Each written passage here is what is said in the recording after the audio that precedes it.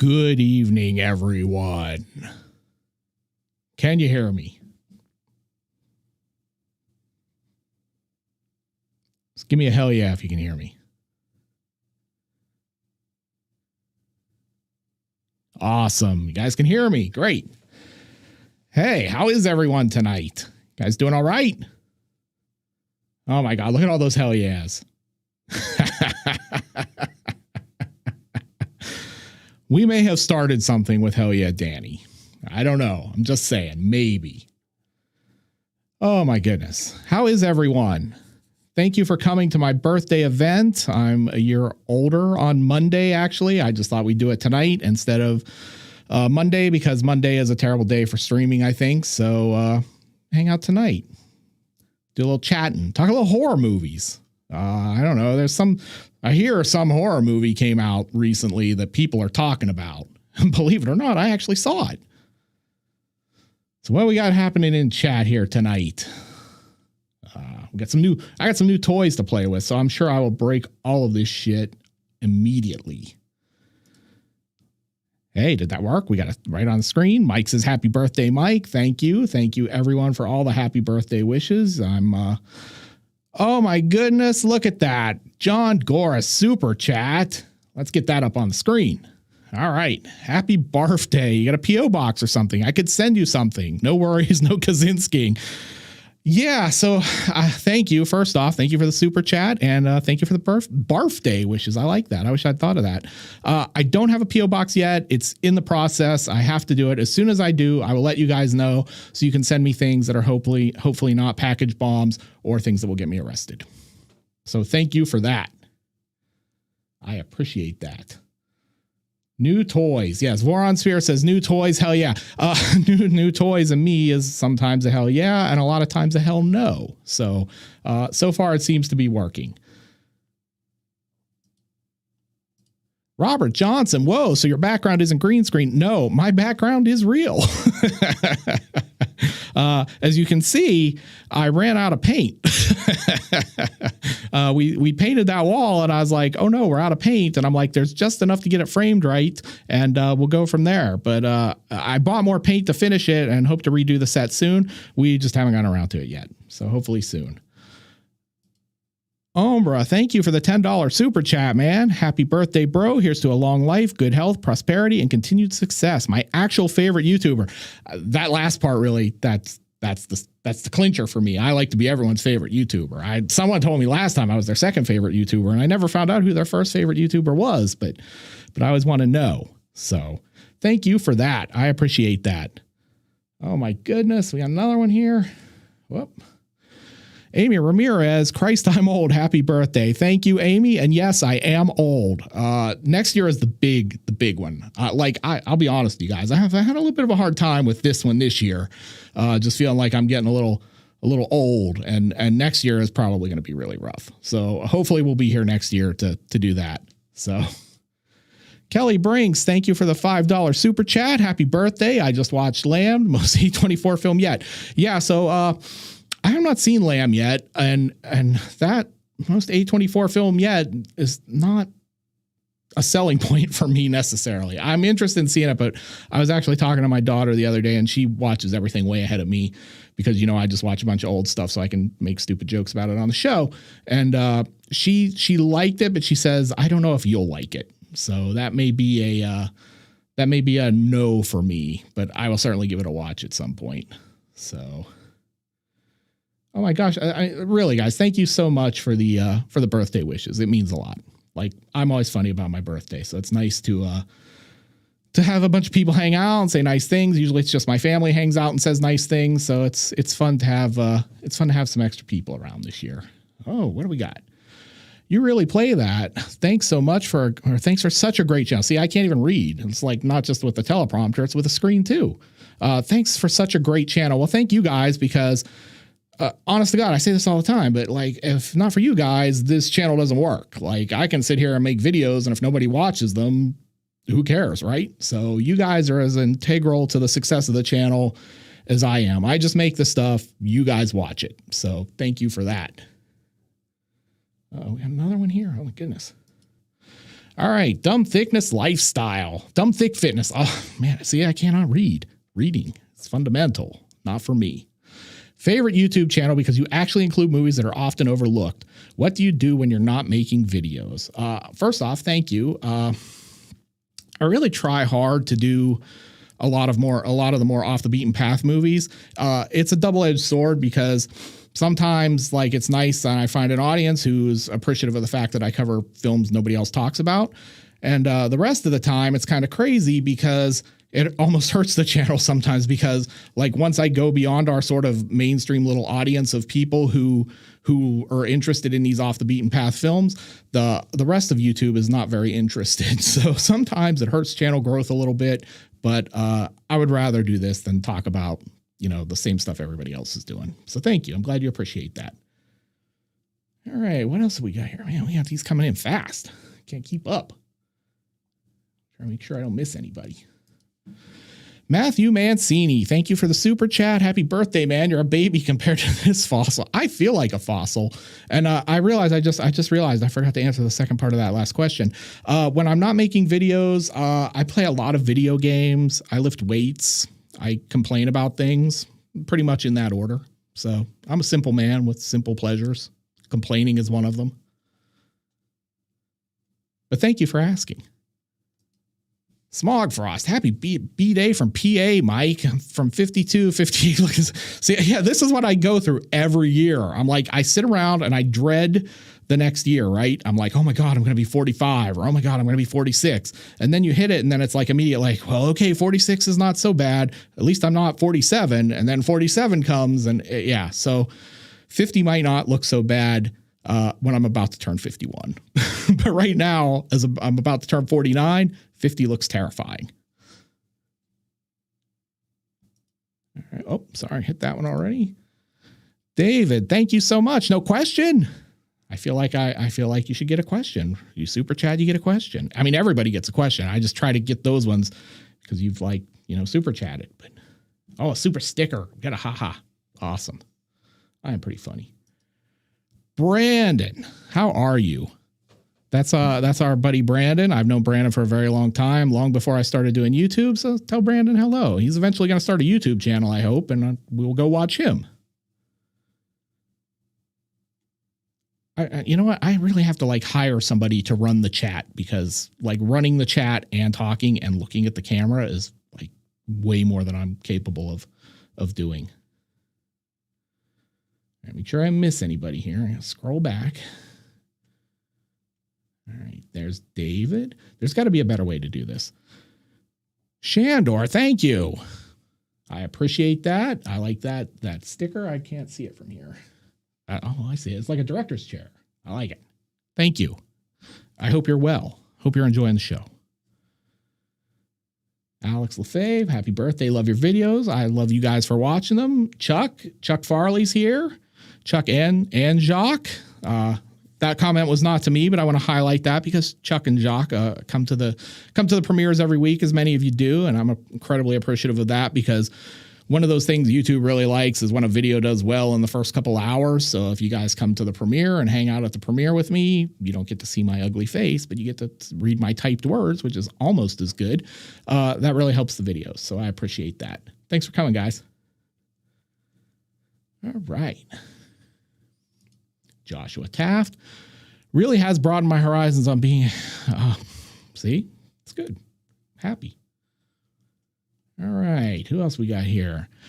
81-3. I wonder what that's about. Thank you for the super chat. You're the most underrated channel on YouTube. Happy birthday. Well, thank you. I think I am pretty underrated. I'm not supposed to say that, I guess, but yeah, YouTube has been hard this year. Last year was so weird because I think the channel blew up and the pandemic was happening. It's everybody was home all day and had nothing to do but watch YouTube. So they watched a lot of my videos. And this year has been it's been a good year. Don't get me wrong, but growth, compared to last year is just not the same. And I didn't expect it to be, but yeah, it's been challenging because as the channel has grown, it's harder for me. I used to have a really good handle on movies that were going to do well. If I pick this movie, it's going to do well. If I just stay away from this one because the audience doesn't like it so much.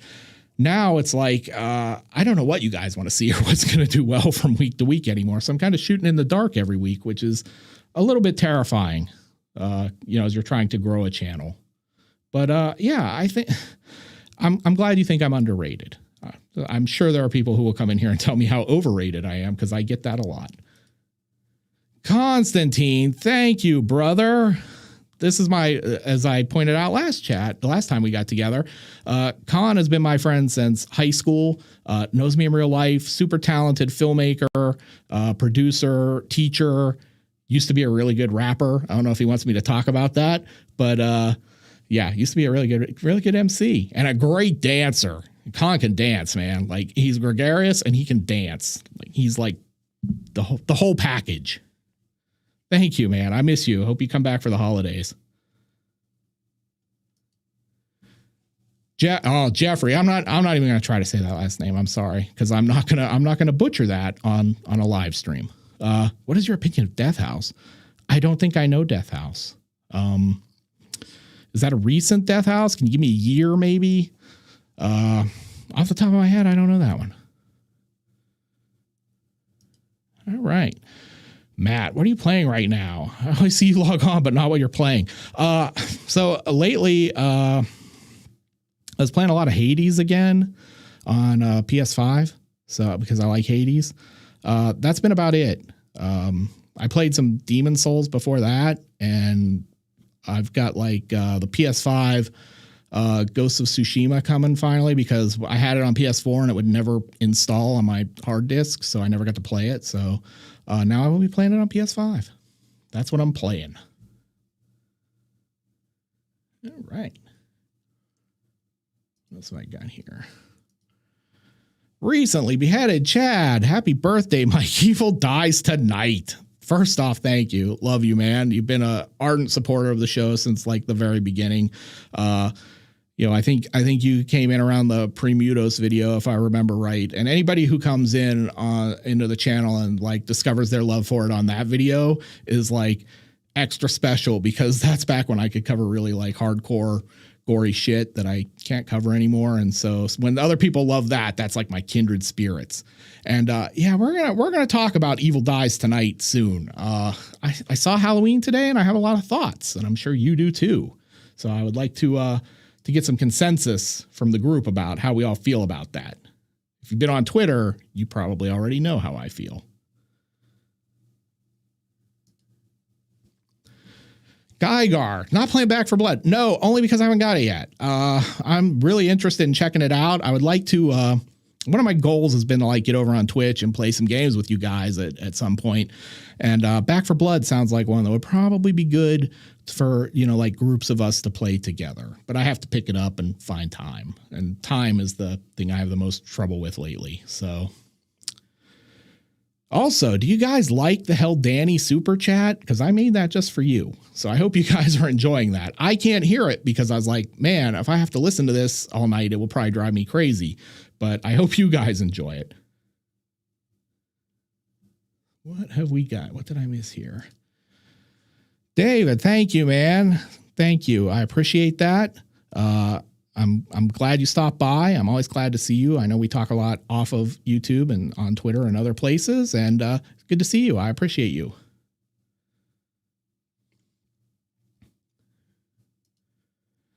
Yellow Robot. I accidentally ran into this channel last year. Now I'm a total horror geek nerd. This is music to my ears. Like this is a perfect comment as far as I'm concerned. You found the channel last year. You love it. You found it on accident, which I especially like because that means the YouTube algorithm is doing what it's supposed to do. And now you're a total horror geek nerd. That's like the trifecta for me. So thank you. I appreciate that.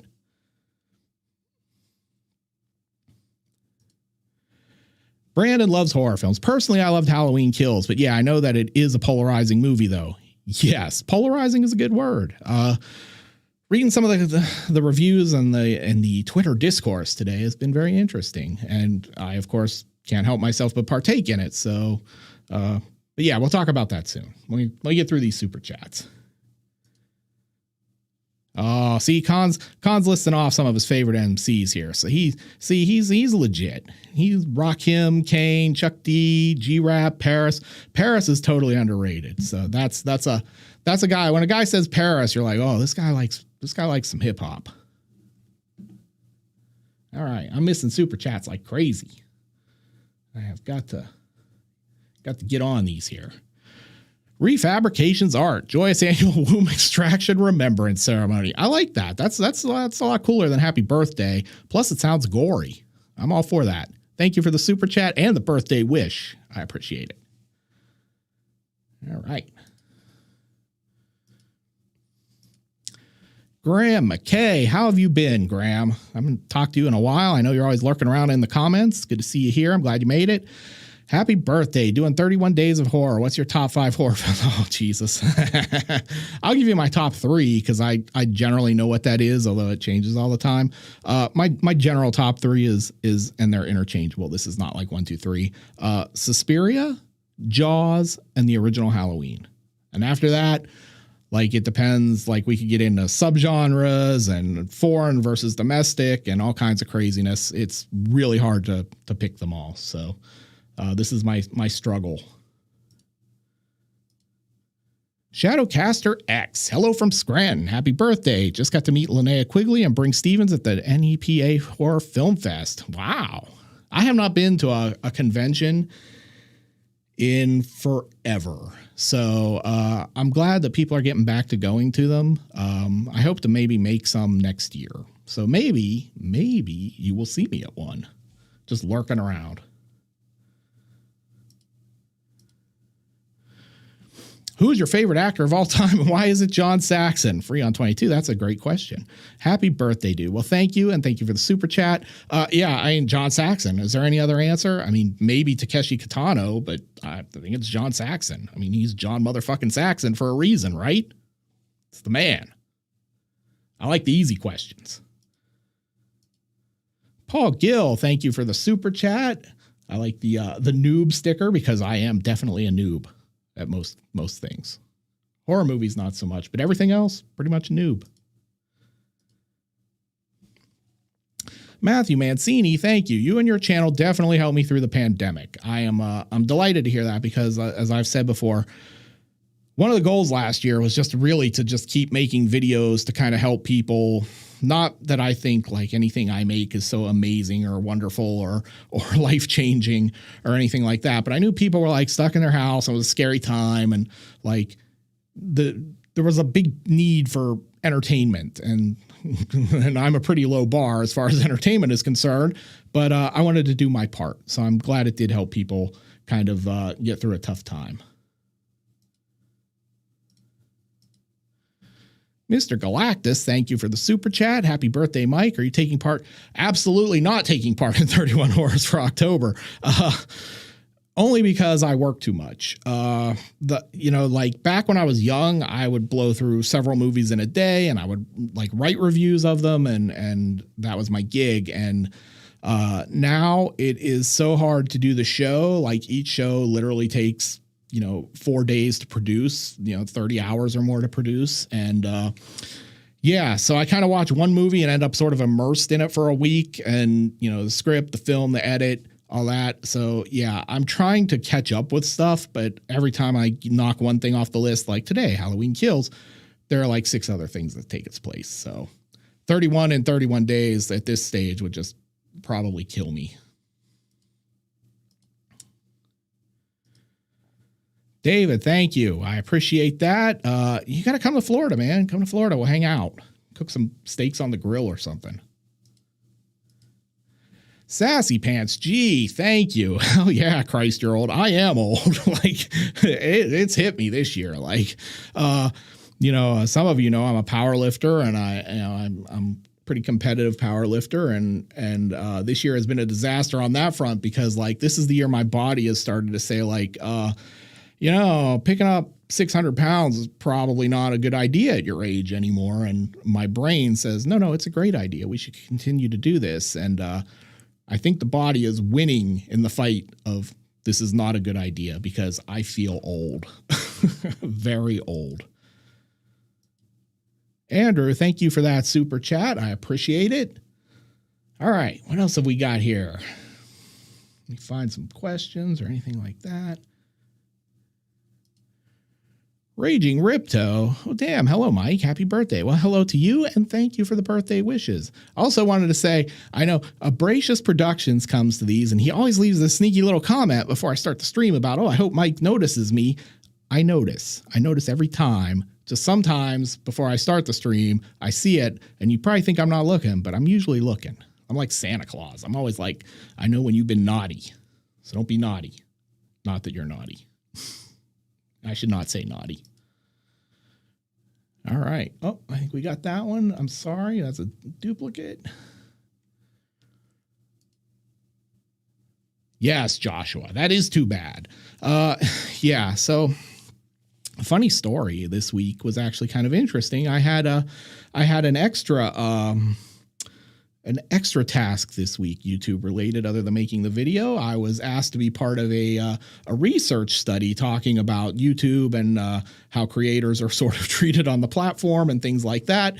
And so I really got to air some grievances, you might say, about how YouTube treats creators and as far as their content and community standards and things like that go. So yeah, it is too bad. Blame YouTube. If I could show you the uncut stuff, I would show it to you in a second. I mean, no brainer.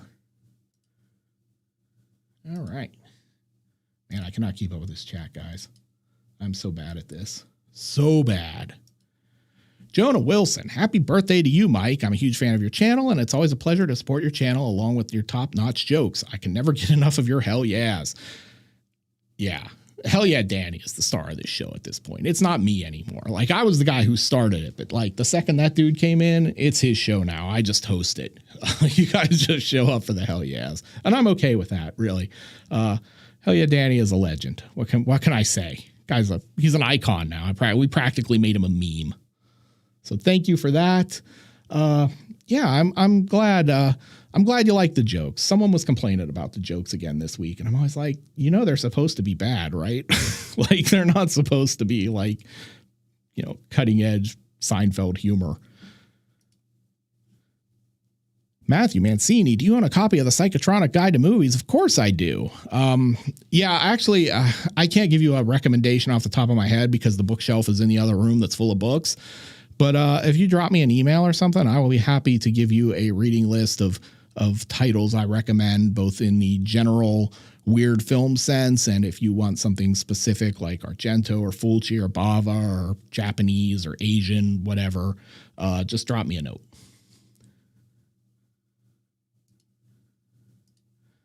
Daniel, thanks for the great channel. You certainly broadened my horizons. I think I did that one. Did I or not? No, I didn't. You certainly broadened my horizons in horror. I've got so much more appreciation for Italian horror. This is this warms my black little heart. Yeah. So one of the things I always have done throughout my long and dull career is try to get more people to watch Italian horror, because a lot of times people who grew up on American horror look at it and go, oh, it looks cheap, or it's kind of gory, but it's weird because the dubbing is weird and the acting is weird and everybody's trying to pretend to be American when it's clearly they're not American.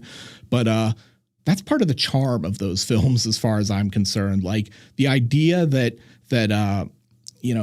these guys made these films that they emulated Hollywood films, but they didn't have the budgets and they didn't have the stars and they didn't have the set designers and the special effects guys.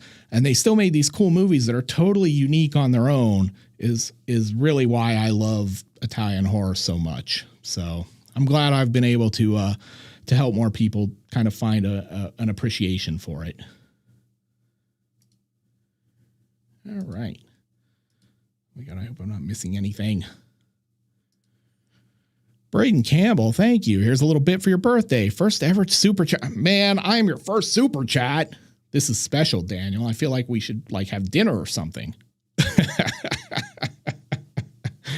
I mean, this is a momentous event. Your first super chat. Like, what's next? Our first Patreon? I mean, we're practically married at that point, right? I'm an idiot. Jacques says Italian horror is like a weird fever dream and I enjoy it. Yeah, that's sort of like the allure of Italian horror is like Suspiria, like if you dissect it and think about it in a logical plot sense, doesn't make a lick of sense. Like, why is there a room of razor wire in a dance academy? Like, didn't OSHA complain about this? Didn't the school board come in and do inspections and say, why is this here? This is dangerous? No, apparently not. But the charm of it is that like, it doesn't make sense, but it's still pretty awesome. Hi, Dave. How are you? Hope you're well. Shauna Smith. Yes, Italian horror really reminds me of the horror movies I grew up watching somehow. Yeah, it's because it's definitely got that 80s vibe, like the 70s, 80s vibe. So if you're like my age and you grew up in that era, and like there was not such a gap, like because horror films in that era in America were still pretty low budget drive-in exploitation affairs basically. So they weren't having like, $50 million budgets. And so the Italians were much closer, especially like if the exchange rate was good and they were getting, more money for their dollar. So they were able to compete and there was not like this huge gulf in terms of quality between how an American cheapo B movie looked and an Italian B movie looked because, there was just the playing field was a little more level. So yeah, I look back at that and they do definitely remind me of that same thing. So John Scallon, one of my absolute favorite channels. Keep up the great work. Hey, thank you so much. I mean, seriously, like, it's nice to be appreciated. The show is a lot of work and I like to do it. And I love to do it. The show is like my favorite thing to do. If I could quit my day job and just do the show and more shows and different, more horror related shows or more weird movie related shows, I'd absolutely do that in a second. So, like to have people come in and say like, I really love the show or I like what you do or you're entertaining. That's what makes it all worthwhile because I'm not getting rich, but that's okay. Cause I like, as long as there's some entertainment happening, I'm good. All right. No dancing palm trees. Thank you for the super chat. I'm new to your channel and I can't get enough of your humor. Here's a Zima on me for your birthday. Thank you for all you do. Is that a Zima from Ozone? That guy who's drinking the Zima first thing in the morning, like a total badass. Cause that's what all hardcore cops do after a rough night chasing criminals. They get up and pop a Zima. That sounds exciting. I should try that some morning. I'll probably get cirrhosis.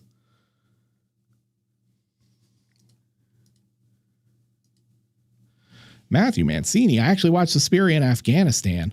Whoa. That's wild. Like, so you were like stationed in Afghanistan and watched it while you were there. That was like your first time. That's, that would be a really interesting place and situation to see a movie like that. Like a lot of people talk about like, oh, I did shrooms and I saw Suspiria, which was probably pretty wild, or LSD or whatever substance. But yeah, I would think seeing it in Afghanistan would be kind of different.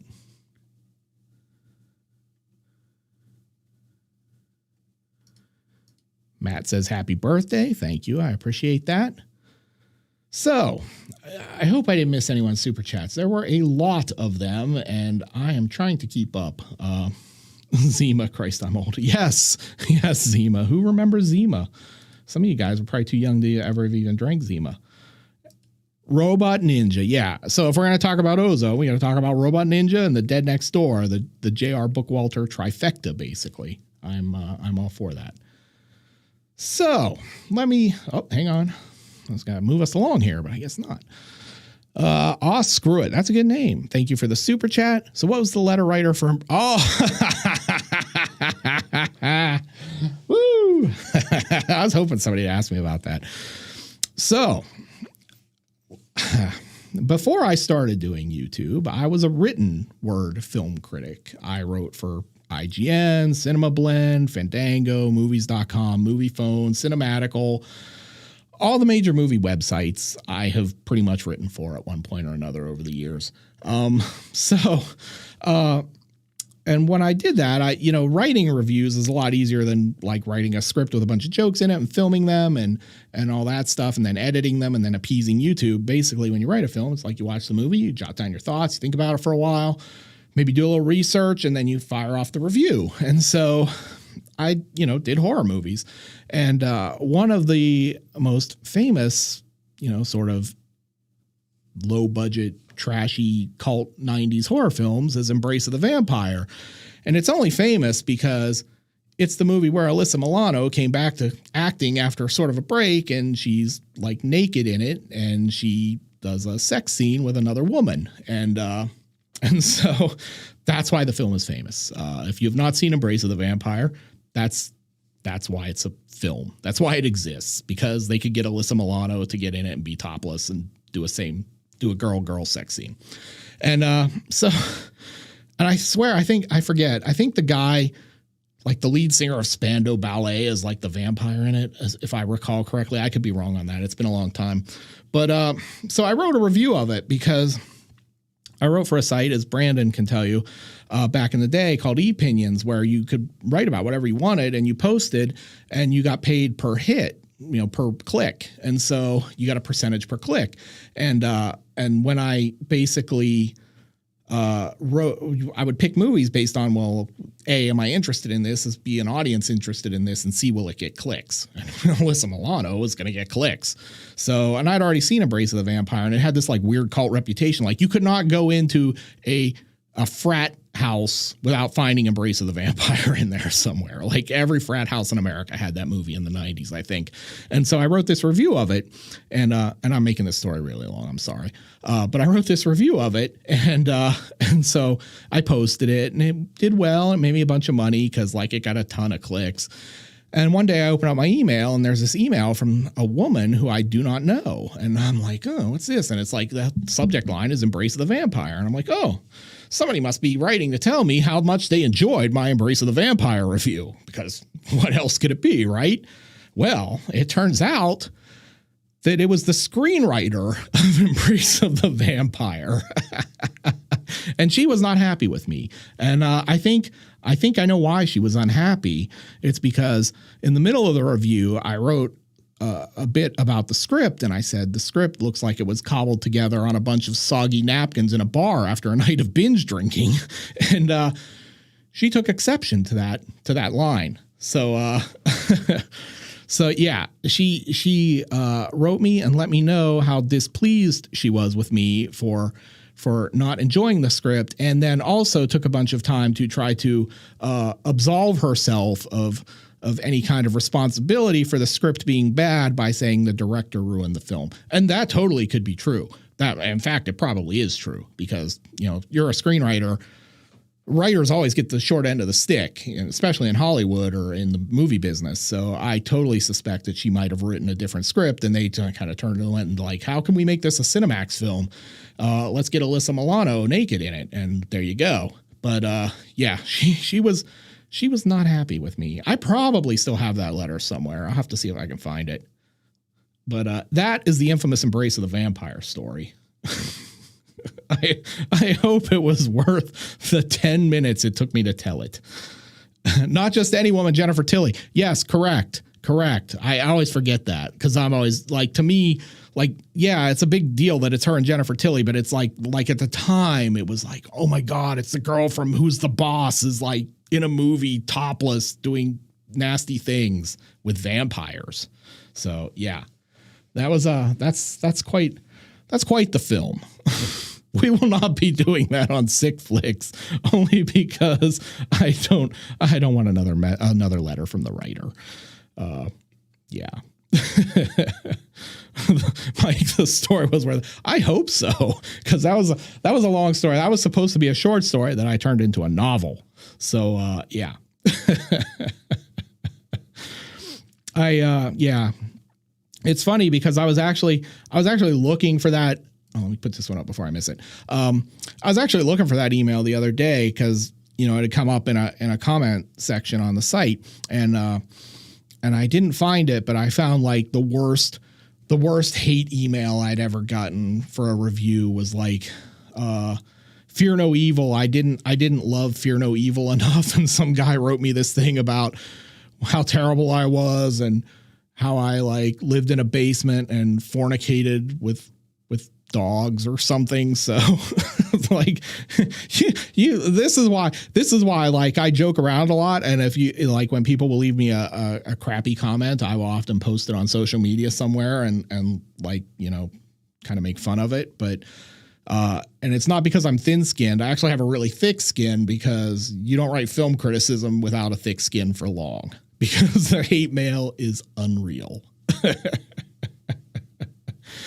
Paul Green asks, Mike, if you can make a horror movie, what genre would you do? Slasher, zombies, or supernatural?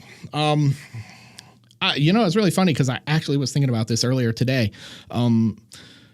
Normally I would have said slasher. And generally when people ask me, I say slasher because I think like slashers are fun because there's a formula, and the key to kind of now to doing a successful slasher film is to take the formula and subvert it.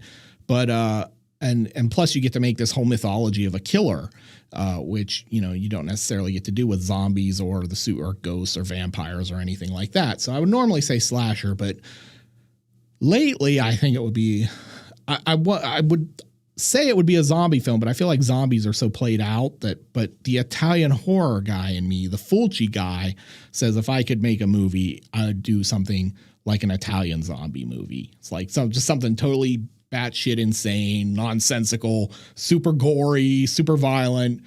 Wouldn't care if it made sense. Just crazy. So Piz is here. Hey man, thank you. I hope I have a bloody good one too. Piz put up his Halloween Kills review today, his video, and he's got a spoiler-free version and a spoiler version. And I have not got to see it yet because I had to go pick up some stuff and I got back super late before the stream started. But I would recommend going to check that out. Like if you could check out the spoiler-free version if you haven't seen the film yet, or you could check out the spoiler one if you have, and then see where you line up with him on it. And since I haven't seen it yet, I don't know if we're on the same page. So I'm kind of interested to see if we feel the same way about it, because generally he and I feel the same way about a lot of things from what I can gather. So thank you, man. I appreciate that. I'm looking forward to you and Jeremy's next live event, which is tomorrow, I believe. So, what else have we got here? So let's do that right here. Let's talk about Halloween Kills. I will not spoil the film for you, I promise. Although I don't know that you can actually spoil Halloween Kills. I mean, oh, hey, Gory Bits. Good to see you, man.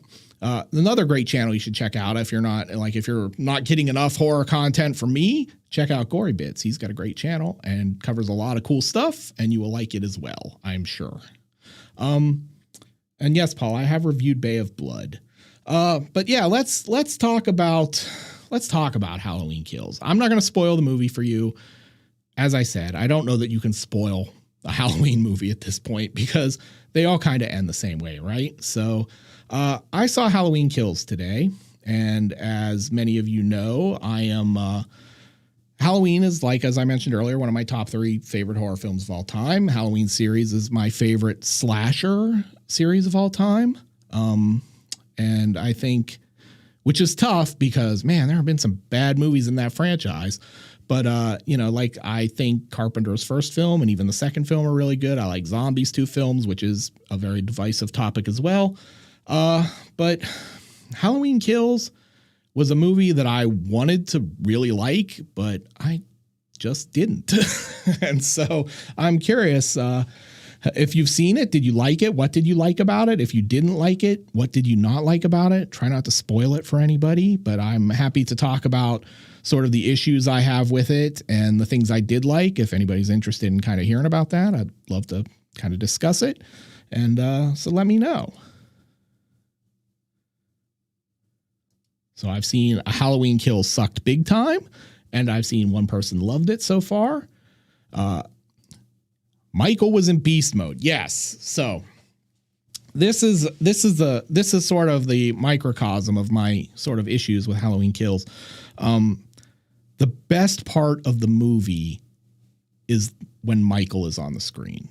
He is Like they took like the sort of zombie, super brutal Tyler Mane, Michael Myers, like, you know, that was like really aggressively brutal. And they moved it into the more traditional Halloween universe. It sort of feels like closer to the Carpenter films. And that's pretty captivating. But it also highlights my other concern there is that for a long time, there's been not a big differentiator, but a differentiation between Jason and Michael Myers. And I feel like David Gordon Green and his team with this movie have kind of really turned Michael into Jason. For as badass as some of the kill scenes are and as awesome as like the firefighter scene in the trailer, which lives up to everything you saw in the trailer. It's a great scene if you're into like movie kills. But at the same time, it's like when Darth Vader shows up at the end of Rogue One and kicks everyone's ass, which is a great scene, right? You love it, except that in that scene, you've been waiting for years for that to happen, and it feels very in line with who Darth Vader is. And when Michael does that in this film, it feels like out of line with who he is. Like Michael is a force of nature, evil, whatever.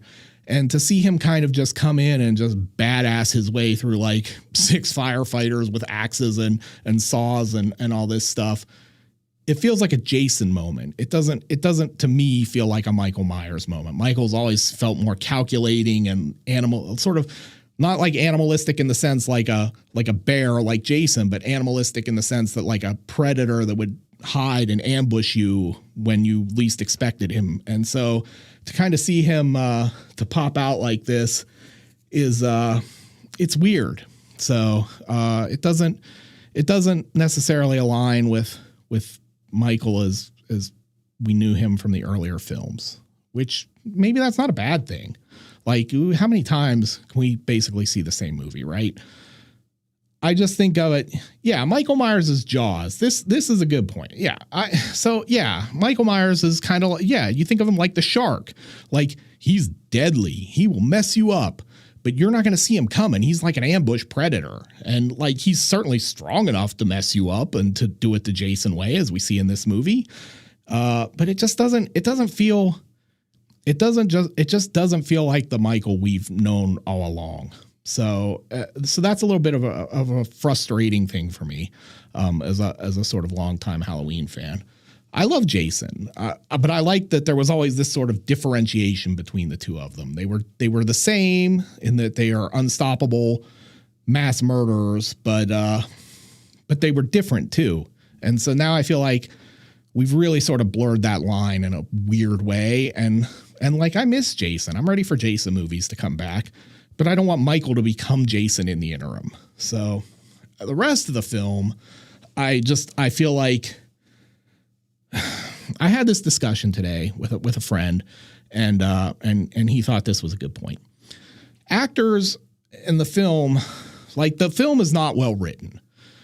Like, I get what they're trying to do, but part of the thing is, like, you have to respect the audience on some level, right? Like, the audience is smart. We've all seen these movies. We know how these tropes work. We know how the slasher formula works. We've seen Romero and Cannibal Holocaust and all this stuff. We get horror film subtext, and horror film subtext in like Romero or Cannibal Holocaust or any of that is not subtle. But in this film, it's really not subtle. Evil dies tonight is going to be the catchphrase for the rest of 2020, I think. So, but the script is just painfully, insultingly obvious at times, and it's like it feels like it's insulting because it's like did they just not think you were not smart enough to figure out the subtext of this film, or that they just needed to bludgeon me with it instead? And the worst part of it is like, and this was kind of what I was getting at, was when Carpenter and Hill wrote Halloween, they certainly wrote some melodramatic lines in that film. The devil's eyes and all that stuff. Evil has come to your town, your little town, and all that stuff. And so The difference is, and this is my theory, is that like they got away with that because A, they didn't overuse it. They picked their spots for it. And B, they had Donald Pleasance to say it. And Donald Pleasance, who certainly late in his career would take any job you threw at him because, as he admitted himself, he liked to drink wine and live in Spain, and that paid for it. So he didn't care.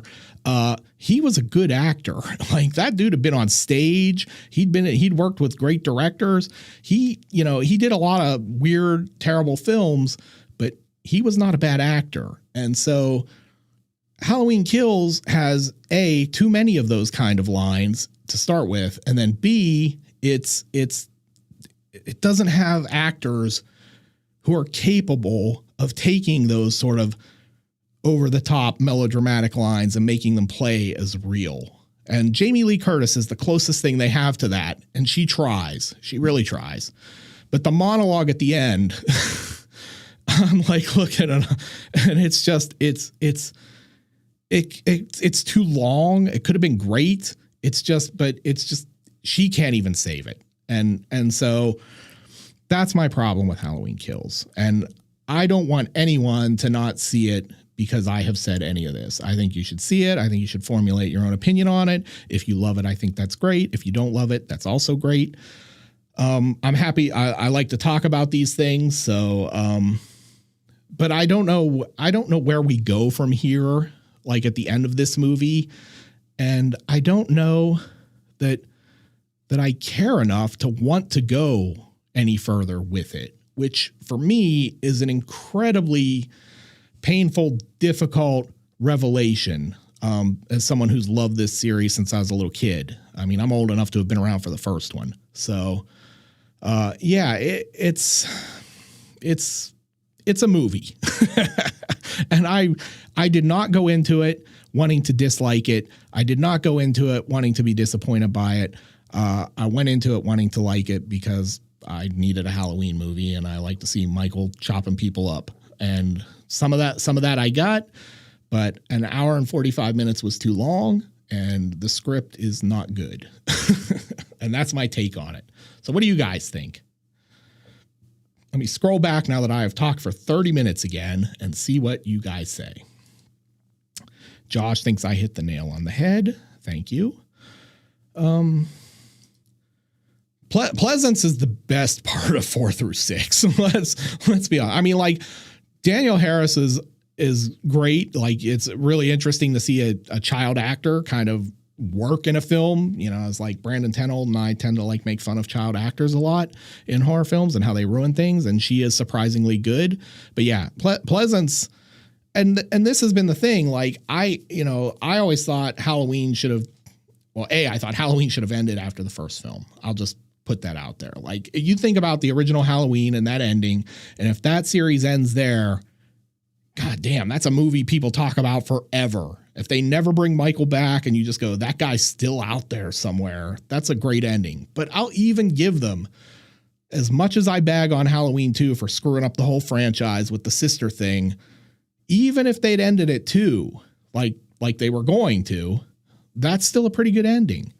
But like now we've carried this so far and like there's no way to end it. There's no way. They'll never end it. They're not going to end it with Jamie Lee Curtis. You know that. As long as these movies make money, they're going to keep making them. And she'll bow out eventually again because she'll be tired of doing it. And it's, not what she wants to do for the rest of her life. And who can blame her?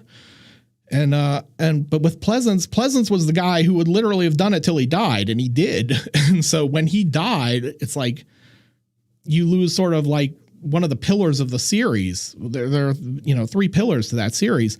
He is one of them. And he was probably the most important in the sense that he carried, Michael is Michael and anybody can be Michael, but he carried a lot of those films.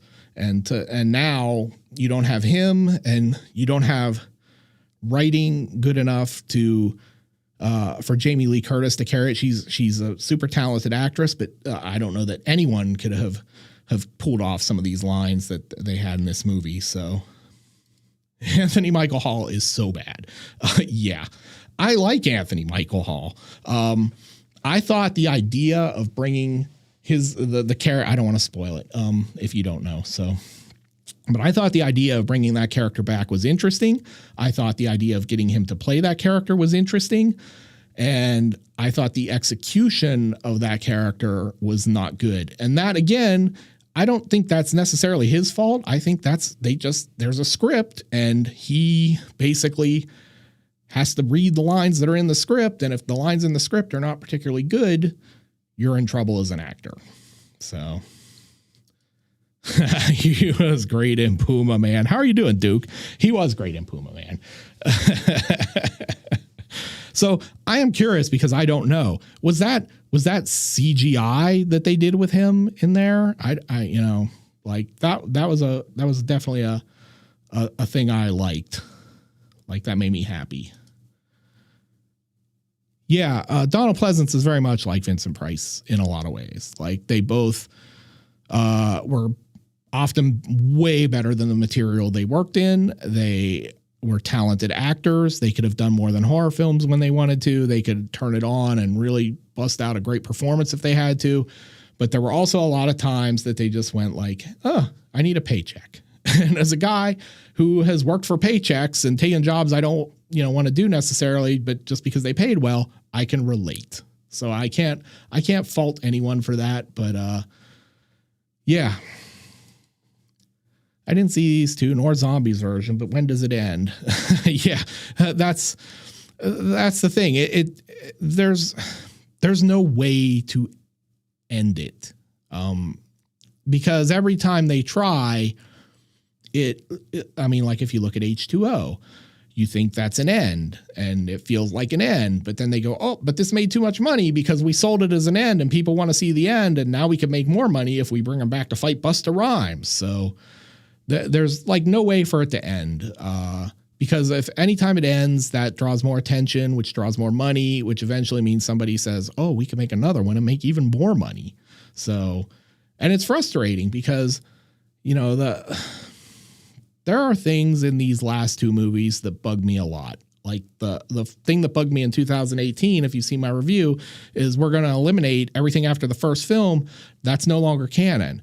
Great. I'm all for that. If you want to do that, do that. But don't then make a movie where you put a bunch of nods to things that were in sequels that are no longer canon. So for me, yeah, that's a problem. But like I said, I like the brutal Michael. And I know some people don't because, you're kind of used to him from the earlier films where outside of Zombies films, he's a killer, but he's not Jason. He's not like super duper violent. The kills are not quite as graphic in a lot of those films. I mean, some of them are in the later sequels, but like the head exploding in the Halloween 6 and stuff like that. But when Zombie got him, he made him brutal. And I always like that because I think this guy's got all this pent up rage and all this stuff. And he's been locked away and he's probably not even human. And so he's an angry dude. So it makes sense that he'd be this big, aggressive monster. But it's just kind of weird. Like he feels very Jason-esque. So, which I love Jason, but I want Jason to be Jason and I want Michael to be Michael. I don't want them to like cross over. Yeah, he's been a James Bond villain. So, I mean, if you dig back through Donald Pleasance's filmography, that dude was in a lot of movies and many of them were good. Like it's kind of interesting to look at his later career and go like, oh, he was in a bunch of crap and he was in Puma Man and all that stuff. But he was never a guy who was shy about telling you, like, I heard him say in interviews multiple times that like, I like to live in Spain and I like to drink expensive wine and these films pay for that. And that's what I care about. So the scene between Curtis and Will Patton is nice. Yeah. Like it's too long and it's like, this is where the soliloquy comes in and yeah, like the idea of it, I like the idea of that conversation. I just don't think they wrote it well. And so, like it goes on for a long time and some of it feels very on the nose, melodramatic. There is a way they could have done that scene more succinctly and more effectively and probably written it better. That's my take. No, I watched it at home. Yeah, I didn't want to go sit in a theater today. All right, what am I missing here? I feel like I missed a super chat somewhere here. Have you seen Evil Clutch, Rawhead Rex, or Headhunter? I have definitely seen Rawhead Rex. I have seen Evil Clutch once, like a long time ago. Headhunter, I'm not sure what Headhunter we're talking about, but maybe.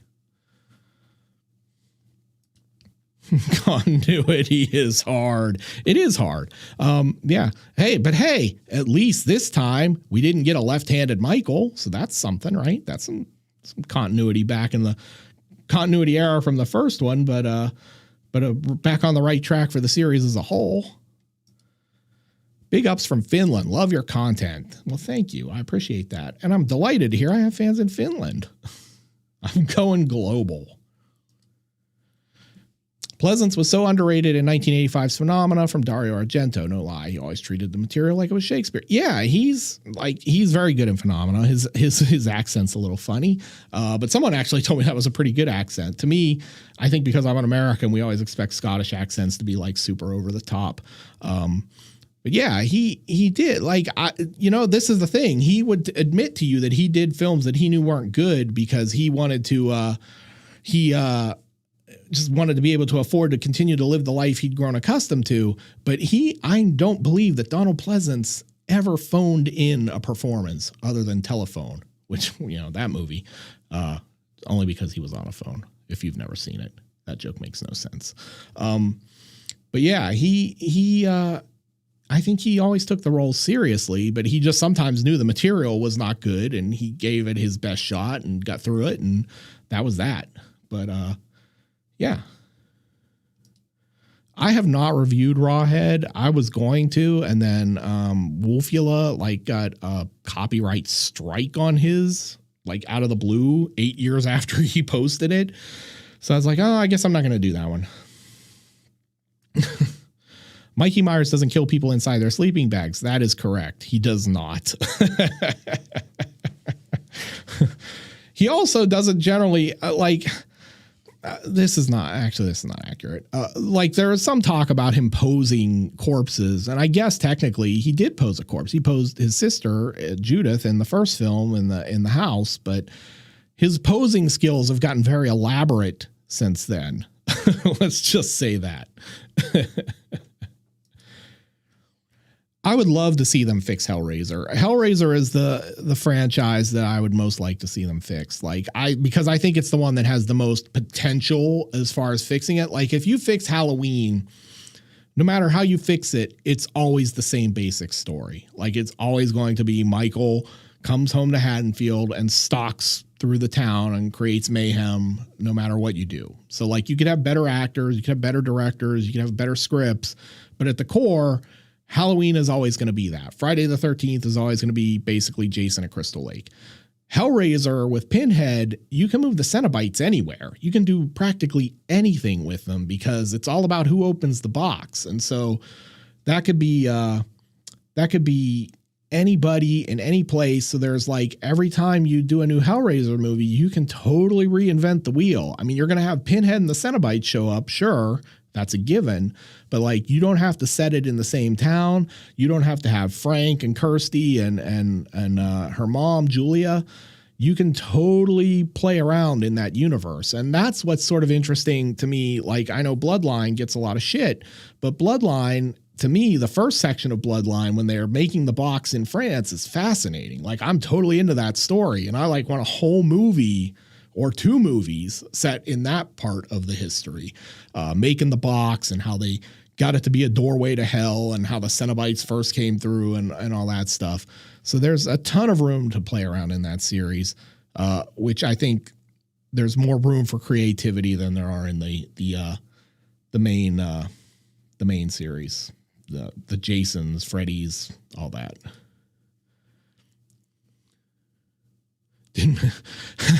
Well, yes, but that's no longer part of the continuity because 2018 went, oh, everything you knew before is now gone. We're picking up after the first movie. So, yeah, only the first movie counts now. So, yeah, all that stuff is gone. Although that doesn't mean they won't put Easter eggs to it in the movie. So, Vega, thank you so much. I'm happy to have another birthday. Every birthday above ground's a good one. And I'm happy to be here hanging out with you guys tonight. I'm glad you came to hang out with me.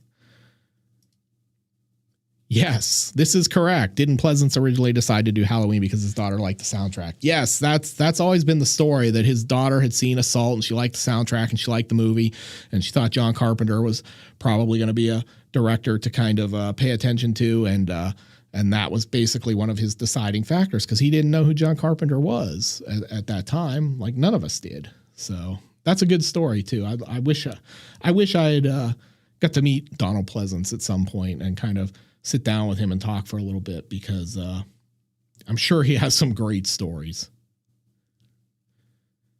This is the wrong show, Chuck. I'm just a Z-grade YouTube horror host, not a zoologist. Have you seen Unmasked Part 25? I have not. And thank you. Hey, Gamers Lair. Thank you for all the comments and going back through my entire backlog. I appreciate that. I hope you enjoyed all those videos. And I hope I've gotten better as I've gone. Yeah, thank you, Jose. I miss Donald too.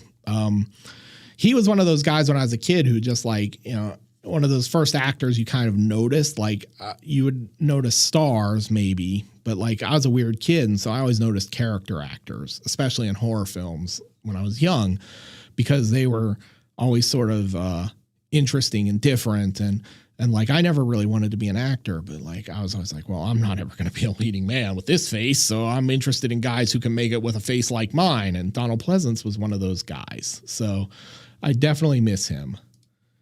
Ethan, hey. So quick aside here. As you may have noticed, some of you have commented in the past, the last handful of videos had some audio issues, and it was basically beyond my ability to figure out how to fix them. I just break things. I can't fix them. Ethan here was kind enough to come along and offer to help fix the audio on his own time. And so, like the subspecies video, if that sounds way better and back to normal, thank Ethan, because he figured it out, not me. So thank you for that. Prince of Darkness is definitely one of Carpenter's most underrated films. Like, it's always interesting to me that Carpenter makes films that are way ahead of their time and sort of like they don't find the audience until 10, 15 years later, like The Thing or Big Trouble in Little China. And I'm always amazed that Prince of Darkness is still it's good and it's found an audience, but it's not like on that same level of The Thing, where people now who, you know, nobody would pay attention to it in 82 or 83 now are like, they love it. And Prince of Darkness hasn't had that happen yet, but I keep hoping it will. So it's so weirdly unique and out there that I'm like, man, there has to be a day where this movie gets its time to shine. I hope it's in my lifetime.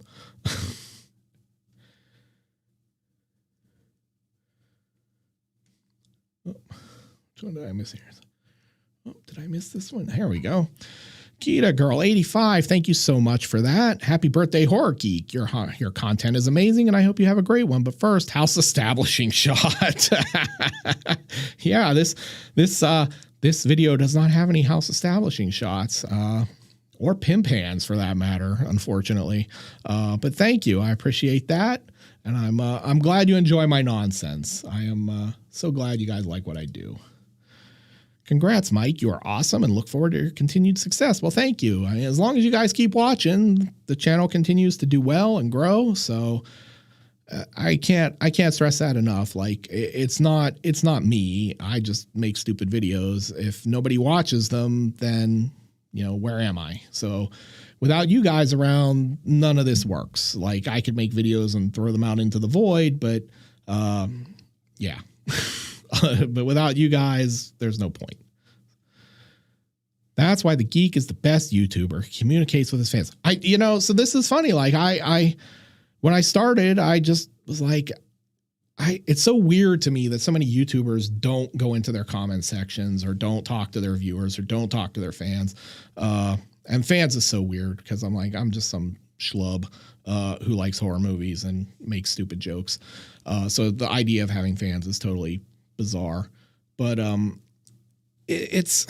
I get why, like, they tell you not to go into the comment section, because if you get 1 million subscribers and you're getting 10,000 comments a day, just percentage wise, like, you go like, oh, if my audience is 99.9% awesome, but 0.01 or 0.1% is terrible. When you have 100 subs, that's no big deal. When you have 1,000 subs, it's no big deal. If you have 1 million subs, it becomes like a difficult number of people who hate your guts to manage with. And I have fortunately not had that problem because I'm not big enough to have that many haters.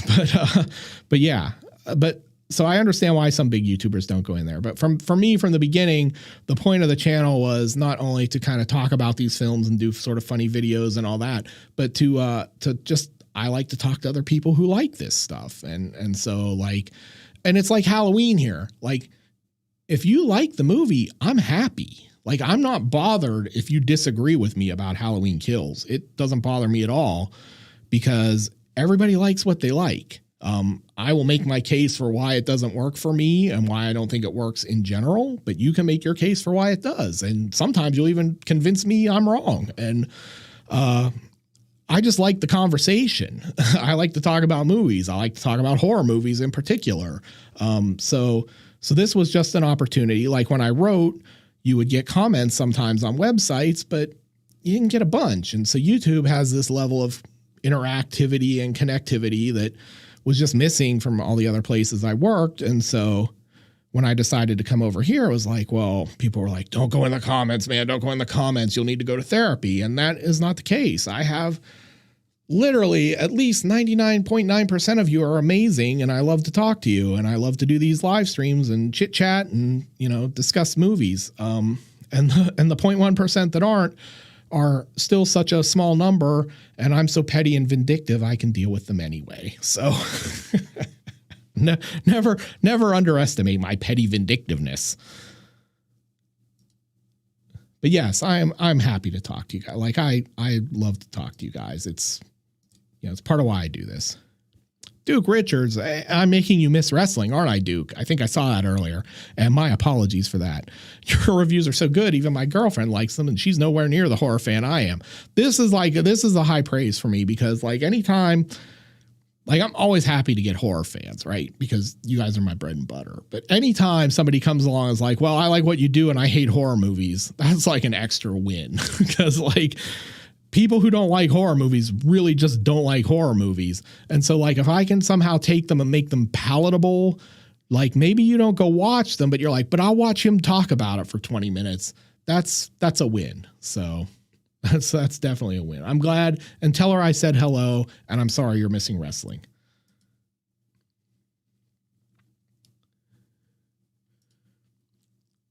Chris Saunders, I hope my videos don't put you to sleep.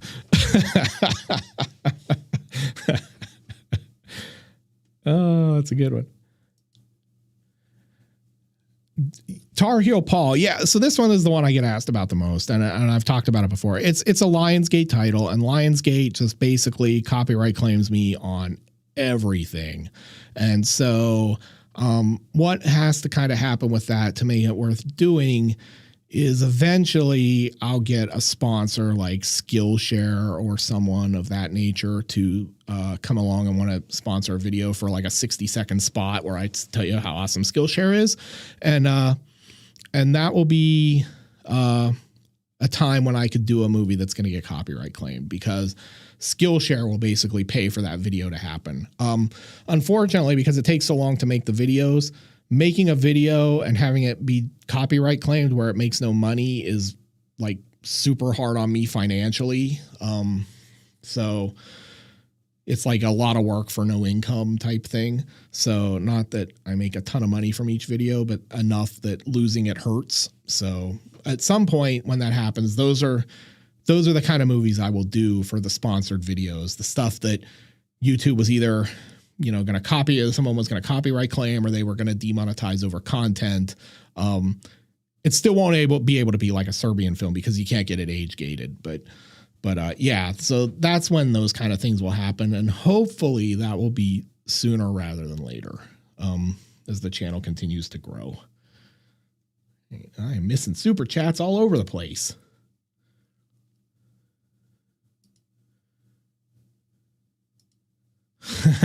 Top 5 Italian horror directors and their best movies. Can't wait for Ghost House. Can we just call the list Ghost House, Umberto Lenzi? Done. Yeah, that's a tough one. I want to go like obviously Argento, Suspiria, Fulci the Beyond, Mario Bava. I'm gonna go Blood and Black Lace. That's 3. I'm gonna go Sergio Martino, Torso.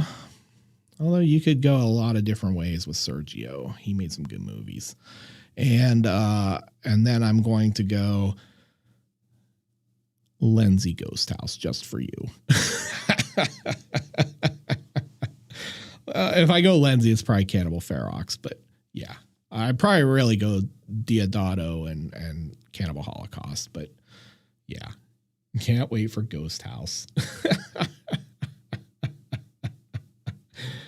Oh, Ghost House. You're going to be so surprised when I do that.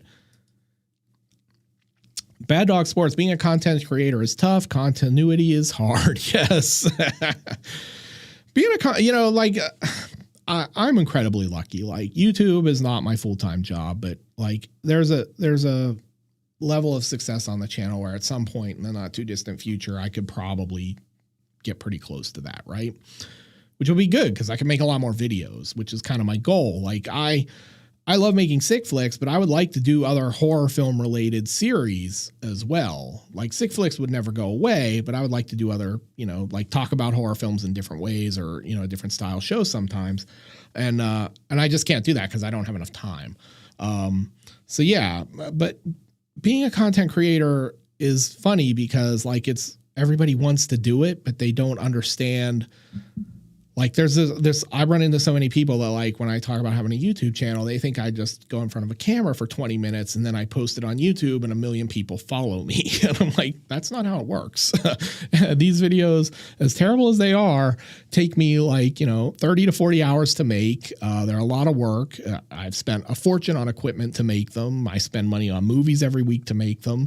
I fight with YouTube every week to get paid for them. So, and yet, it's a great job. Like it's a lot of fun. Like how else would I get to come online on a Saturday night and sit in front of a camera and talk to like, 300 people who love horror movies as much as I do. So yeah, it's tough, but it's a good tough. Like you can have a way tougher gig. You could dig ditches or, something like that. So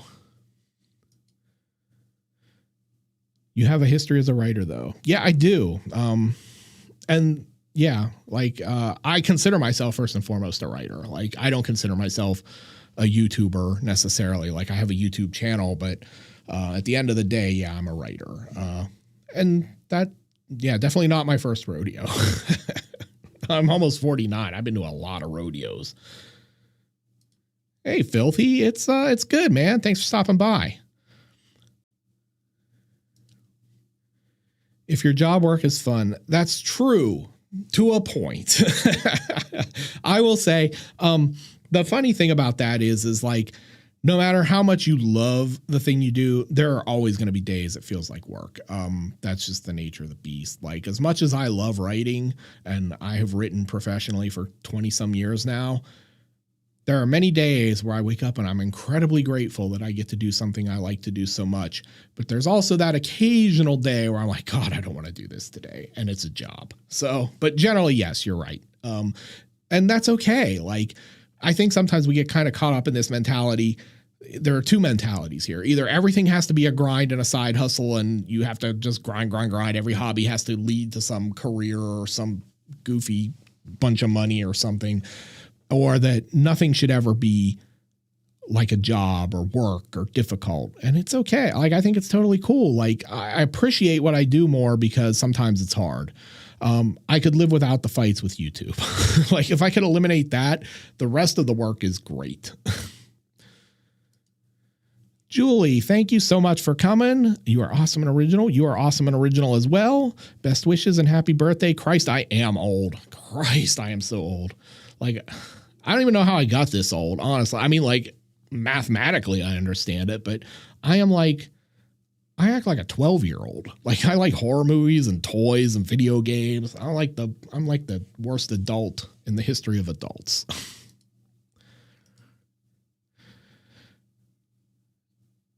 Duke, yeah. Have you seen my outtakes? Yeah, I have. I have had that suggested that we should do that. I would like to kind of do that, and it would be fun to do. The problem is there's no way I could do it. Like, I am just not good enough. I have a hard time speaking, period, let alone trying to do the show live. Like, I'm fascinated by the idea of doing it because I think it would be a total train wreck, and it would be kind of funny to watch the train come off the tracks. But yeah, I don't know that I can make it work, and I think it would really stress me out. Like, I just yeah. I'd like to try it though.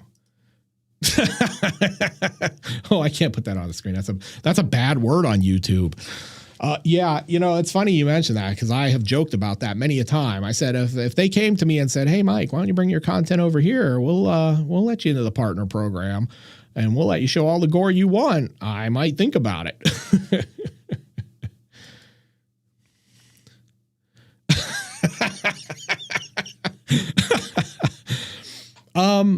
I think, what I think, I don't know the answer to this question. I've never really thought about it, but what I do think is fascinating to me is this movement we have now where there's a generation, and I don't know if it's a generational thing because I've never done a look at the ages of the people who make this argument, but I see this argument online a lot that they should eliminate sex scenes from movies because they serve no purpose.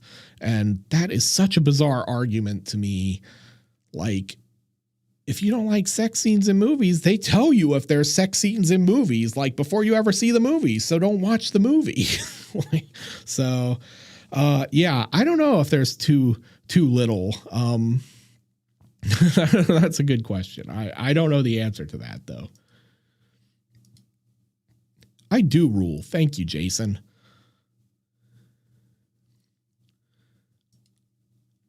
You are still older than me, huh? Yeah, I'm not the oldest. I just feel old.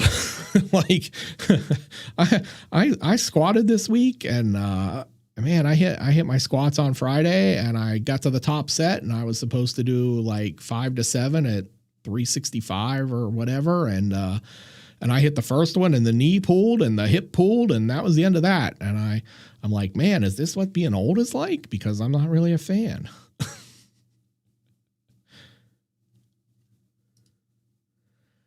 Hey, thank you, Christopher.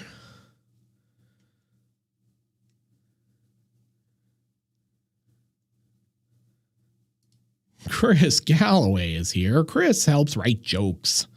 Tell Chris hello. He just had his birthday this week too.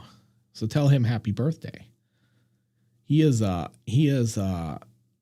great help to the show. Like, I write scripts and I've always written all the scripts, and then Chris now writes a script, and then I go through and pick jokes that, go with what I'm kind of doing. And it's great because when I used to write all the scripts myself, there would be weeks where I'd get a movie sometimes where I'm like, I don't know if this is funny. I don't know if I have enough material in it. I'm not finding the line of jokes that are going to kind of carry us through type thing. And now it's nice because I go, oh, this is terrible, but maybe Chris has something funny that will save me. So, and he's good for a good 6 or 7 that crack me up like right out of the gate. And then like another 10 that sometimes just don't make it in because there's not enough room. So no, I got you beat, Ander. I'm 49 this week on Monday. So we're almost the same though. Pretty close. Ander's another guy who wrote at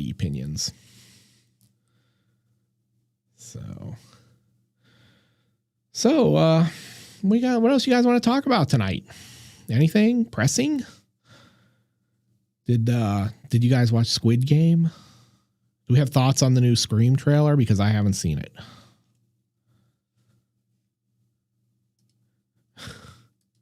Whoop, wrong one. That's the one I was on. See, I can't even click the right things. This is like ridiculous. This is why we don't let me work the controls or the tech. Some hips now. Yeah, see, that's it. Like age is weird because you're like, oh, I'm young and this is going to be like this forever. And these people who are older than me and have aches and pains, they're just wimps. And then eventually you reach an age where your body goes, no, they weren't just wimps. They just got old. I have not done Extra. And here's the thing with Extra. Like, I have wanted to do it because I did Contamination. So I kind of have this thing where I'd like to do a bunch of like Alien ripoffs. The problem with Extra is like there isn't a Region 1 disc in print that I'm aware of. So I have not been able to procure one. They're all like Region B and I don't have a region free ripper. So, yeah, but it will happen at some point. Like, it's on the list, but it's not like a pressing priority, but I would definitely like to do it. Me? Slipknot? No. I'm a hip hop guy. Like, I'm a old school underground golden era hip hop guy, but I like a lot of stuff. Yeah, Slipknot is not something. Like, I have nothing against Slipknot. They're just not something I would that I would like go out of my way to listen to in the car or something like that. If they came on, I wouldn't change the channel. I'm just saying yeah. TG, thank you. I appreciate that. Thank you for coming by. Oh, so we got, oh, I saw that. All right, we got some Scream trailer. Is that true? Is it really got a PG rating? Is that accurate? I have not paid any attention. Like, this is a thing for me. Like, I like Scream, although I found out I have the controversial opinion in believing that Scream 4 is the best Scream film other than the first one. Like, a lot of people seem to like Scream 2 a lot more than I do. Yeah, I have not paid attention to the new one because I'm like, well, I don't know how I feel about it. Like, I love the idea of revisiting some of those characters, but it's just going to be weird without Wes making it. Like, Wes Craven being gone is one of those things that, like, I forget that he died. And sometimes I'm like, oh, I wonder what Wes Craven's up to. And I'm like, oh shit, he died like in 2015. And it's the same with Romero. Like, like, I forget that they're not with us anymore. So the idea of someone else making a Scream movie is kind of just seems off to me. So Seminoid is the worst of the Alien ripoffs. Alien 2 is going to give that a run for its money. That's a close race. I think I have this week's episode is done. It's a movie. It's a sequel. It's a movie. It's not an Italian film. It's an American film. It's a sequel, and it's a sequel to a film many people love. So I hope you guys like that. And the Halloween episode is a classic movie I love. And then I think, yeah, I'm not going to do Alien 2, but I think we're going to do Shocking Dark in November. So that's going to be exciting because it's the return of Bruno Mattei to the channel. And when Mattei and Fragasso show up, magic happens on Sick Flicks. So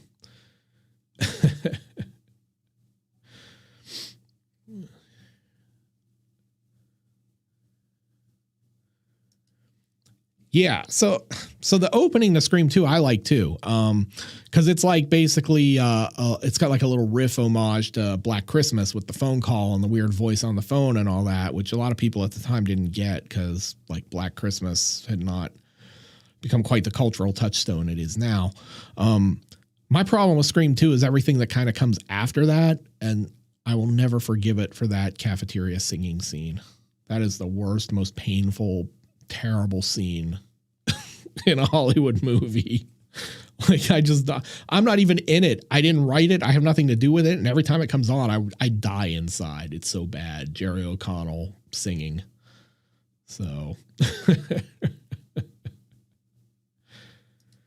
Full Moon, how are you? Thank you. And congrats on the view milestone. I know you had one this week, and keep at it. Like, YouTube's weird. Like, you'll be cruising along and you hit these little milestones and you're like, oh man, you should celebrate them all, because at some point the big one comes and you want to, everything changes, or, at least in my experience. So keep at it and check out his channel if you haven't.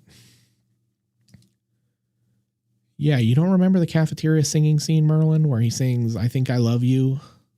He like serenades Nev Campbell, Jerry O'Connell. It's terrible. It hurts. Yes, Black Christmas. Yeah, like, it's weird to me that, like, for years people, like, Black Christmas sort of vanished. Like horror fans knew it, like, but you couldn't go out and find it a lot of places, and people didn't talk about it much. And then, fortunately, in like the last 20 years, it came back into vogue, probably partially because it got the the remake. But less said about that, the better. But yeah, I'm glad people have kind of rediscovered it. You are blessed. Yeah. And the other thing with Scream 2 to me is, like, I love Timothy Olyphant, right? Like, how can we all not love Timothy Olyphant at this point? But I just thought the whole reveal of that movie was it was underwhelming. Like, there's some good stuff in it, don't get me wrong, but I just thought, to me, Scream 4, which also has problems, I just thought it felt better to me because Scream 2 was so expected and hit all the notes you sort of expected because it came right after the first film. And with Scream 4, Scream 3 was so fucking bad that, like, you didn't want to see another Scream movie after Scream 3. So to get back to Scream 4, we got some distance away from the series. We had time to kind of miss those characters. So coming back and seeing Gail and Dewey and Sydney again was kind of like, oh, this is nice. This reminds me of, like, seeing the first film. And, it was like a nice nostalgia trip. And yeah, but Scream 2, I can't ever get over the cafeteria scene. You are the pun king. That is me. I am. Yeah, Galaxy of Terror is one. I haven't done any Corman. And sometimes, like, I shy away from them because of the sexual content. Yeah. So, yeah, Timothy Olyphant, man, that dude, like, I never expected to like Santa Clarita Diet. Like, that show, when you would, like, give me the elevator pitch, I'm like, yeah, Drew Barrymore's okay, and I like Timothy Olyphant, but I bet this show is dumb as shit. And yet that show is really funny, and he is phenomenal in it. And, like, you look at that and Justified and some of the other stuff he's done, that dude is an actor. Like, that guy should be working in everything because he's that good. Right? It was pretty damn awful. I assume we're talking about the cafeteria scene. I'm just going to assume that's what we're talking about. Yeah, this is a beef of mine too. Like, why do, like, if we want to reboot something, let's reboot it. Or if we want to make a sequel, let's give it the number. Like, I don't understand. It's like Xbox now. Like, I need a fucking chart to keep track of what the new Xbox is, because we went from, 360 to 1 to X to, S. Like, none of it makes sense. And I'm like, my day job is in marketing. And I'm like, how do you have a multi-billion-dollar corporation or a multi-million-dollar project like a film, and no one in marketing goes, hey, not putting the number on it is confusing, and why would we want to confuse people? Marketing rant over. That's absolutely right. It's a step forward, man. And that's what it's all about. Just like, everybody gets impatient on YouTube because you always hear these stories about people who just blow up, and everybody thinks, well, why can't I just blow up? And that's just, for most of us, that's not how it works. Every video is a chance to get bigger and to find a bigger audience and to get better at making videos and to reach more people. So 5,000 views is a lot of views, man.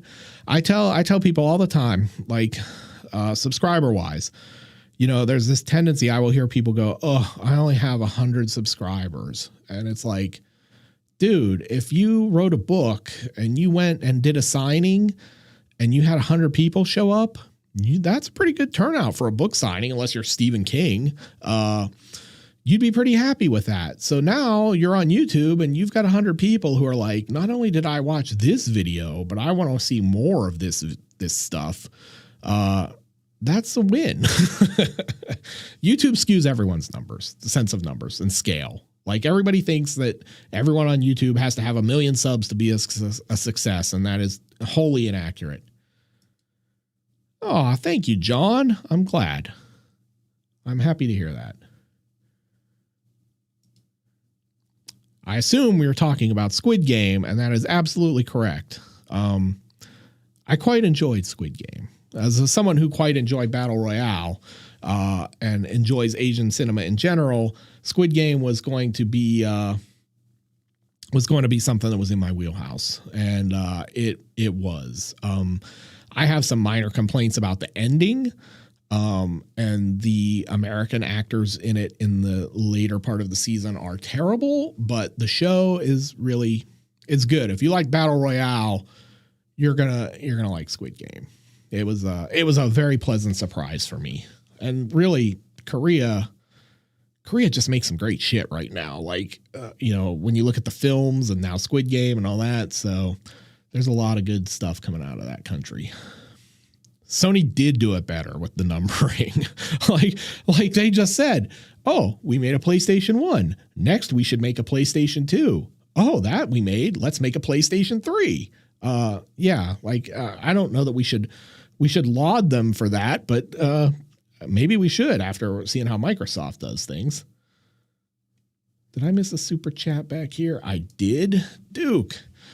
Death Row Game Show. I have not seen that in forever. And is it coming back out on disc? Because I swear I saw it somewhere recently and I thought, oh, I should see that again because I don't remember anything.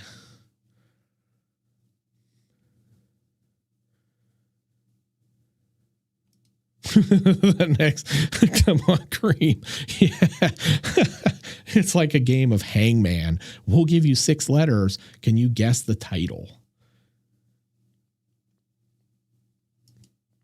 Zombie 4 is probably before the end of the year. I'm running out of time, actually. So the tentative plan was Zombie 4 by like November, which is still a maybe, but it may get bumped into 2022. Only because I like those movies do well for me and I like them. So I kind of like to keep them in my back pocket for when I have a run of like a movie review doesn't do as well as the others. And I'm like, oh, I need to do something that, you know, helps the channel. And Zombie 4 would probably be one of those because Zombie and Zombie 3 and, you know, Dawn of the Dead, those movies have all done well for the channel. So I don't want to just blow through them. Like, it's hard to pick movies some weeks. This week was hard. Like the last couple weeks have been hard. Like, I'm never sure what I want to do. And then you get in this sort of analysis paralysis of looking at how many views something's getting and all that. And then it kind of becomes overwhelming because you're like, well, this didn't do as well as I expected. Like Subspecies. Subspecies should have done phenomenal, right? And it didn't. And that's not to say it won't in a couple months from now, but like out of the gate, did not do particularly well. And that one is a mystery to me because Subspecies was popular. People like it. People seemed excited about it when I said we were going to do it. And it just, yeah, I mean, it didn't do bad. Like everything's relative. Like some of my videos like take off and blow up and do really well, and others kind of just do okay. And that's how channels work. Like nobody hits a home run every time up. You got to put together a lot of singles and doubles and the occasional home run. But you know, I'm from a marketing background, so I'm always like I have some kind of insight into the analytics of how things are going to work. And that one didn't. So then I like to have something to go, like, if something does poorly, I'm like, oh, well, I can rebound with Zombie 4. So, but 4 and 5 are definitely going to happen. Yeah, 4 is a maybe for this year. If not this year, then probably early next year. And then Zombie 5 will be a little bit after that. Elrad, thank you so much. Happy birthday, buddy. Many happy returns. I might give Squid Game a look on your recommendation. Squid Game is fun, man. I think you'll like it. You and I have known each other for a long time. We have very similar tastes. I would be really surprised if you didn't enjoy Squid Game. Like, I know some people have complained that it starts out slow, and I guess sort of it does, but I didn't think so, because I think it takes its time to establish these characters, and you will come to like and dislike and know these people. And that makes everything that happens, 6 episodes in, that much more poignant. So I know people are like, I bailed at 2 because I just wasn't interested. And that's just part of our ADD society, I think. Like, nobody has the patience to stick with anything if it doesn't give them instant gratification in the first 10 minutes. But that is a rant for another day. Yeah, the channel's growing. Like, look, you get me talking about YouTube and I will sound like it's the end of the world. Like, I have high expectations for things when I do them.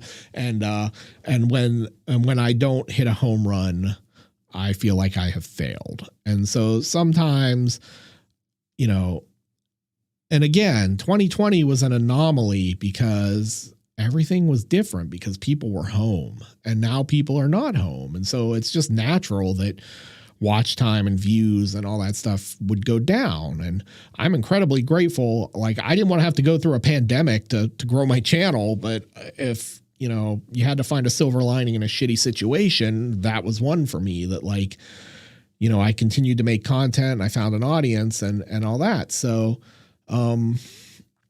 yeah, but it's growing. It continues to grow. The months, if there's ever a month where, like, my subscriber growth is a negative, or, views are really super low, or watch time's really terrible, then I would be concerned. But it's just not as fast as last year. And my mentality is, well, what am I doing wrong? And it's probably not. A lot of YouTube is totally beyond your control.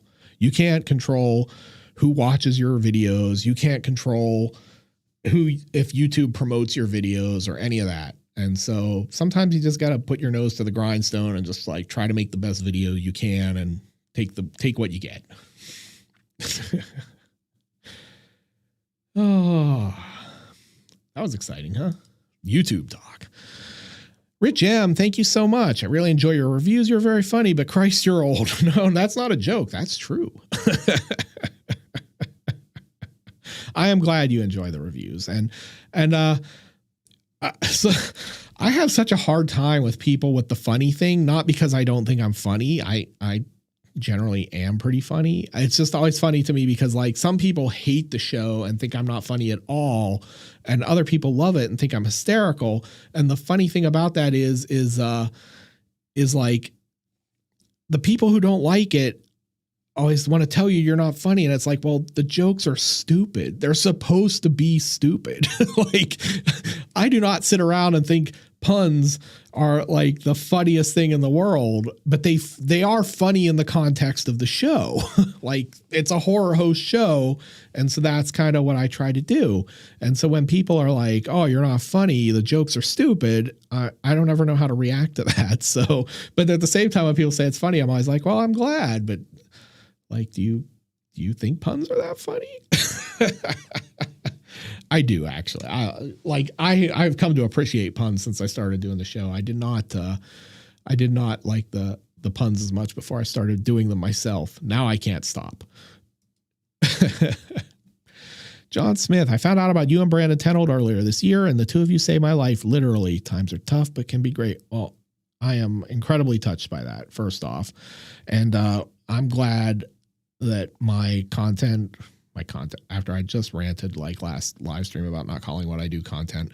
My videos could help you through some tough times. I know what it's like to go through tough times. I've certainly had my tough stretches in life. And Brandon is hilarious. I'm glad you also found him. I love that guy. He and I have never spoken. I hope someday we will. He's one of those guys on my wish list to kind of do a video with someday, because I think it would just be fucking hysterical. His crazy dry Canadian humor and my absurd love of wordplay. But yeah, I'm incredibly touched that my silly videos helped you through a tough time.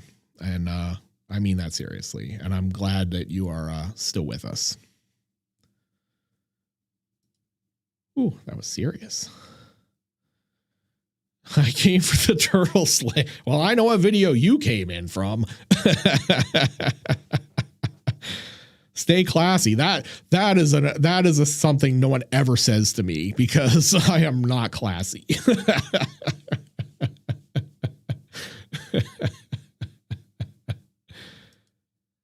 Hey, Chris, thank you. I'm glad you made it. I don't even know how long I've been here. I'm just blabbing away, as I am wont to do sometimes.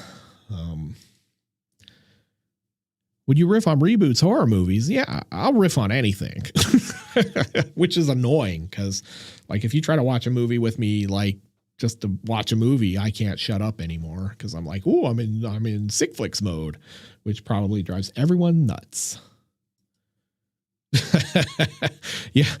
Yeah. So Christ, I'm old is the weirdest joke. Like I did that the first time I did that was like a self-defensive thing, because I was doing, I was pretty new to YouTube, and I just felt like I'm making these references, and YouTube is full of kids who don't have any clue what I'm talking about. And so I just kind of did it as like, all right, kids, I'm going to acknowledge that I'm ancient and talking about things you don't know about before you call me out for it in the comment section. And then it kind of took off. And it's so funny that it took off, because I'm like, why do people like that so much?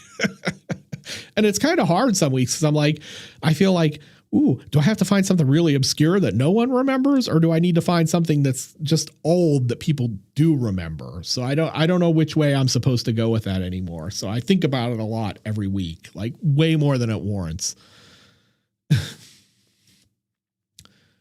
Yes, I can give a shout out to your homie Stabby. He's in jail till 2026. Is that why his name is Stabby? Shout out to Stabby. Keep your head up, man. It's tough in there, I bet. I'm not cut out for prison. Watched Cruel Jaws 4 times. Did you watch Cruel Jaws the movie 4 times and couldn't stop laughing, or my video 4 times and couldn't stop laughing? Because either is possible. Probably just the movie, though, because it's more hysterical than even my video could make it. That remains one of my favorite of my episodes, though, Cruel Jaws. And I'm actually, I don't know if you guys watch VCR Party, but I'm going to do a segment on there with those guys at some point very, very soon. And sort of the gist of that segment will be sort of talking about rip-off films, and Cruel Jaws is probably going to make an appearance in there. So if you like Cruel Jaws, you may want to come check that out. Arturo, how you been, man? Thanks for coming by. One of my favorite commenters. I mean, one of my consistent commenters too. I always see comments from Arturo almost every video. Which wrestlers I liked in the early 80s? Well, I am, like of the big obvious guys, I'm a huge Piper mark, man. I loved Roddy Piper. From the moment he smashed that coconut on Jimmy Snuka's head, I was like, this is my guy. Like Piper is my guy. The Nature Boy, obviously, although that's a little harder in today's world, like some of the stuff that came out, like about the flight from hell and all that. Like, yeah, but Ric Flair's a legend. Like nobody's really been a bigger star in the history of wrestling than Ric Flair.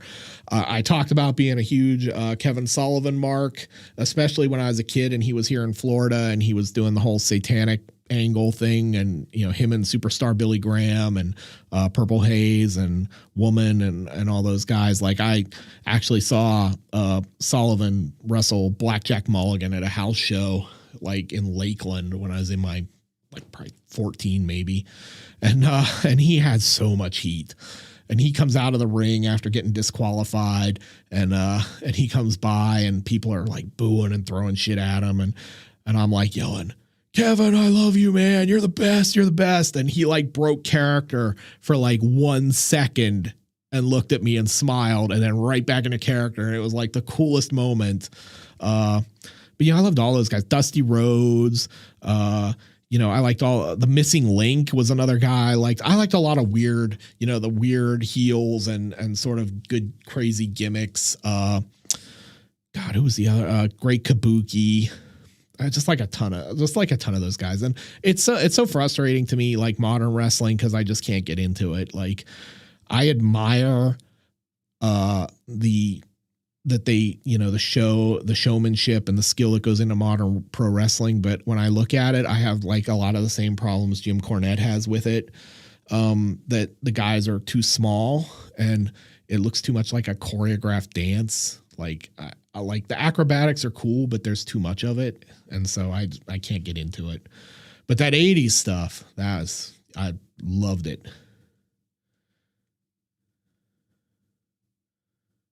Uh-oh, what's wrong with my audio?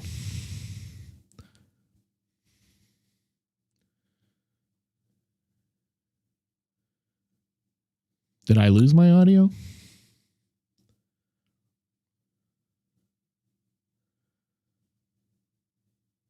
Oh, okay. You guys can still hear me, right? Somebody said audio, so I wasn't sure what happened there.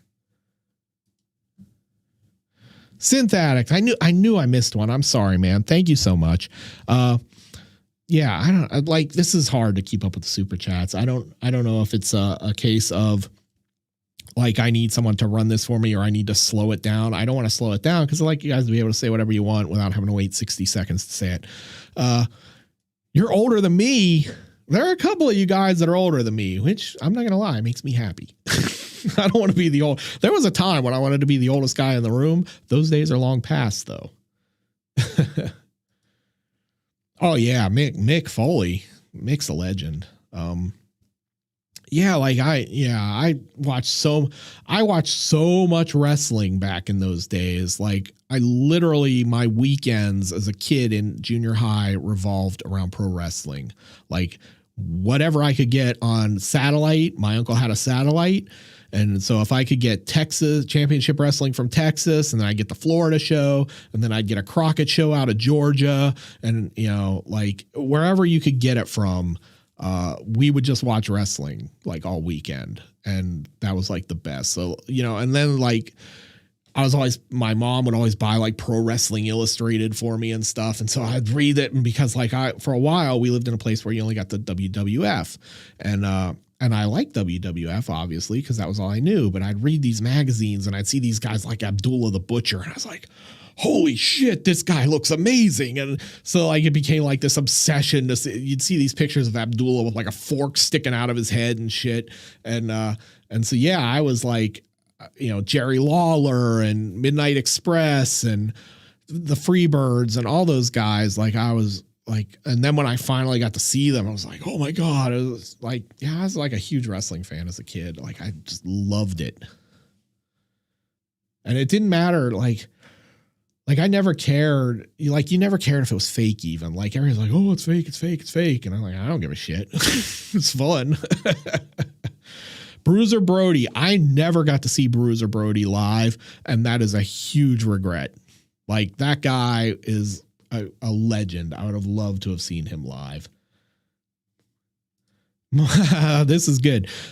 One of my favorite things in the world is fucking Ox Baker on The Price is Right. If you have not seen that clip, go YouTube it. There is a time when Ox Baker was on The Price is Right, and it's great.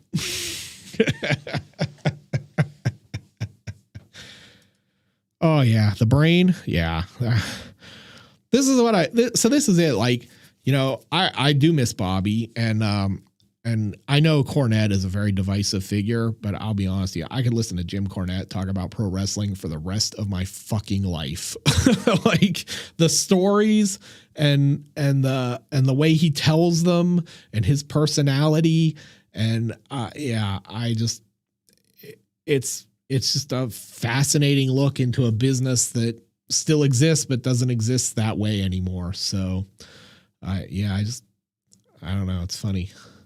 I don't talk about wrestling unless I come on the live stream or I'm doing a joke in the show, which is so funny because every time I come on and talk about it, I'm like, ooh, I got to go find some old matches on YouTube and like relive my youth, but it's funny. Yeah, James, thank you. And yes, Friday the 13th, the series. So I know some of you know that I am a huge Friday the 13th, the series fan.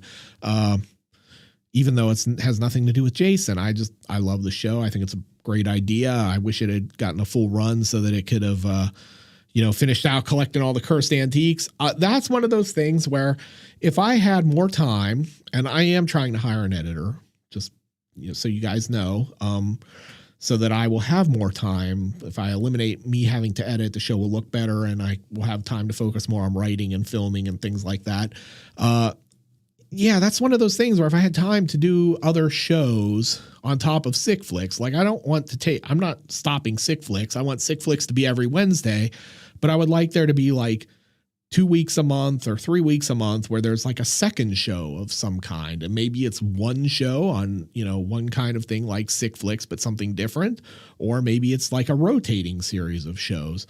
But because there are so many things I'd like to talk about that I love and want to share, but they're not Sick Flicks. And like Friday the 13th, the series is one of them. I would love to talk about, horror TV or stuff like that because, Freddy's Nightmares deserves a more detailed discussion. And a lot of the guys who have done videos on it on YouTube haven't done a very good job of it, to be honest. And Friday the 13th, the series has never gotten the attention it deserves as far as YouTube videos go. And Brimstone. And there's like a lot of good shows that didn't get good runs that people missed, and I would love to be able to talk about them. Jericho is a goat. I really like Chris Jericho. I know the guy, like there's a lot of back and forth about him, but I have always been a Jericho fan. I like that guy. He's another guy I'm sure he's got some amazing stories to tell. So Rich, who is the hell yeah guy? That's Danny from Anthropophagus. He, if you ever want to know where hell yeah guy is, like if you want to go find him for yourself, on the Blu-ray version, he's 8 minutes and 16 seconds into the film. And if there's a version on YouTube, he's probably around there too.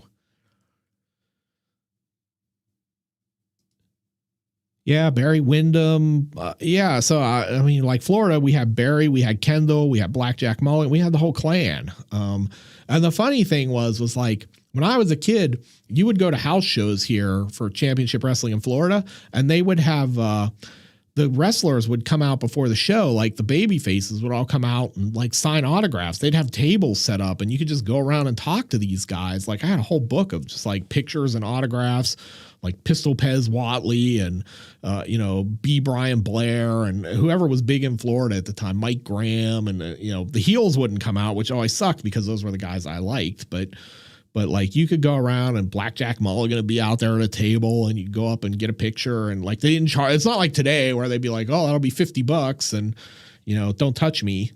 But back in those days, yeah, it was cool. So. Oh God, Megan is missing. I don't know. This doesn't come through in chat. I hope this is sarcastic. Megan is missing. I saw Megan is Missing like way back when it first came out before it became this recent cultural phenomenon again. But I don't understand the allure of Megan is Missing. I almost did. I actually grabbed it because when it started blowing up because of TikTok, I was like, shit, I should do a video about this because it's easy views. And then I watched it again and I'm like, fuck, I'm not talking about this movie again. I'm not a fan. What did I miss up here?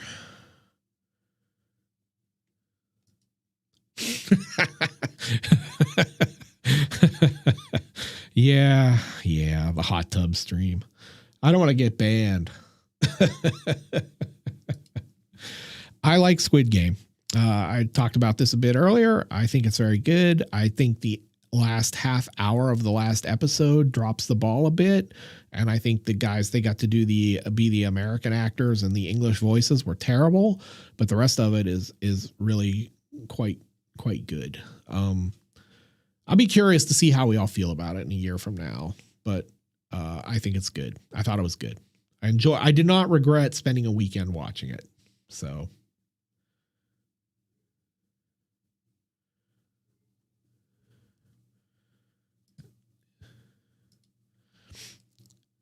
I have not.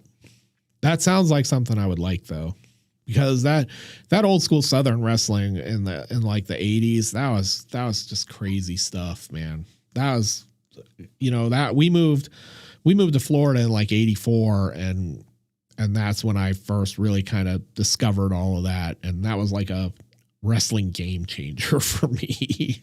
Like I talk about like finding WWF and seeing Andre the Giant for the first time on TV just on a Saturday afternoon, and that being like the moment I was like, oh my God, this stuff is amazing. But man, coming to Florida and then discovering like the Crockett promotions and the Texas stuff and all that was like equally, and probably had a bigger impact on me as a fan, like, because it was just so crazy and it was so different, and like it always felt like cheaper but more dangerous.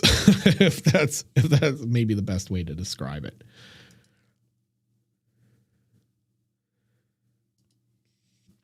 Oh yeah, I do. Yeah, it was Jaws. Yeah, so Jaws, my dad had the Benchley novel, the paperback, when Jaws was big. So what, Jaws came out in 75? And so I was really little. I was like 3 or 4. And he had the book, and I was just fascinated by the cover, the shark, the girl. Like, even at that young age, like, I was just like, this is terrifying and awesome. And so, I was like really into the whole Jaws thing, and I wanted to see it. And I was like 4, and my parents were like, we're not taking you to see Jaws. You will not watch Jaws. You'll be terrified, blah, blah, blah. And they bought the soundtrack album on vinyl, and then they put the headphones on me, and just the music terrified me. 4 years old. And I don't remember, but I think they did take me to see it at the drive-in, and I basically hid in the back seat on the floor of the car and then fell asleep. But Jaws was the first, and Halloween was the second. Like, I was just talking about Halloween the other day. My dad's friend had come to the house, and he was talking about it because he had seen it. And he was talking, I must have been about 6 or 7. And he was describing the end and all that, and how people were so freaked out about the end of Halloween. Cause you shoot him off the balcony and then he's gone, and the movie ends and he's still out there. You can hear him breathing. And I thought, God, that sounds amazing.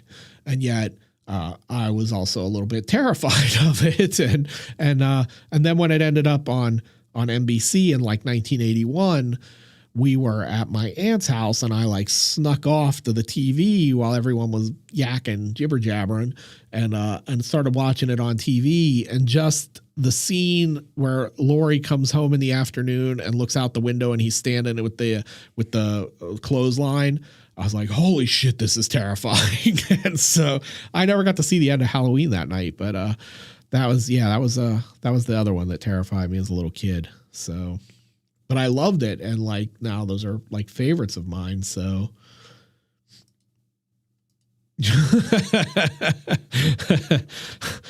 Yeah, I Jaws terrified me, like, but it was the good kind of terrified, you know, like I loved it, but it scared the shit out of me.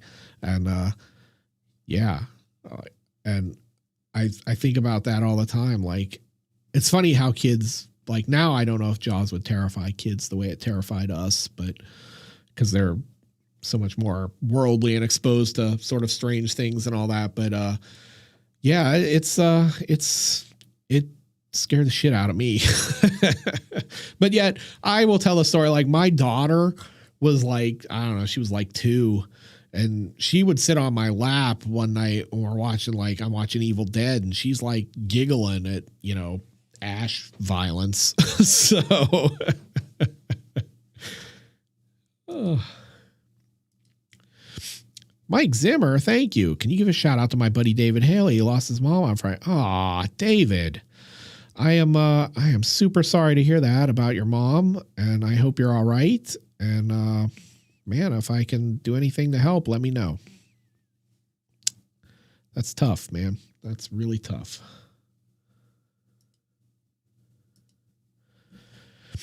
Ombra 711, thank you. You should do an occasional TV series. Yeah, I would like to do that. Like Werewolf the series. Yeah, I like that one too. Yeah, yeah, John D. LeMay when they flipped him around, made him a kid again.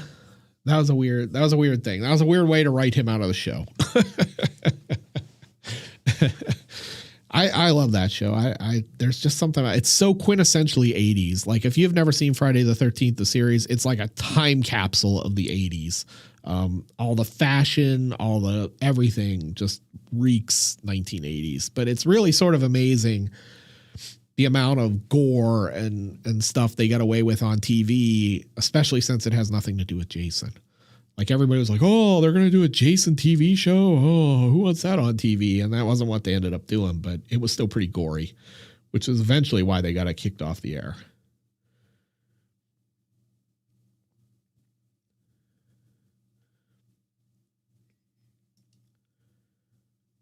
Yeah, those are like, yeah, they're classics.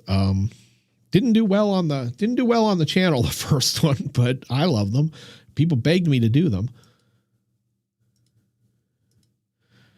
Basti, I'm a horror and wrestling fan from Germany. I like your videos. Keep it up. Well, thank you. It's not, this is one of those things that always like takes me aback a little bit, is like, I forget that YouTube is like a global platform. And so, like, I have a friend who leaves comments who's from like Botswana, and like, I'm an idiot. I'll tell you straight up, I couldn't find Botswana on a map, but it's amazing somebody in Botswana watches me. And like, and Germany and Australia and Indonesia. And like, I look at sometimes at my analytics and it'll tell you like where people are watching you from and all this stuff. And I'm just like, like, why are people in Peru watching me? Do they understand what I'm saying? Probably not.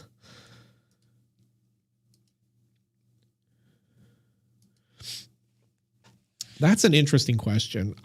You know what? I would be interested in that. I think they should do. It's funny because I was just talking about this yesterday. This morning.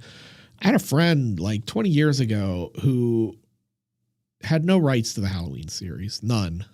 But as like a spec project, just as a passion project for something he wanted to do, he wrote a bunch of scripts for a TV show that was based on Halloween, that had like Tommy Doyle and Lindsay as adults, and they weren't hunting Michael, but Michael figured into it at various places, kind of like Friday the 13th, the series, if they had eventually ever like had a cursed antique that involved Jason or something like that.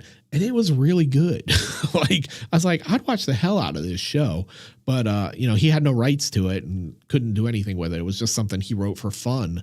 So yeah, like I think things like that, like taking properties and moving them to other mediums, is an interesting way to sort of reinvigorate them. Like, Halloween as a film franchise feels like we've kind of come to the end of the road. Like, where do we go? What do you do from here that's different? But like, if you take it and you spin it off into TV, where you have more characters and more time to develop arcs and seasons and things like that, Yeah, that's interesting to me. So Mr. Galactus, Ireland, the homeland. That's like there's still Brackens there in Southern Ireland. Some of my family's still there. I've never been, unfortunately. I'd like to go.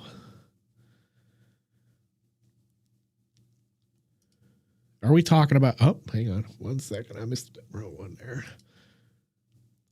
Keep. Yeah, The Keep is a lost film. I mean, it's not lost in the sense that you can't find it, but it's lost in the sense that people don't talk about it enough. And I'd like to do that on the show, but I don't think I can get away with it copyright wise. So are we talking about John Woo films? I like The Killer, but Hard Boiled is my top seed. Hard Boiled is just the first time I saw the tea house shootout scene, I was just like, this is the greatest fucking thing I've ever seen. So I have not seen that yet. Everyone told me about it last year when it played one of the online festivals, and I didn't see it. And I saw it's now coming out, so I hope to finally get to check it out. But I don't know if I'll be able to cover it on the channel because I'm under the impression it's pretty gory, and I don't know if I'll be able to cut around all of it. But I'm game to try. Yes, it does. The Keep. So The Keep is like, it's a weird movie. And like, if you read the book, it's a really weird movie. But it's also Michael Mann, and it's really worth checking out. Like, even if you don't end up loving it, I think it's weird and interesting enough that you should definitely give it a look. Francois D, thank you. Hello from Switzerland. The global shout outs keep coming in. Thanks for what you do. Ever been in Europe and seen sick flicks filming locations? I have not. I've never been out of America. Just through unfortunate timing and happenstance, I have never made it to Europe. And that's something I'd like to do. Like, I have always had, like, the bucket list is to get to Europe and to obviously go to Argento's store, preferably when Luigi Cozzi is working, so I can go geek out with him about movies and see. I'd love to go on that tour and see where they shot like a shit ton of those films. So that would be definitely on my list of things to do that I have not done. The problem is I just don't like long plane rides.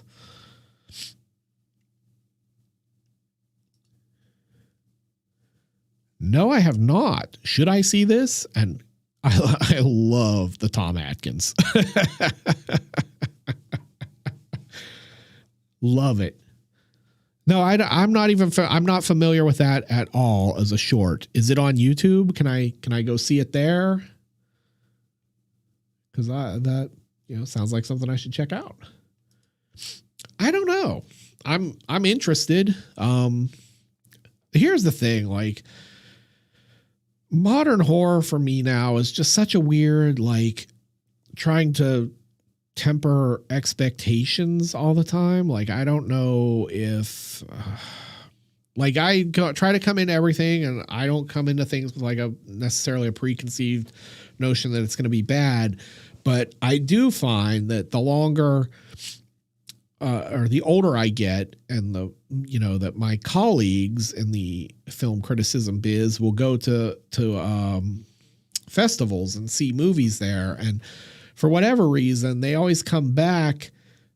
Every movie is the greatest thing ever. Every horror movie is the next great thing. And then I see them like a month later and I'm always like, meh, so I kind of now just feel like a lot of modern horror, I don't know if I feel like it's not for me or if it's just like my tastes have changed, or I think there's a whole tirade here about elevated horror, and I'm not going to go into it because it'll take forever. But I think I hate the idea of elevated horror, and I think that calling your movie an elevated horror movie is a douchebag move. And I think a lot of these movies now are made sometimes by guys who think they're smarter than the material, and it doesn't always play well. So that's all I'll say about that. Like if we want to do a night where I talk about that or something, I would be happy to. And that got way off topic of Antlers, because I don't know if Antlers will be like that, but that's just sort of my take on modern horror cinema, is that I see that the term elevated horror get tossed around a lot, and I don't like it. And the things that get called elevated horror, I tend not to like. No, not elevator horror, elevated. If you're unfamiliar with the term, I'll explain. It's a term that's kind of come into catch-all critically, where they talk about horror films, but critics like them. And because they like them and they're not supposed to like horror films, they call them elevated horror films, because they're smarter and more artsy than a horror film should be. So it's okay to like these because they're on another level. And it's something that they presumably started as a compliment, to say like, this is a smart horror film, except that it's turned into horror films are shit, but I'll call this an elevated horror film to justify my liking it. Even though it's just a horror film, I'm going to give it this extra title pretentiously. So hopefully that explains it. Yeah, elevator horror. I do. I have a copy here. And, that's one. I think I have not done it because I think was a lot of nudity in it. And so sometimes editing around all that stuff is just too much effort. If there's a lot of nudity in key scenes, which is why we'll never do Life Force, because how can I do the footage of that film and tell the story when I can't show half the scenes, or the important scenes, because YouTube is prude tube, and God forbid we see a boob. Hey Royal, how you doing? Thanks for coming by. Oh, sorry. Elevated horror. Yeah. It's absolutely ridiculous. It's a ridiculous term made up by people. I went on a tirade years ago when they started with the torture P word, that I'm like, I don't want to say it because they'll demonetize me over that. I'll put that up there so I can come back to that. It's a ridiculous word, and torture movies that was also ridiculous, because the films that got labeled that were not, if you want to talk about those kind of films, you talk about like Tumbling Doll of Flesh or some of the really extreme stuff that's out there that falls under that. Hostel was just a slightly gory mainstream movie, like in the grand scheme of things. But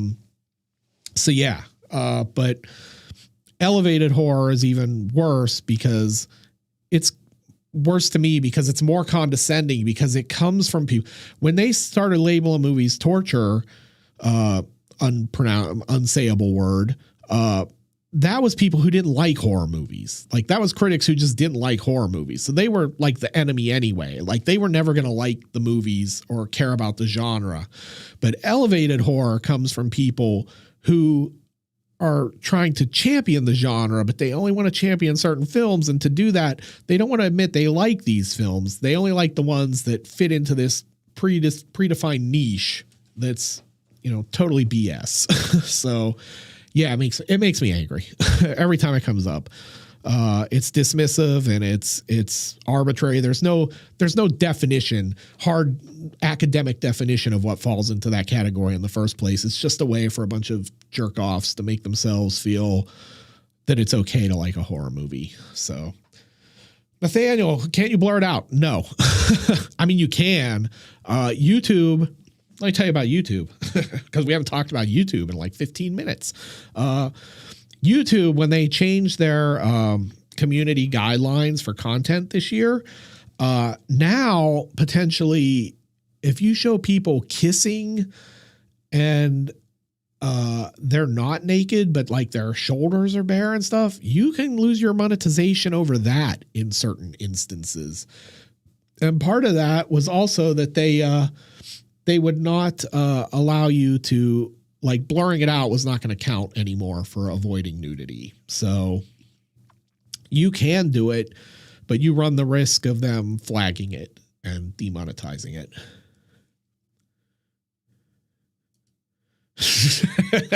Yeah, I gotta start talking in pig Latin. Let's just make a language like Klingon.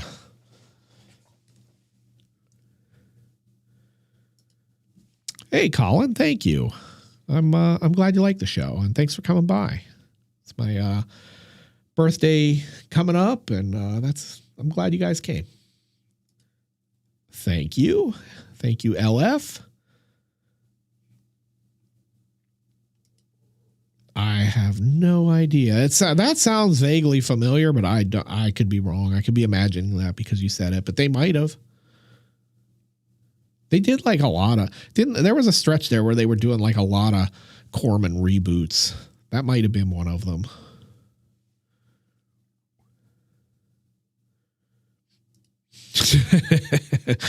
It's Prude Tube. Yeah, that's it, TG. Yeah, director. Although to be fair, I don't see, and maybe I just miss it, but I don't see a ton of directors doing it. It's critics, it's fans, it's like it became this way to go like The Witch is elevated horror because it's smart and looks a certain way and like. It's not. It's a horror movie. Like, why do you want to do this? Like, I don't get it. Like, why you're so insecure in liking something that you have to try to pump it up into something it's not to just feel better about it. Watch JB12, made it for less than $1,000 on elevated horror. Yeah, if I made horror, it'd be unelevated horror. That's for sure. I'd be writing the marketing materials. I'd be like, oh, you looking for some of that A24 stuff? Well, this ain't it. This is not that.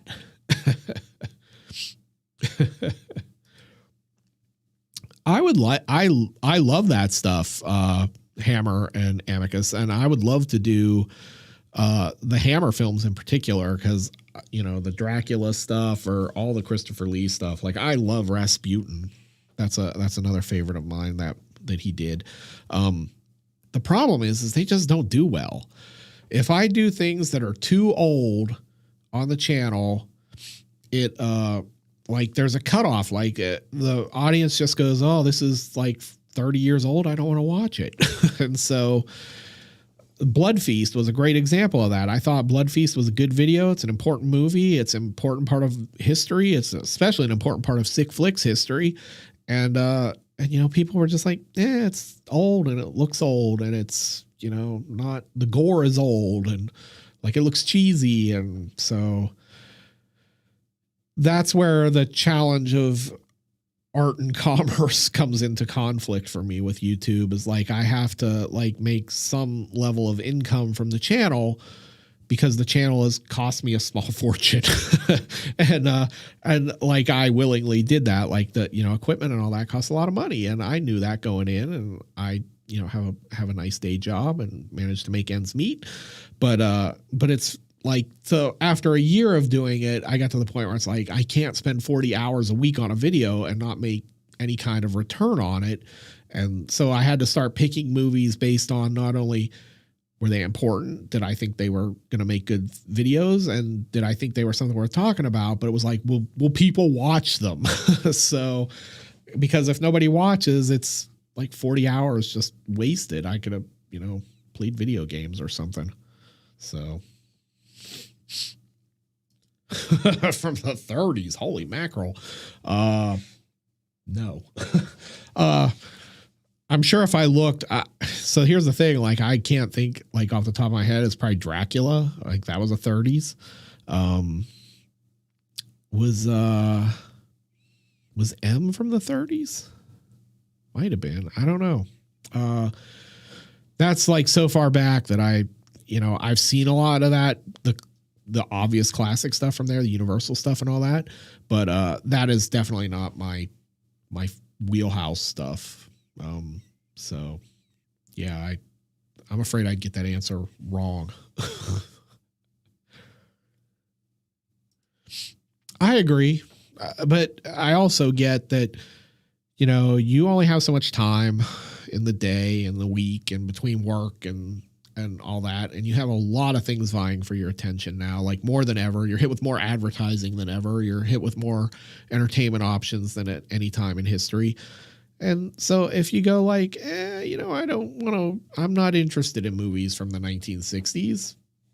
Who am I to say like you're wrong for that? I do think you miss out. I think if your attitude is to just be generally dismissive because something is 30 years old or 40 years old or 50 years old, that it's somehow not worth revisiting or visiting for the first time, that you're doing yourself a disservice. But I also understand that you can't watch everything. So you have to pick and choose. And, with that, yeah, I can't fault them for that.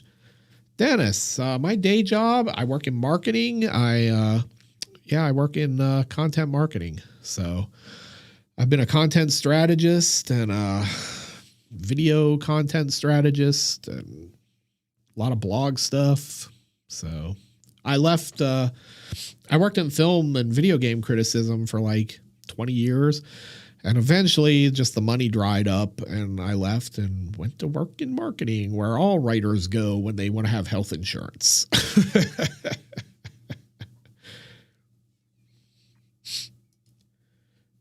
Yeah, I think about that all the time. 30 years ago was 1991, which is just absolutely absurd to me when I think about it. Like, how was 30 years ago 1991? Like, I graduated in 1991. And that doesn't seem possible that it's 30 years ago. And yes, a classic is a classic. I absolutely agree. But I see the other side of that, where you go like I said, you go, well, I only have so many hours and I'm never going to be able to watch everything I need to watch or read everything I need to read or play everything I need to play. And so I got to pick and choose. And if your line of demarcation is based on when something was made, I understand. I will respect your decision to use that as your guideline, even though I think it's a foolish way to decide what's worth watching or what isn't. So, but who am I to tell people how to do their life? I'm not even that good at mine.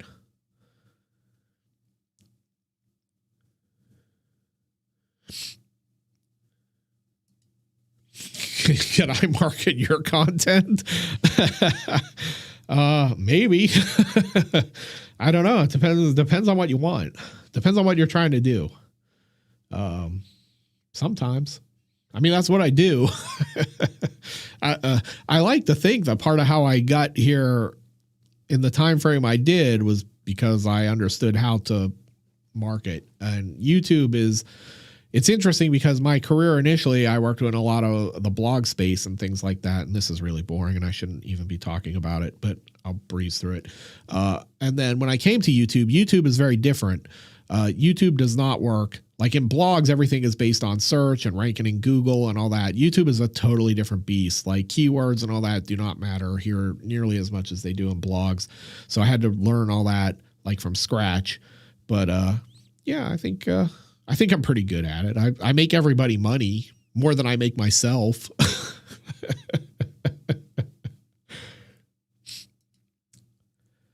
Oh, you know what it is? It's not tired. I mean, I am tired.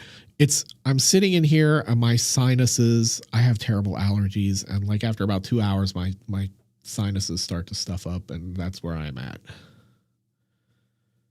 So I'm probably getting more nasally as this goes. It would be fantastic when I listen back to it and go, oh my God, that's what you sound like.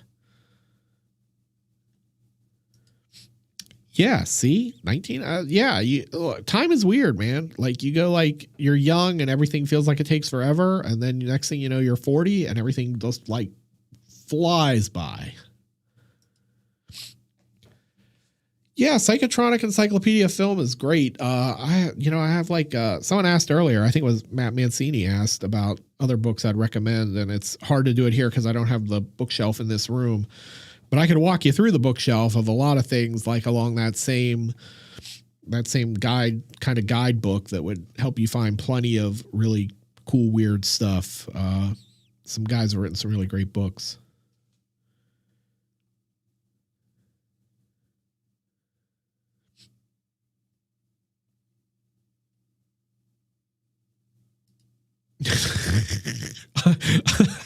I love these questions.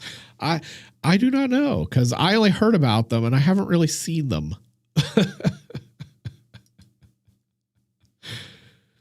Yeah, the outtakes are funny because I was looking at retention graphs for videos today because I do that to kind of see how things are doing, and it's funny because like I love the outtakes and I know like you guys love them, but people like tune out as soon as they come on. Like the vast majority of viewers do not stay for the outtakes, and I'm like, man, if I took those out, I'd have a way better retention graph at the end of the video. And I'm like, but how could I do that without, upsetting all the people who love the outtakes? And the only idea I had was to just do a video occasionally of just outtakes, but I feel like people would miss them at the end of every video. So I'm just going to leave it alone. Thanks, dude. I'm glad. Yeah, spot monkeys. That's the term. I'm sorry. I'll be honest. I felt like I was not as my usual entertaining self tonight. I felt like I was a little low. I don't know why. I think I'm just a little bit tired, but I'm glad it was entertaining for you and it was better than AEW since I made you miss it.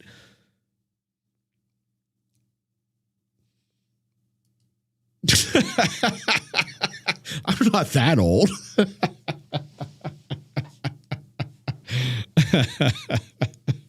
I'm pretty old, but I'm not that old.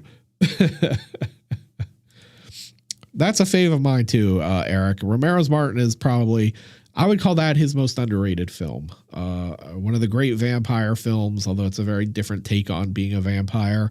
And I love it. That one's one that I wish more people would see.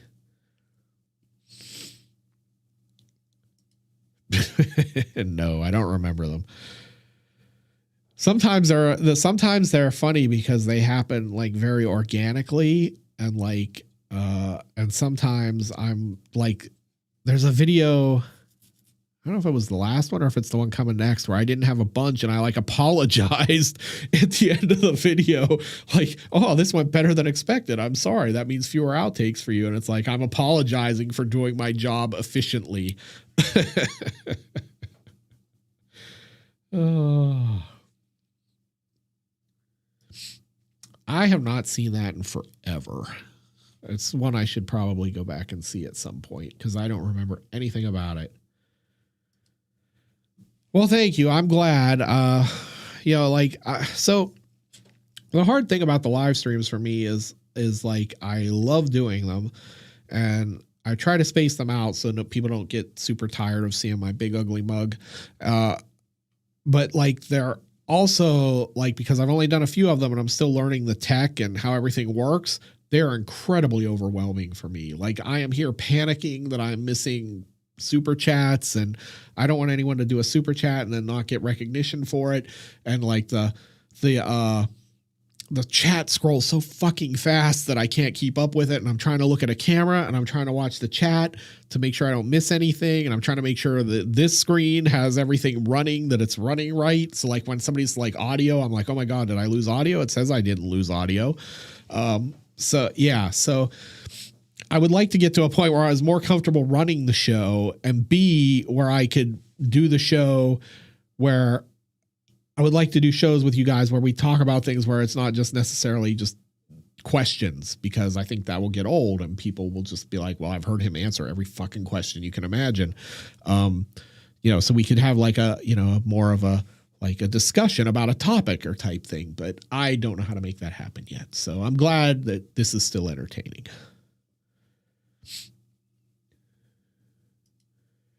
I like Christine and It. I like both versions of It, although I've never seen the second part of the new It because I hear it's not good. So I just stopped. But for me, my favorite Kings are either Cronenberg's Dead Zone or Kubrick's The Shining.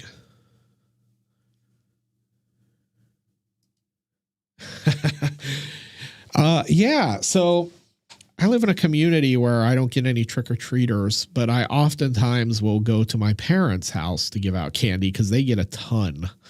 And yeah, I usually dress up and everything, so I am pretty fun for that.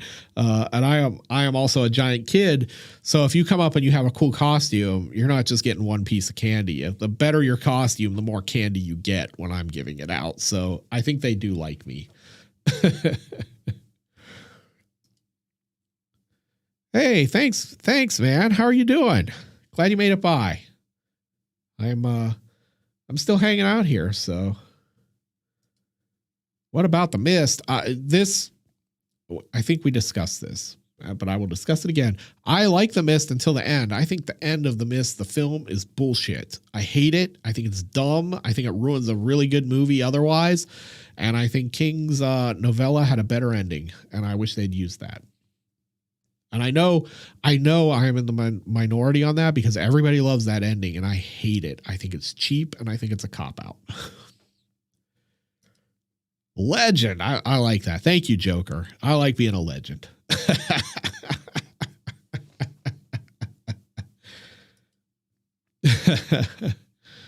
Well, how do I feel about Ho? I like Christmas. Christmas is great. Mike gives pennies for Halloween. That's not true. I'm not rich enough to give out the full candy bars because my parents get like 250 kids every year. So if I go over there, I just sit out on a porch all night and give out candy, and it's fun. But yeah, no pennies. And don't for a second think I give out those generic, those orange wrapped weird candies that people get that they're always like, ooh, what is this? It's always like Snickers or Kit Kats or Milky Way, because I keep all the nerds and Sour Patch Kids for me. So that's my price for giving out the candy. I am glad that there are a few other people who feel that the end of The Mist is trash. Like, I get so much shit every time this comes up because I'm like, that ending sucks. I'm like, it's terrible. Like, I get what Darabont was trying to do. I just think it's poorly executed, and I think it was a dumb idea. Like, and I thought the end of King's novella, which if you haven't read is just basically open-ended. They go out on the road. They're in the car. There are clearly giant dinosaur-esque sized monsters in the mist, and they're just out there and they don't know where they're going to go or where they're going to get, but they're just going to try to go. I thought that was just a better ending. Like, it's open-ended and you kind of get to draw your own conclusion. And the Darabont ending, especially with the military showing up, is just like, it's just so dumb. like it's like an O. Henry ending. And that might have worked in the 1940s, but I like to think that people are a little more literarily savvy today. Who inspires me? Wow, that's a good question. There are a ton of people who inspire me. I can't even begin to list them all.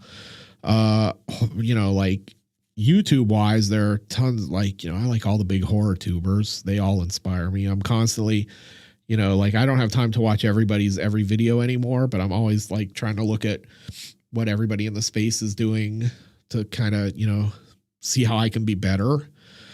I'm a power lifter. Like, I love Eddie Hall and guys like that.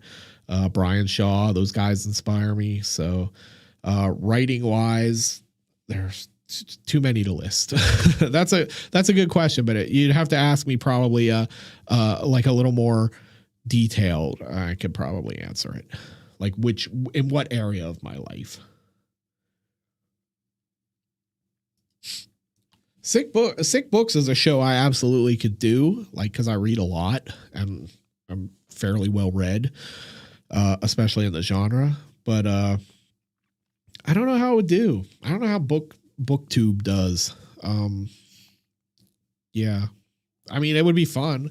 I've thought about doing, like, this is like one of those things. Like, if I did a second show or just a rotating type show where I just kind of played around with things, that would be something I'd like to talk about, like books that should be movies, or the best books that were movies, or the rare movies that were better than the books, or, but It's so hard because YouTube likes to pigeonhole you. And so once you kind of get into the algorithm and it starts to understand what you're doing, changing it is often dangerous, because once you start making content that it doesn't understand, that they don't know how to push out, you kind of get penalized for it. And that video doesn't do well. And then they kind of go, well, his last video didn't do well, so this one's probably not going to do well either.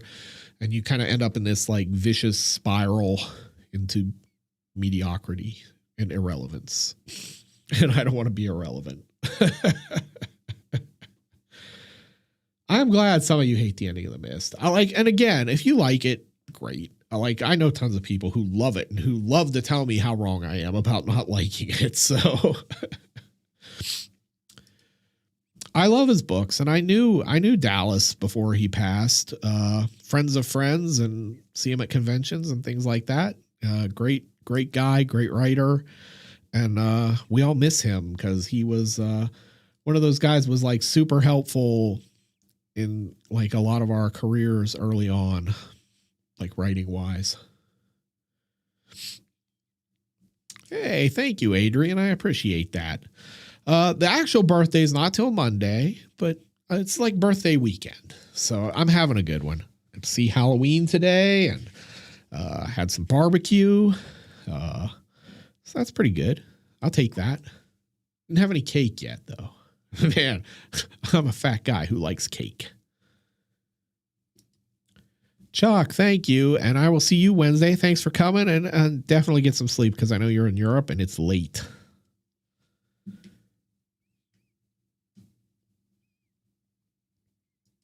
Yeah, I like Atmosphere. Like, as of right now, I don't keep up enough with the modern current stuff to pick. Like, I'm so weird. Like, I'm so mired in old stuff. I'm trying to even think like who would be underground. Like every time somebody asks me this question, I give an answer and they're like, that's too old. So like I was talking about, like, I like the guys from Clear Soul Forces a lot. And somebody's like, oh, they've been around 7 years. And it's like, I have no concept of time. I don't have the cover handy. I can tell you it's a sequel to a movie I have done. If you've been to the previous live streams and you have listened to me talk about the show, you'll tell me. I can't even talk. You will have heard me say that it is the video with one of the best jokes, one of my favorite jokes, one of the jokes I think is the best I've ever done is in that video, and it's a sequel to that movie. So I'll give you that much of a hint. If I had the cover handy, I would do the top of the cover thing, but I don't have it in here.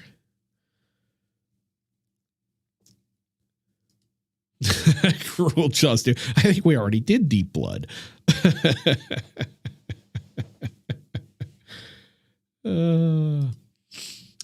Yeah, I haven't seen it. Not because I didn't want to, just that's a timing thing. Like Halloween only worked out because I could watch it at home, and it was Peacock. So it was like I could get Peacock. We already had Peacock, but I could have got Peacock for $5 and watched the movie. So, and I didn't have to leave the house.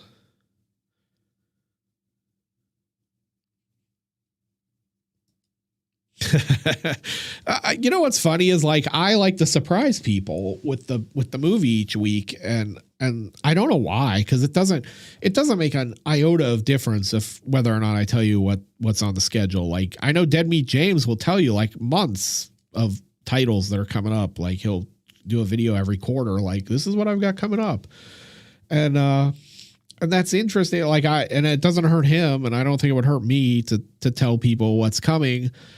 The only reason I don't is because a lot of times I have a whiteboard in my other office of what I'm working on and what's going on with it. And I will put stuff on there, and then a couple weeks ahead, and then I will change my mind.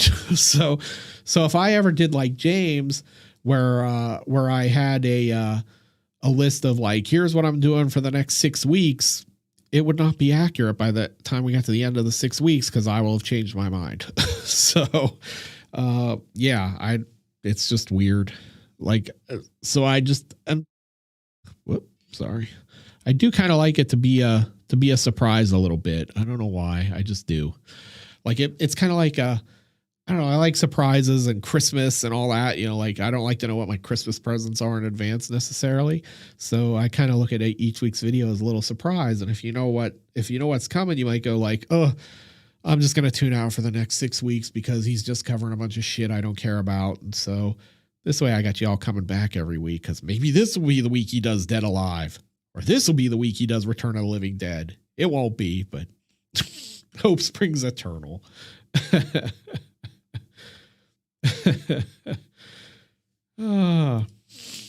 The next video is not Italian. The Halloween video is Italian, though. I'll tell you that. And I actually told you, like, the one after the Halloween video, I gave it away earlier. The Bear in the Round. I don't know what that is. If I tell you the joke, you'll all know what it is. I bet. It's not Thanksgiving 3. I don't know that I'll ever do that one. Yeah, I do. I'm endlessly fascinated by that kind of stuff. I don't know why, but I do like true crime. That's why there was like a Mr. Ballin joke in the Things episode, because like I like those channels. I will watch them even though I know the stories because I read a lot. And so yeah, I do find that stuff interesting. I'm interested in like the banality of evil and things like that, and you sort of see that in true crime. Like no crime. Movies make you think all serial killers and mass murderers are these criminal masterminds, and then you find out they're just morons like Henry Lucas, and that evil is mostly just dumb and evil. I wish there was too. I know they've kind of reached a conclusion to the court case, but I don't think that means we're going to see a new movie anytime soon, unfortunately. But I'm ready for Jason to come back.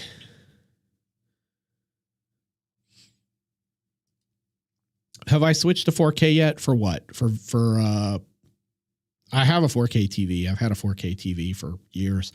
For the videos, I shoot them in 4K, but we upload in 1080 because it just makes a nicer image if I have to zoom in on anything, like I'm a fancy editor.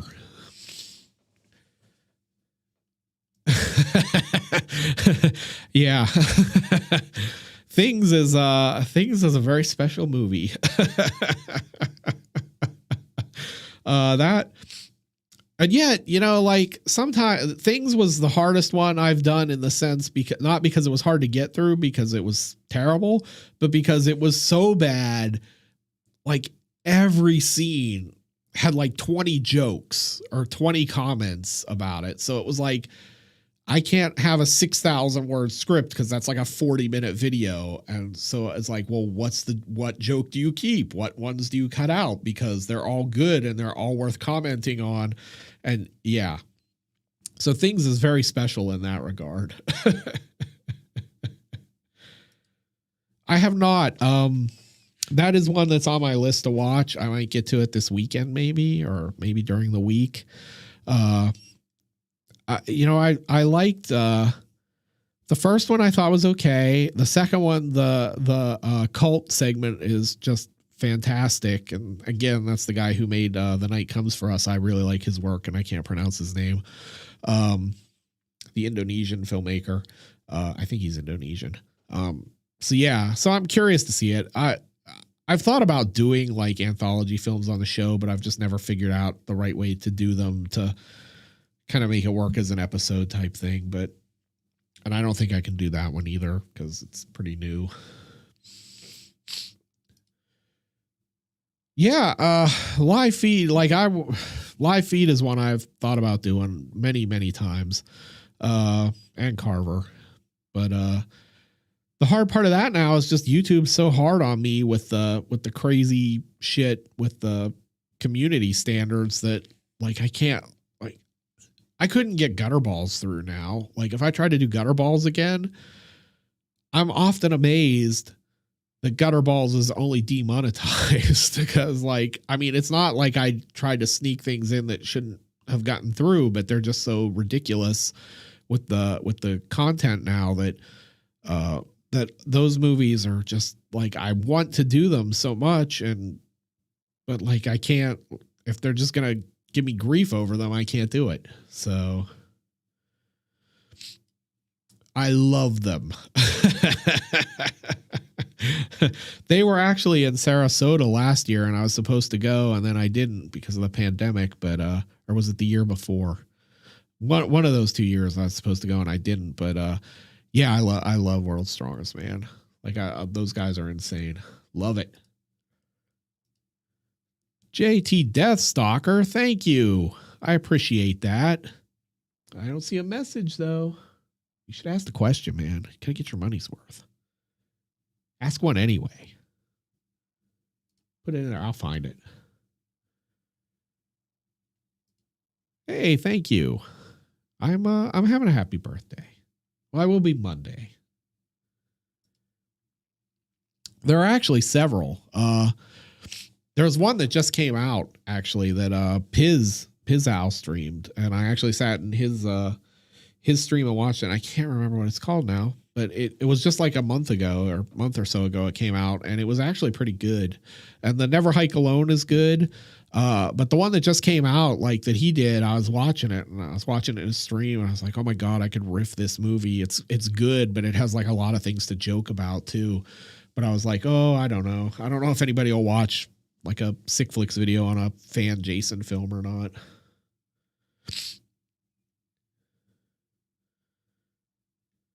Oh, I miss here.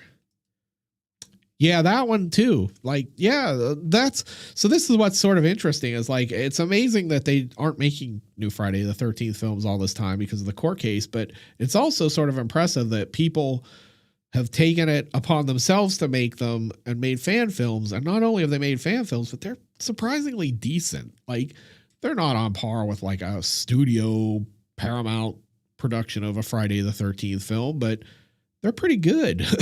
like I've watched a lot of shot on video stuff and a lot of really low budget stuff. And these fan films are better. They look nicer. So I'm always pretty impressed. How is Slumber Party Massacre? I have heard so many positive things about how good the new Slumber Party Massacre is. And then I scheduled this tonight, so I couldn't watch it.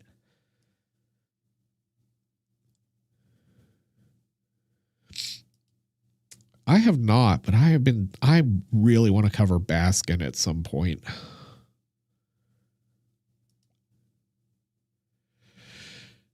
Yeah, full moon is tricky right now because like I said, I try to do things because I think they'll do well. And then if they do well, I do more of them, and subspecies did not do great. It's not a epic bomb of a video, but it was sitting at like, I forget. Let's look. It's sitting at like, it's not even at 13,000 views. So 13,000 views this far into the week of it being released. That's a fail video. Like, we should normally, when a video does well, it hits 10,000 views or so in the first day and less than the first 24 hours. And then by the end of the first week, it's at like 20,000 plus to be moderately successful. And if it's really successful, it's more. This one is not.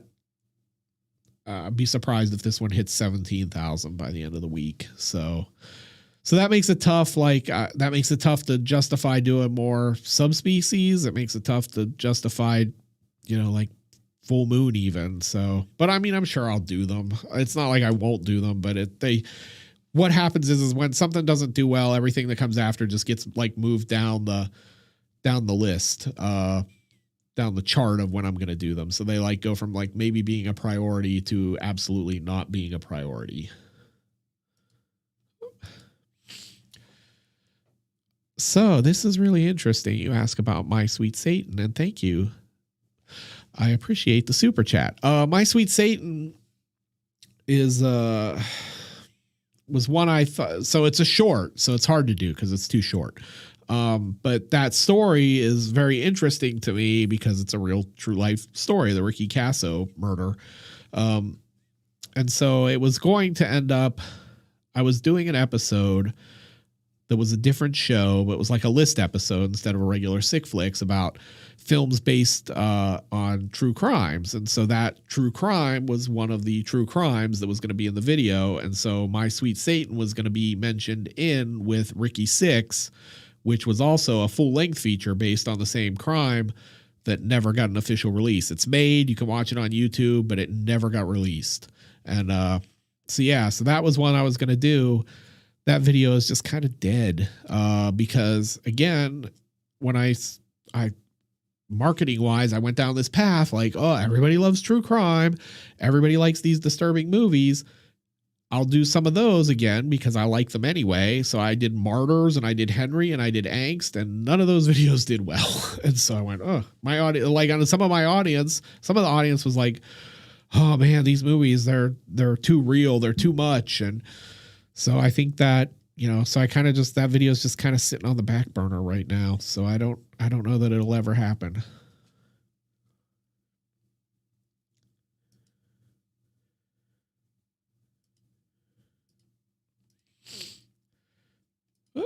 There we go.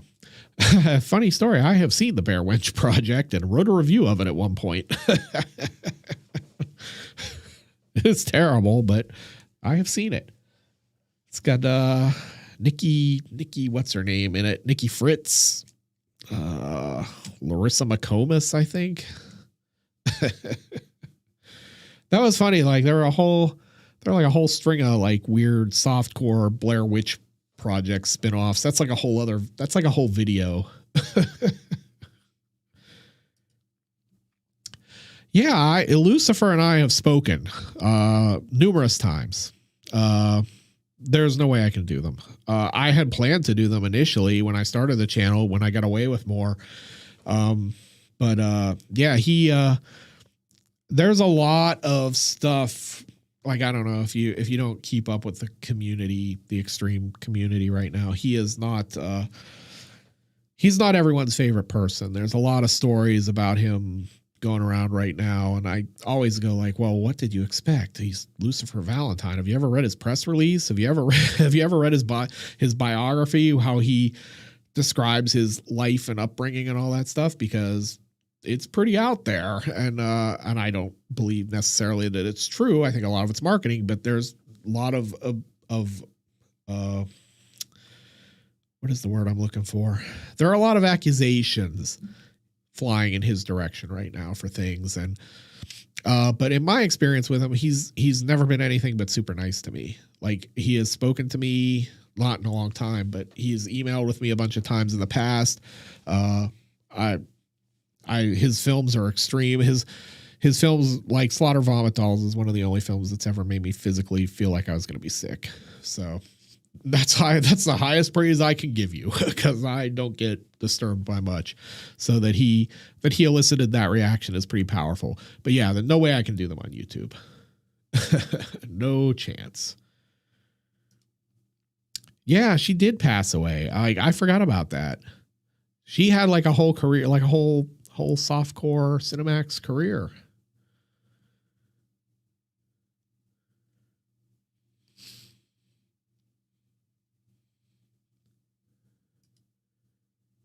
He got in trouble. Well, slammed how? For reviewing Nail Gun Massacre? I don't know that story. I mean, I know that movie, but I know Brad, but I don't know that story. I didn't know he had any issue with that. That's kind of crazy. I can't. Why would somebody give an issue over Nail Gun Massacre? Like YouTube gave him an issue over it?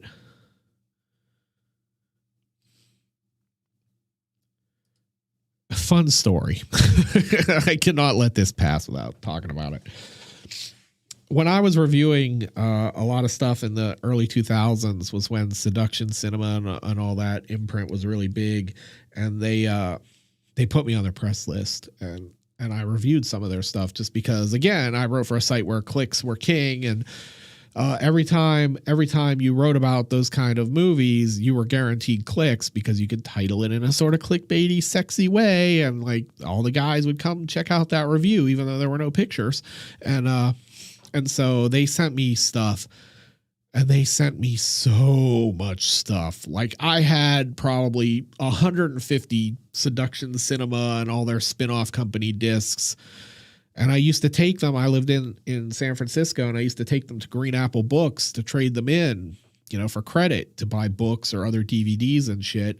And eventually they're like, we can't take any more of these. They're like, we can't sell them. They're just eating up our store, and so we can't take any more of these Seduction Cinema movies for you. So when I moved, I just had to leave them. Like somebody just got a stack of softcore terrible movies, but like Lord of the G Strings and Spider Babe and oh my god, like what was Darian Kane was in a bunch of them, and like yeah, but I like they just buried me and stuff.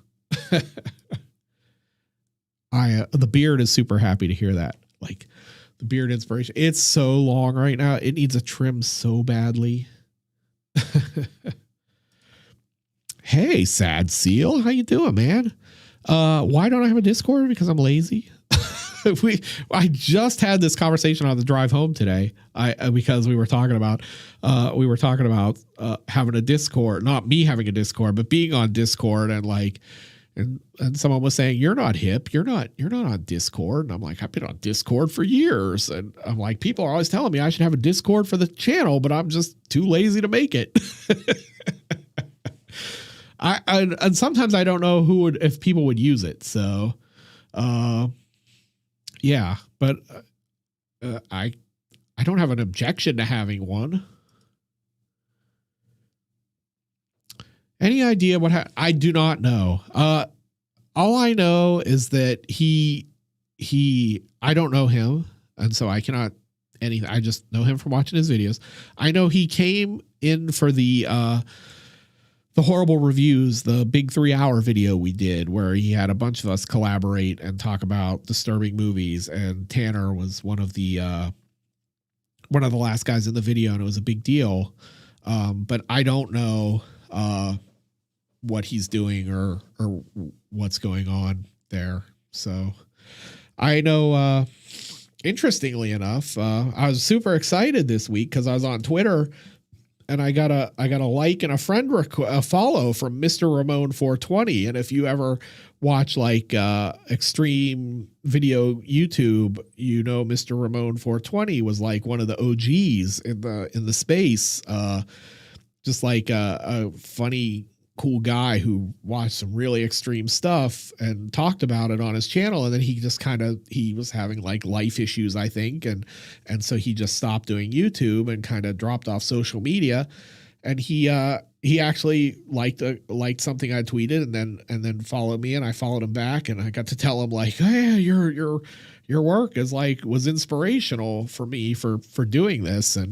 And so he's still around, but I don't know that he's going to ever come back and make videos. I wish he would, but I think sometimes just guys like you do YouTube and it becomes like you like it, you do it, and then your life changes or the situation changes and they just kind of stop. And sometimes people make a big deal out of stopping, like this is the end, this is the last video, I'm stopping the show, I'm going on. And some people are like, I'm just done, and they just stop, which is kind of,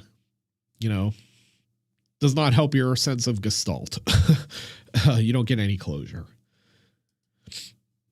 The show was good. I did read the book. I like the book better, but the show is good. And then weren't they doing like a second season? Like I only watched the first season. Had a really good cast. I'll say that. Definitely worth checking out. I like Ravenous. I think Ravenous is like one of those one of the more underrated late 90s horror films. And for being like a studio film, it's surprisingly good. I have not seen it in a long time, but I liked it.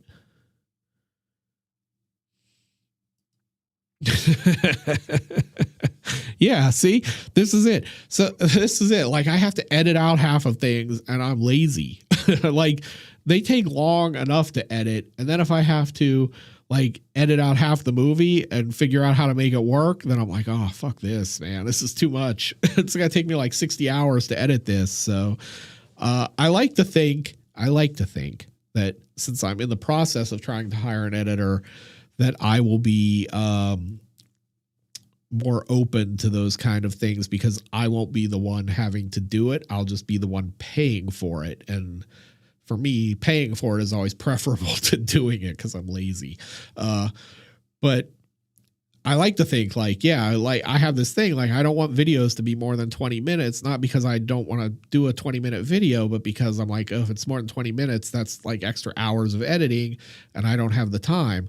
So if I have someone whose job is just to edit the videos and they don't care how long they are because they're getting paid regardless, then that absolutely frees me up to like make some longer videos or things like that. So maybe then, but again, if I have to pay the editor, it has to make some money. Hey, thanks, Jose. I appreciate that, man. I am thankful for your support. I'm thankful for everyone's support, but yes, that helps. You guys help me a ton with the support. Like I can't express that enough.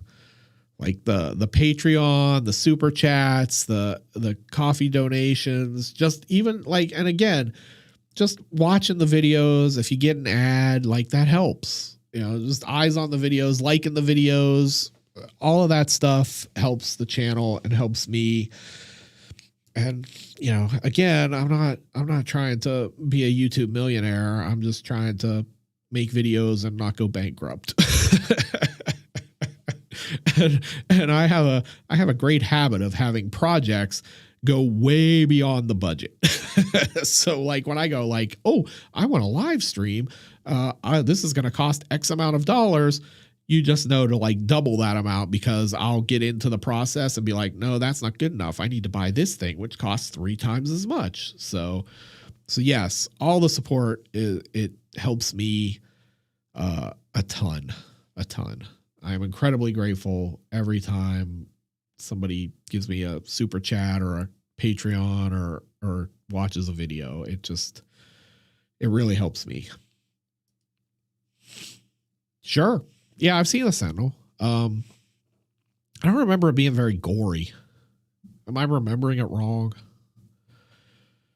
Like, and that's not a disqualifier from doing things, obviously, because I've done some 1-star, 1 barf bag movies lately, and that never factors into whether I will do something or not, because sometimes I like to give you a balance. Like, you can't really appreciate the 5s if you never see the 1s, and vice versa. So yeah, that's certainly something I'd consider.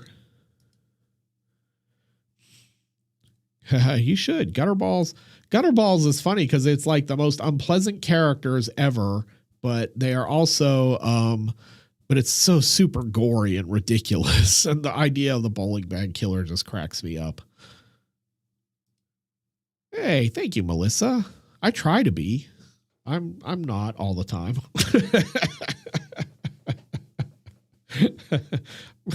My family can tell you.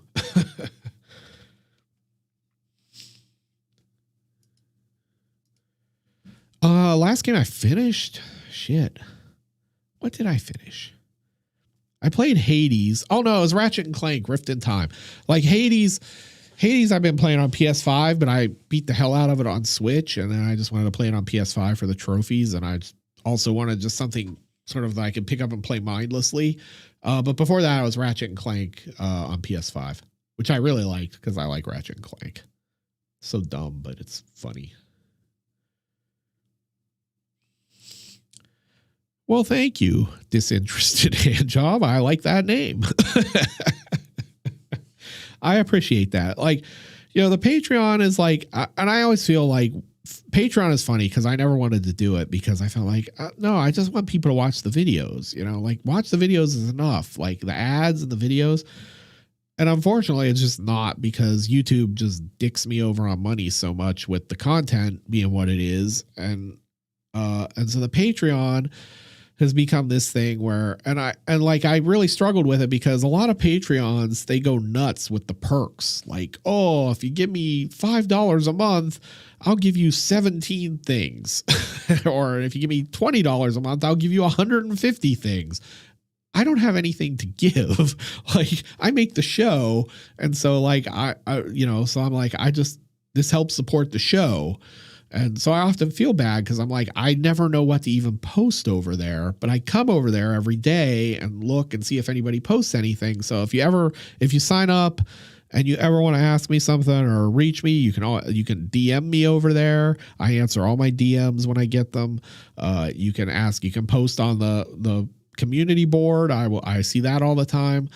So yeah, it's like this. You get more another level of access to me if you want to talk to me about something or ask me about something or whatever.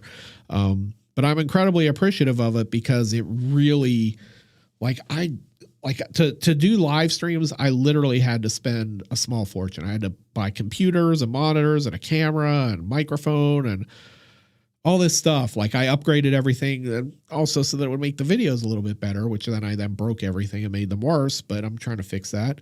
But the Patreon, that helped pay for that. That helps me pay for it. So, yeah, if you like the show and you want to chip in and, get a shout out in a video, I always do some shout outs in the videos.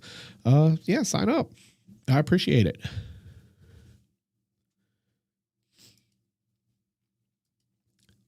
Hey, John Brown 210. Thank you. I'm glad you got a chance to check out a live stream too. I am, I don't know. Like I said, I don't feel like I'm super entertaining tonight. I felt like last stream was like my high point because I got to rant about Halloween 3 and Toto's Africa, and nobody has fed me those kind of softballs tonight. So I've had to work harder. And I just don't feel like I've been as entertaining as I normally am, but I'm glad you made it by. I hope it was sort of entertaining.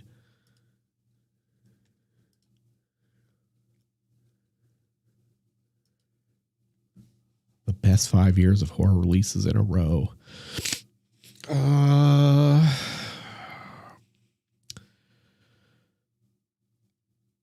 My heart wants to say like 83 to 88. But I think you could make an argument probably for 75 to 80. I would have to think about that and actually look at the lists of movies. But off the top of my head, if you go 75 to 80, you've got Jaws in there. You've got Halloween. Was The Omen 76? I mean, that's a pretty good 76 movie, I think. Suspiria is in there in 77. 78, you've got Halloween too. I think but I don't know if I'd give that one as the best of that year. But just off the top of my head, you have that. 79, was 79 like maybe Amityville Horror? I don't know. But then if you go 83 to 88, you're in like slasher golden era. So you've got some Friday the 13th. You've got Elm Street in 84. You've probably got a ton of things in 85, 86, 87, 88. That's a hard one. I don't know. I'd have to look, but I'm comfortable saying it's one of those two. And it really then comes down to, do you like Halloween and Suspiria and Jaws more, or do you like, 79, you got Phantasm. Yeah, I think it's that. I think it's 75 to 80. But you could make a very strong case for 83 to 88. You could probably make a strong case from 80 to 85. But without looking at a list, I couldn't say for sure. That's a deep question. I hope someone appreciates all the thought that I just put into that on the spot.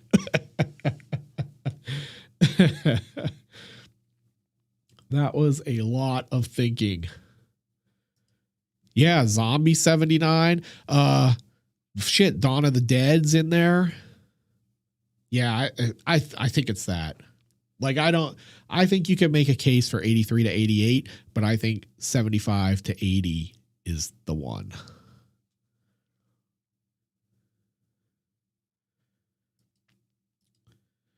Yeah, 80 to 8, like, yeah, you can make the case for that too.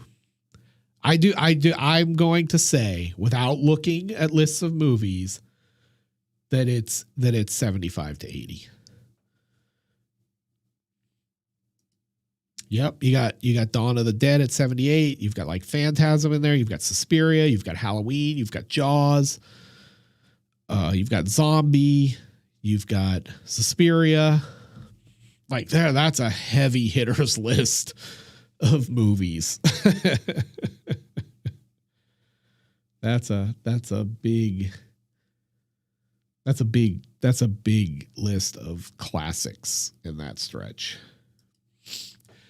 I have seen most of that stuff. Yeah. I mean, except the stuff like some of the stuff on there is like, you look at it and you go, I don't know why this is on the list, because it doesn't sound like it should be here and it doesn't sound very interesting. But like all the mainstream, like the big obvious stuff, yeah, like I've covered some of it. Like I did Night of the Demon, and I think New York Rippers was on there, like some of the Fulci stuff. I have never done a series about it or a show specifically around those, because there's one, I know the guy, I can't think of his name, who has a channel that does the video nasties. And it's a great channel and he does it very well. So there's really not like anything I could add to that, and I don't want to horn in on his territory or anything like that.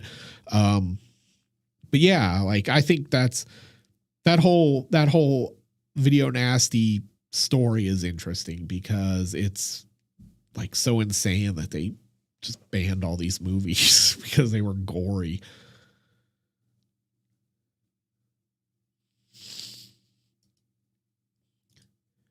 Yeah, 82 had the thing. Yeah. Although at the time, nobody liked it. Yeah. Like this is like the kind of thing I'd like to live stream about, where we sit around and try to answer questions like this. I'm glad we got here. It only took 3 hours. That is like the best question anyone has asked me in a long time. Like not to put down any questions people ask, but like as for like deep thinking, like interesting questions that required a lot of thought and had a lot of variables to them. That question is really good. Like, because you could make cases all these different ways, and like they're all valid. Like if you go from like the early 70s to the late 80s, any 5-year stretch in there, you could probably make a case for. But yeah, I think for me, it's 75 to 80. That would be my guess, but there might be something I'm not thinking of there that, from like 80 to 85 that puts it up there. But I just think, like, just off the top of my head, going Jaws, Halloween, Suspiria, 76 is the one that's sort of maybe the outlier where it doesn't work as well. Cause I can't think of what the classic of 76 was, unless it was maybe like, if it is The Omen, I don't know that I hold The Omen to the same level of esteem as Suspiria and Halloween and Jaws and Phantasm and all that. But yeah, that's a murderer's row of horror movies in that stretch. Hey, Chloe, thank you. I'm glad you guys like watching them. I'm always glad people think they're well done, because I, honest to God, I look at everything I do and think, oh, that's so bad, or why couldn't I have done that better? So I am my own worst critic. And so when somebody comes along and says they like them and think they're well done, I'm incredibly touched by that. So thank you.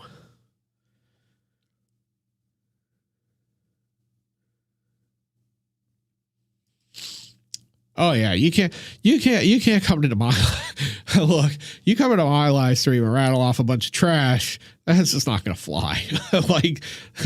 like this is what I like about my audience is like everybody who comes in pretty much knows their shit. Like everybody, maybe not everybody is seeing everything, but everybody's pretty familiar with the classics and all of that. So you're not gonna get a lot of trash titles when you come to one of these streams. And if you do, it's usually we'll talk about why that's maybe not the best pick in a nice way. Cause I try to be nice. Yep. Deep Red. Yeah. So look, you got 75, you've got Jaws and you've got Deep Red. And I mean, I say all the time, like the other variant of this question I get is like, somebody asked me like, what was the greatest, like, run a horror director had of just consecutive classic great films, one after the other. And I say it's Argento, because from Deep Red through Opera, he just fired off one classic after another. He just boom, boom, boom, boom, home run, never missed. So, and like you can see it right there. There's 3: Deep Red, Suspiria, Inferno. In a 3-year period, he made those 3 films. Like that's 3 films that if you were a horror film director and you made one of those films, that would make your career. Like if you never made anything, if you made Suspiria and then never made another good horror movie, Suspiria would cement your reputation. And he went in 5 years and made Inferno is the weakest of the 3 of those. And that's a good movie. This is crazy.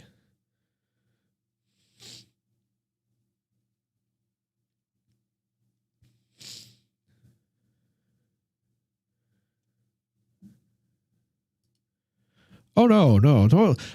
Horror trash is great. Like I don't think we meant that way. I meant like sometimes people just come in, like the very mainstream, obvious studio thing. So I like Zombievers is ridiculous. Like, how could you not like that? It is trash, but that's my kind of trash. Oh yeah. So Inferno is the dark horse, like, for, like I always say, Phenomena is the dark horse best Argento film because people just slept on it in a weird way. But Inferno is right there with it because I have seen Inferno probably 25 times. And every time I see Inferno, I see something I've never seen before in it. Like 25 times through, I still find things in that movie that I missed. Like it has layers. So it's just a really good, really underrated film.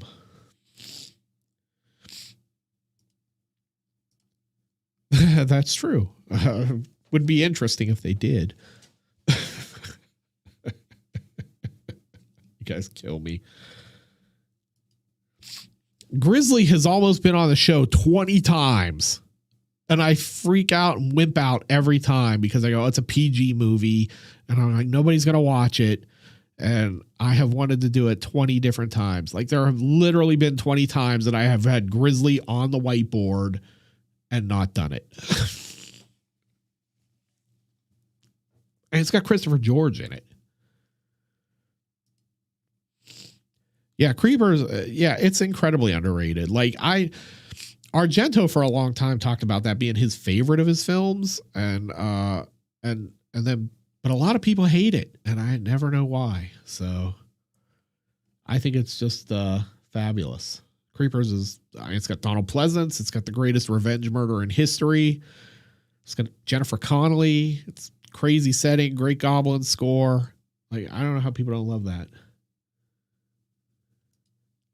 Thank you. Hey, Colonel T, how you doing, man? Thanks for coming by. I love you too. I'm just here being all stuffy. Like I got all stuffy all of a sudden.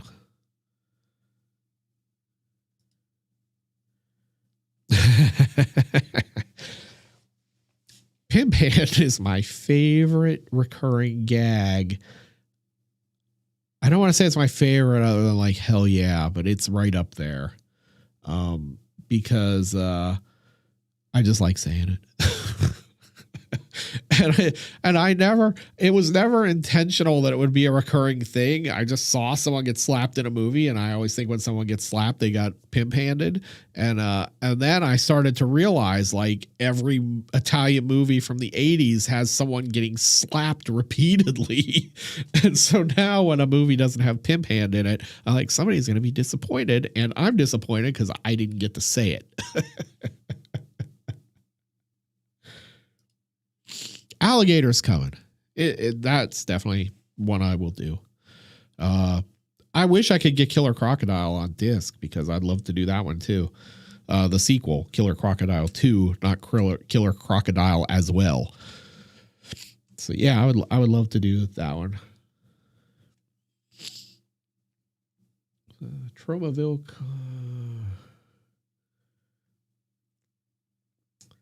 My gosh, I missed so many chats. Toxic Avenger. Toxic Avenger was kind of like life-changing for me when I first saw it because I must have been, I don't remember if I was in high school yet or not, but like it was so low budget and so cheap, and I just loved that these guys made this ridiculous movie, and it like opened up the world of low budget filmmaking to me. So yeah,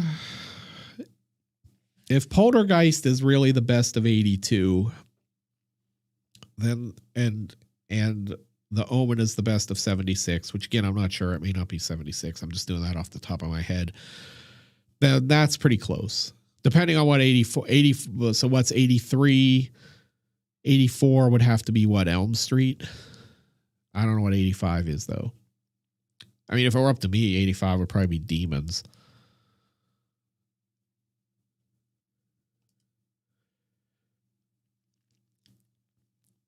Yeah, Argento should have made a lot of films, and he didn't. And some of the ones he did, I'm like, I wish he'd have made something else. Yeah, see, this is it. This is why I'm always like, I want to do Grizzly, because it's horrible. Like, it's horrible in the best way, and it's perfect for the show. Like, it's literally perfect for the show. It's got Christopher George in it, which that alone makes it worth doing. And then, you know, giant grizzly bear, Jaws ripoff, terrible, like, but terrible in all the right ways. So yeah, I literally 20 times it's been on the board. Sure have. Merch. I had merch designs done in like March, and I have never gotten around to doing the second round of them. We will not get my mug on a mug, I don't think, but you could get Hell Yeah Danny on a mug or a sticker or a shirt or something. So yeah, it's on the list. I keep saying this, but it's one of those things that's on the list that's important, but there's always something more important that's on fire in front of it. So hopefully soon.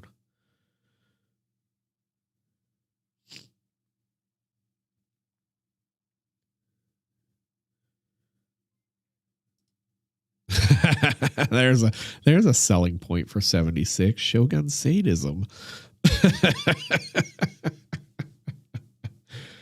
Oh, this is my attitude too with creepers. That's absolutely correct. Like, if you hear that and you don't want to see that movie, I don't know what to tell you. I don't know if we can be friends.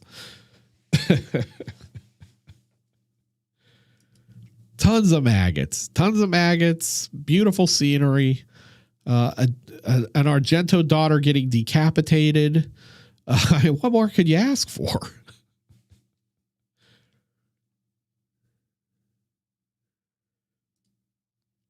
Yep, that's Creepers was initially was the title for the cut American version, which was missing like something obscene, like 20 minutes of the movie for the American cut, which made it make no sense.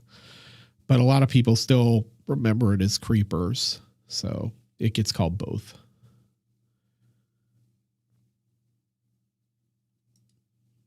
You knew me back around 97? Where did you know me? You might have. I get around. I've been a lot of places.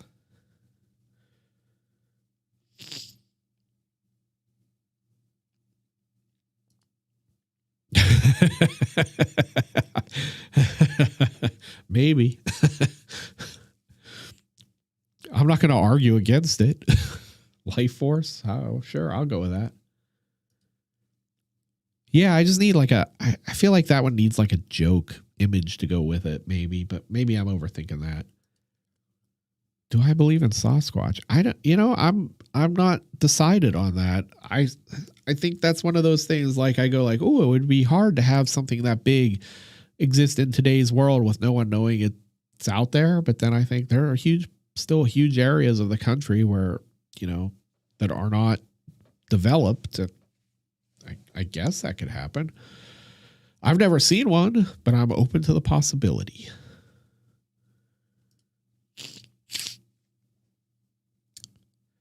I do have a Patreon, Nick. It's always in the comment description. I think in this video for the live stream, it'll be in the description. I do have that. You can head over there. I'm incredibly grateful for any and all support. And it's just one more way you can reach me if you want to ask me about something or if I can do something for you. So check it out. And I'm glad you've been enjoying the channel. Appreciate that.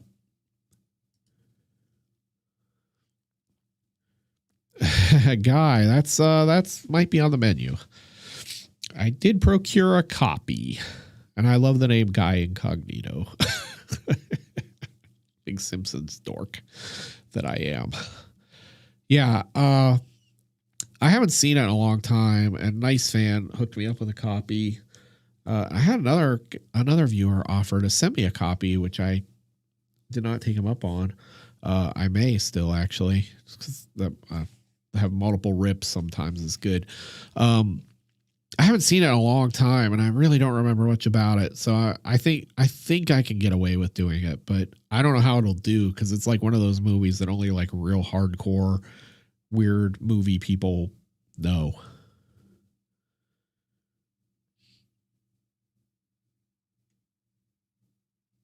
What do you got back here? Yeah, day 85. That's good. That's a good one.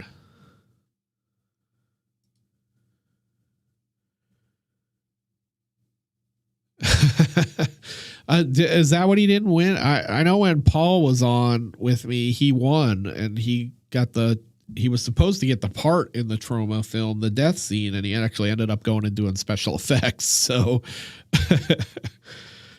he's Paul and I still keep in touch. He's a good guy. Ever since I saw your vids, I wanted to do horror reviews. I want to review Squirm or Attack of the Killer Tomatoes. You should do it. Do it. Like on YouTube? Like, do it. Why wouldn't you? Like if it sounds like something you'd want to do, try it. I'm always telling people, like, don't put things off if you can. If you want to do it, just go try it. And then if you don't like it, you don't have to keep doing it. You can quit. Go do something else. But you may love it. You may keep doing it. That's I was hoping somebody would say that. I get around. Not like that, you pervs. Yeah, I would call it that. I mean, it's an exploitation film, but it falls into I would say those kind of assault revenge movies, try not to get demonetized, fall into the horror genre. I can see why people would argue maybe it's not, but I think it does. For me, it does. I've never done a video on it because I can't figure out how to make it work, which is unfortunate because those videos, everyone else who's done one has done very well with it. And I'm always like, oh, I need to get in on that because I could talk about that movie. But yeah, I don't know how to do that one.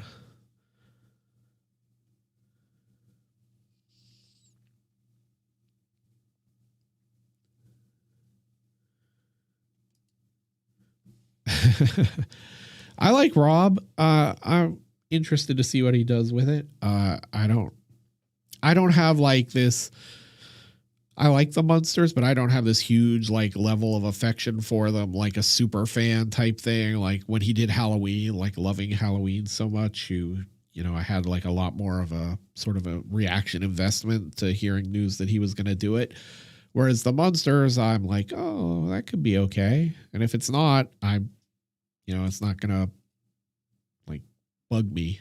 So I mean, I know the joke is that, he'll make them rednecks and swear a lot, but I don't think he will.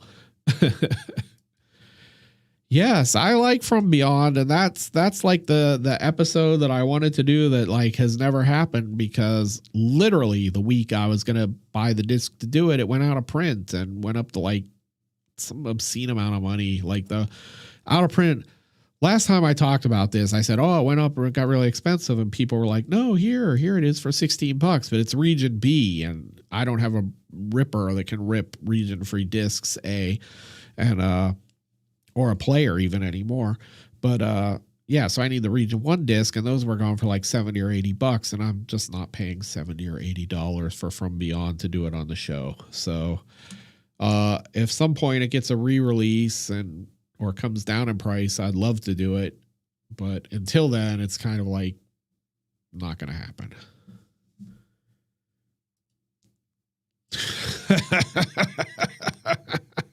Yes. But I have an Ebisol or whatever it's called now, James. How are you doing, man? Hope you're well. That's a little Final Fantasy XI humor. In the list of dumb shit I've done in video games, the Liu Shang and Ebisu fishing rod are very high up on the list of stupidest. Liu Shang's fishing rod required like catching 10,000 moat carp, and the game would only let you catch like 200 a day before it like soft capped you and you wouldn't catch fish anymore. So that alone meant it was going to take 50 days, but you also wouldn't catch the 200 every day, because some days like the game that depended on the phase of the moon and the day of the week and all this shit. And so I spent the better part of 3 months doing nothing but fishing in a video game to get this fishing rod so I could be a millionaire in a video game, which I was. And you would think that would have been enough stupidity for me to just stop. But then Square decides that Final Fantasy XI is going to have another more ultimate fishing rod that required 2 random drops from fish that you could only catch with the first fishing rod, with the Liu Shang's rod, basically, that you had to catch 10,000 moat carp to get. And the second rod required a random drop from 2 fish that you could only catch on a ferry that would break your rod all the time. And the ferry ride was 15 minutes, and then you would sit in port for 15 minutes, and then you would ride the ferry again for 15 minutes. This is all real time. And these fish were legendary fish, so they'd break the rod all the time. And then you would take them to a guy in one of the cities. This is the dumbest story ever, I'm sorry. And he would gut them, and you would maybe find this item in it, and you needed 2 items. And so every day I would ride this ferry for like 7 or 8 hours trying to catch these fucking fish. And I would catch like maybe 20 a day. That's how bad it was. And it took me for the first item over 800 fish at like 20 a day. And the second one took me like another 370. So dumbest thing I've ever done. Now that I've bored you all with my video game story. Oh my God, you know it.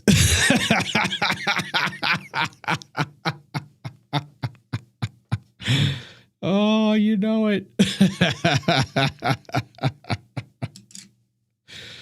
Yeah. So I got this rod from that fucking ferry, and then I went out to fish in the glacier where you could just catch fish with that rod and then sell them to the vendor and make obscene amounts of money with all the other fish bots out there. So yeah. I'm glad somebody knows that, though. I am super happy that someone knew what I was talking about, other than James.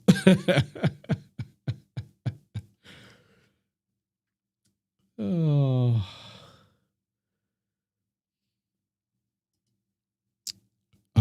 Is your copy these? I'm assuming we're talking about From Beyond. Is your copy the Shout Factory one? Hey, thanks, James.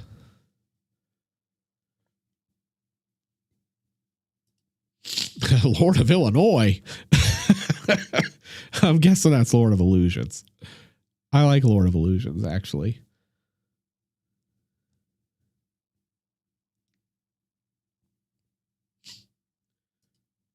Yeah, you gotta put your phone on Do Not Disturb. You're at work, aren't you?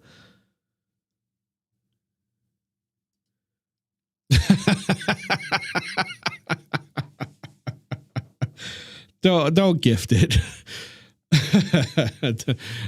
I mean, I would give you one for that, but I'm just saying, like, yeah, it's like it. Like, I get it. It's a good. I like the movie. I think it would be hard to do, but I was all set to do it when it was like $20, but like $80 or $70 for it, like it was going for on eBay and Amazon.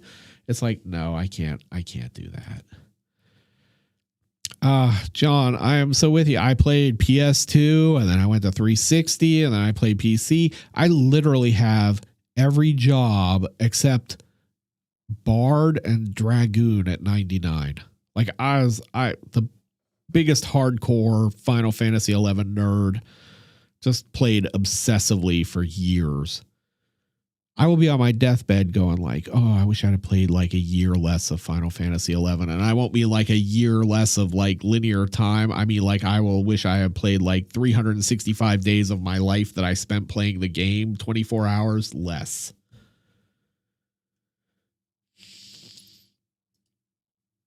Oh, you got to tell me which video game.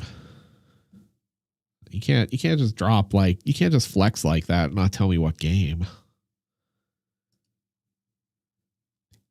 Yes, exactly that, Shauna. Yeah, it's like a legendary story too. Like all my friends know about it and I get shit about it, or they tease me about it a lot. Like at the time it was kind of cool because like not a lot of people had that rod, or especially the second one. And yeah, but like then you go like, oh, I spent all these hours to be rich in a video game with pretend money. That may not have been the best choice. I think you're right. I think the cinema snob is the Lord of Illinois is the correct answer. Probably Zombie's most underrated movie, Lords of Salem. I think it's really good. It's really weird, but it's really good.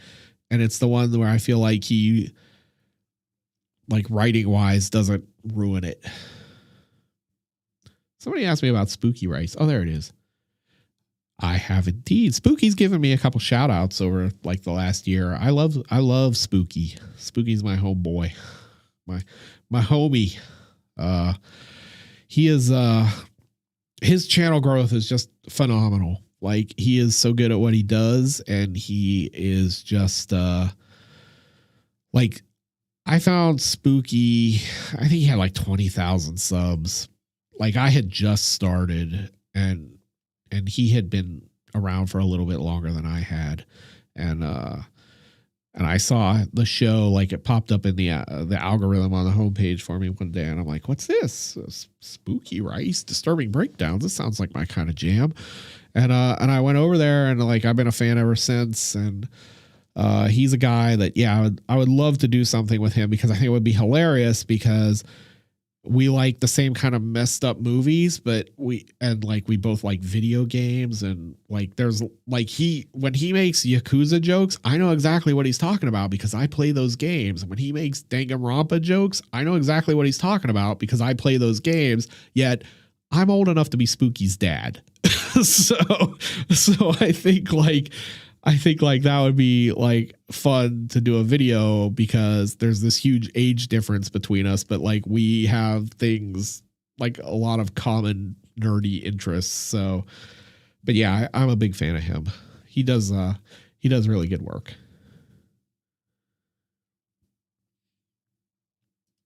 I am so old. Like literally, I'm sitting here and I like did the math in my head really quick because I know Spooky is in like college, and I just went, holy shit! Like for the first time, as I sat here just 5 minutes ago or 5 seconds ago, I am old enough to be Spooky Rice's dad. Like I have a daughter older than Spooky Rice.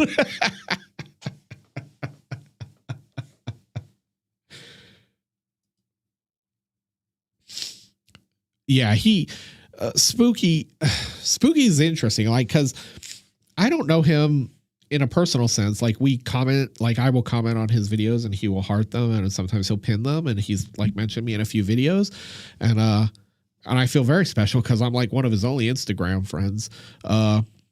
But he, like, I don't know his actual situation. I know he's a college student, and he's very focused on that. And YouTube is like a sort of, I think he's just like, it's like sort of like a fun hobby for him. I don't think, like, I think from listening to him that he would do YouTube full time at some point, and he's certainly got enough now to do it. Like he's at like 500K. He's literally like 10 times the size of me, channel wise, not physically, because I'm big. But he's successful enough to do it. I think probably the issue for him would be like he does those movies where they demonetize him, and he cares less, I think, because he's more busy with going to school and stuff. And I think also that he's busy, and that's why he doesn't always have time to respond. And he gets so many comments that I couldn't imagine having 500,000 subs and running a channel and trying to respond to everybody while also trying to pass college. So yeah, he's super popular. But yeah, I do see he does respond to people. I have seen him respond to quite a few people, but he's kind of like one of those, like, where they do it for the first hour or two, and then it just becomes too much. Like, I can't even imagine what his inbox. I know what my inbox looks like with comments on a Wednesday, and he is literally 10 times the size of my channel. So I can't even imagine having 10 times the amount of notifications in my inbox is what I get now. So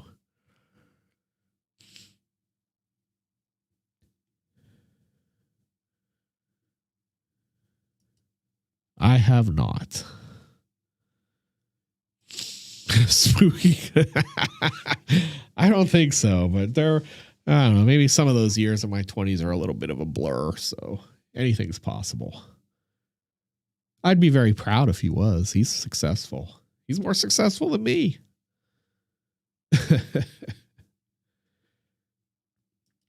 I get requests for basket case a lot. I don't know why I haven't done it. I just haven't. I don't know how it'll do. I have to look into that and see what the analytics look like.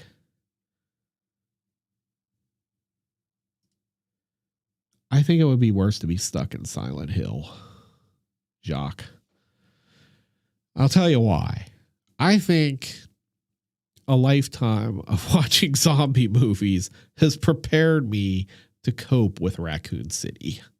Like, I feel like if there were a zombie or demon apocalypse, I am probably a guy you want to be with because I have a lot of experience studying how to survive those situations. Silent Hill is way more supernatural and weird, and like, yeah, I think that would be freakier. And like, zombies, you know how to deal with. Silent Hill, I don't know if I would know how to deal with all that sort of crazy stuff going on. So I think it would be worse to be stuck in Silent Hill. Oh my goodness. What we got? If you like the Yakuza. Yeah, I do. I like those games. Who's 900K? Spooky's like 500. Unless he like blew up 700,000 or 400,000 overnight. He is, man. Like I said, I came in at like 20,000 subs, and he is. It's amazing to me that he doesn't go on camera, and he has connected with an audience, and that's impressive. And I know like people always bug him to come on camera, and he doesn't, and so he creates this mystique. I should have done that. He's smarter than I am.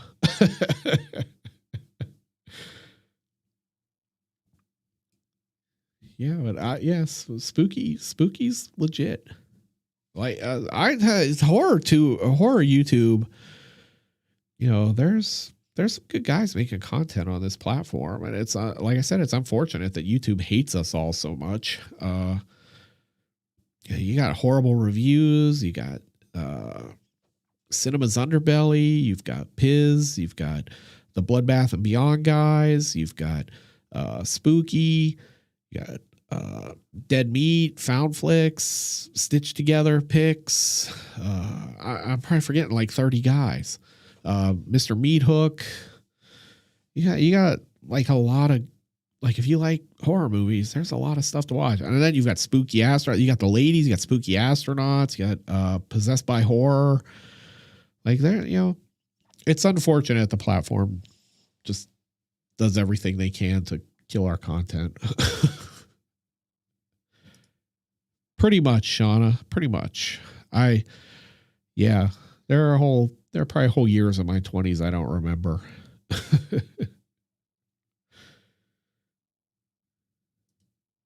Yeah, I like to do all kinds of stuff. That's like one of those things. And also I love that name, Pastor Muppets. Every time I see that, I crack up. This is the hard thing about it. Like, again, with the algorithm and all that crap, is you kind of end up like, YouTube punishes you for taking risks. Like, once you start to succeed and get established, if you go on a run where you just make what you want to make, and you make 5 bad videos or 5 underperforming videos in a row, it's just so hard to get your momentum back. And so you get to this point where you're like, I don't want to risk that because I don't think it's going to do well. And it sucks because you're letting an outside force determine what you're going to do. But yeah, I struggle with this all the time because, I'm I'm going to do what I want kind of guy. But lately it's like, oh my God, 5 videos of underperformed by the channel standards. And so you go like, I better get one. I better get a good one in there, or I'm going to be in trouble. I'm going to be going back to full-time day job. So it's the danger of having to live your life by the algorithms that we all do now. I do not, but I like to shoot. My brother-in-law has an AK-47 that I like to shoot. He has a bunch of guns, so when I want to shoot, I just, that was where I used to go. So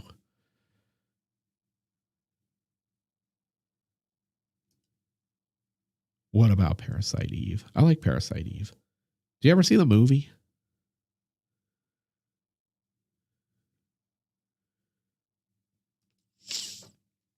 Yeah, that would be awesome. That one's one I'd love to do. I don't know how I could cut it though. This is it. Here's my life. How will I cut this to get it not demonetized? How will I not get copyright claimed? And who will watch it? It's never, oh, that sounds fun to do. It's how will the algorithm treat it?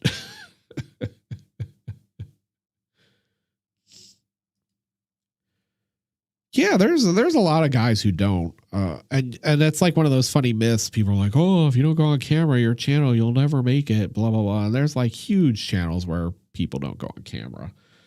I just always find it interesting because because I was so hell bent on going on camera from the beginning, because one of my buddies, Geekdom 101, told me, he's like, oh, you should just do like voiceover vids. You don't need to go on camera, blah, blah, blah.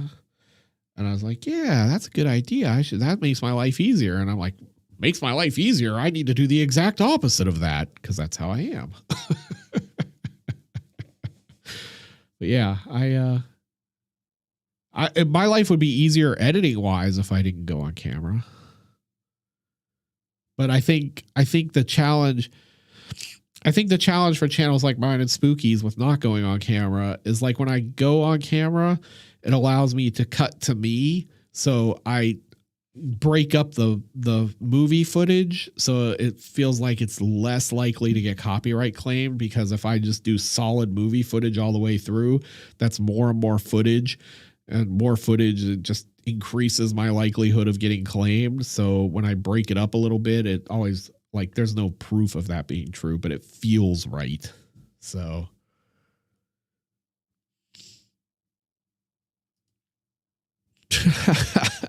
I'm good with a sword, man. Guns run out of bullets.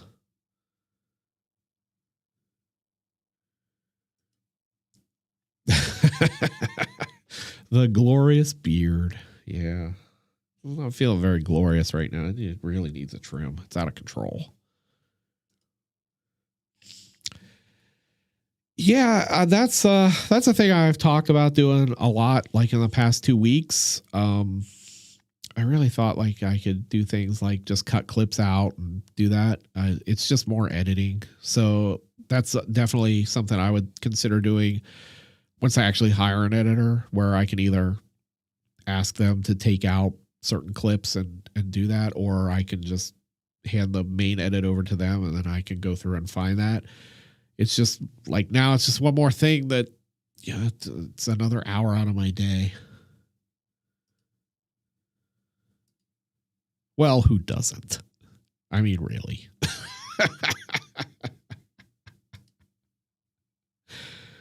Superstition is amazing. We should do that one of these days. I can't argue with that, Pastor. I mean, got to give the people what they want. It's this mug. This beard and this mug. My on-screen charisma. I don't know about that. This is absolutely true. Like, it used to just be copyright claims, and now it's copyright claims and the community content strikes and claims. I'll tell you, I am a large, manly man. I'm a power lifter and a strong man, and I'm not fazed by a lot. But YouTube literally stresses me out every week and gives me anxiety when I upload, because it's like, what bullshit will I have to deal with this week? And so it's the one thing that stresses me out without fail now, is uploading videos.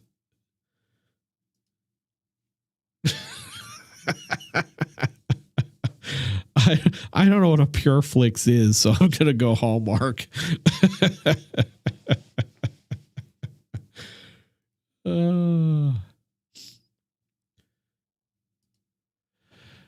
Yeah, man, I just Yellow, I'm bored. I was hanging out. I'm getting tired though. I just like to chat. Hey, Desmond, how you doing? Desmond's Flicks is another good channel to check out if you like horror movies. Highly recommended. Yeah, the problem with BitChute is I can't make any money over there. Like, if BitChute ever got to the point like where they could compete even close to financially with YouTube, I would be open. But like right now, it's sort of a thing like you could go over there and you could post, but I would take a gigantic financial hit. And I never like it to sound like everything is motivated by money, except that the show costs money and all the equipment and stuff costs money. And so like, I don't want to like not, I don't want to have to rely on Patreon all the time. I like the show to support itself and the Patreon to be its extra support and stuff like that. So, like moving over, I wish there was a viable YouTube competitor. I would certainly be interested in working with them, but until there is, like BitChute right now is just like, I can't replicate the income.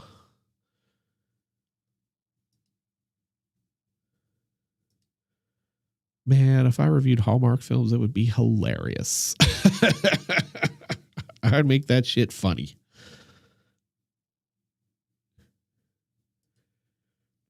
Yeah, like if you, ChemDog, if you knew how YouTube worked and like how the things, the big channels and the medium and even some of the small channels go through, like once you get monetized and all that, I don't know if you have a channel and have experienced it firsthand, but like it's hard enough. But then when you're in this space, like the difficulty level just ratchets up exponentially because you get more things to deal with. Like if I just had a channel where I answered how-to questions on camera or showed you how to fix your computer or something like that, this would be way easier. But because you do movies, you get the double whammy.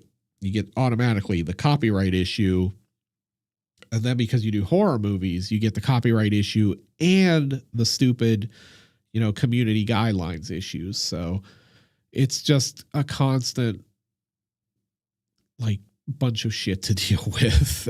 And sometimes it always really sucks, but it's a lot. Well, thank you. I'm glad to be here. You guys are going to be bored of me though.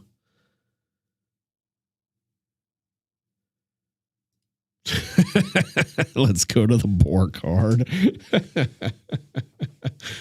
guys got to stop giving me ideas. I'll do this for like April Fools.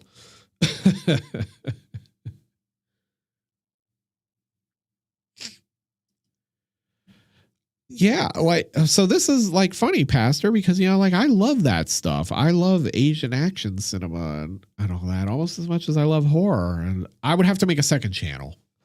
And the problem with that is I barely have time for this channel, let alone another one. So if this channel was doing really well and I hired an editor and it was doing so well that I could hire another editor to do another channel, that's probably what I would do. I'd probably do like another movie channel, but it would be like action stuff and a lot of like Asian action cinema, Kung Fu, Shaw Brothers, samurai films, stuff like that. 'Cause that stuff's cool. Zach, you're here. I stayed on all this time just for you, Arctic.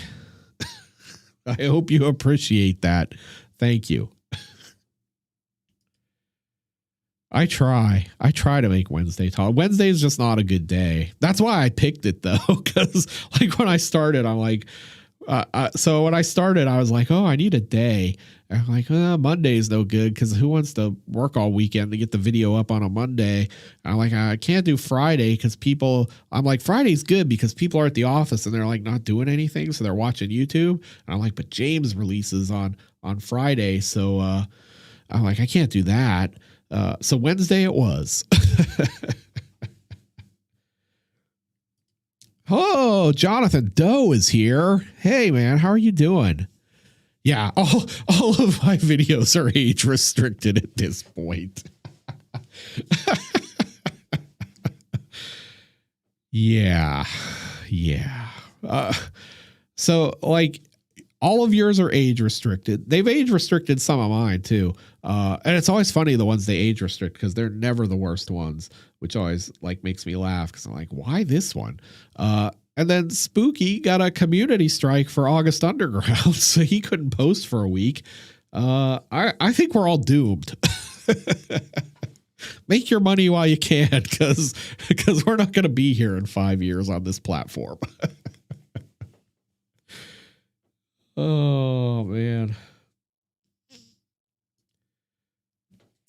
So, yeah, Serbian film, that was like the one that was planned, and I was waiting for Unearthed to release the Blu-ray, and they did, and I was ready to do it, and that's when right around the time YouTube started really losing their shit. And so, yeah, I can't. There's no way I can cut that video enough to do it. I mentioned this last stream, and I don't think you were here. The funny idea that I had with a buddy about doing it was we were going to do it where we recreated all the objectionable scenes with action figures with stop motion animation, because he does action figure stop motion animation. And we were going to do it that way with the original audio over it, so that it was like funny, like a robot chicken kind of thing. But the problem is that the fucking movie is subtitled. So putting the audio over it, you wouldn't understand what was being said anyway. So I'm like, I guess we could manually type in the subtitles, but even then I don't think they'll let me do it. So that one, Angel's Melancholy, all the Mari and Dora stuff I was wanting to do. Go see Jonathan at Cinema's Underbelly. He does it. he takes the age restriction. He takes one for the team.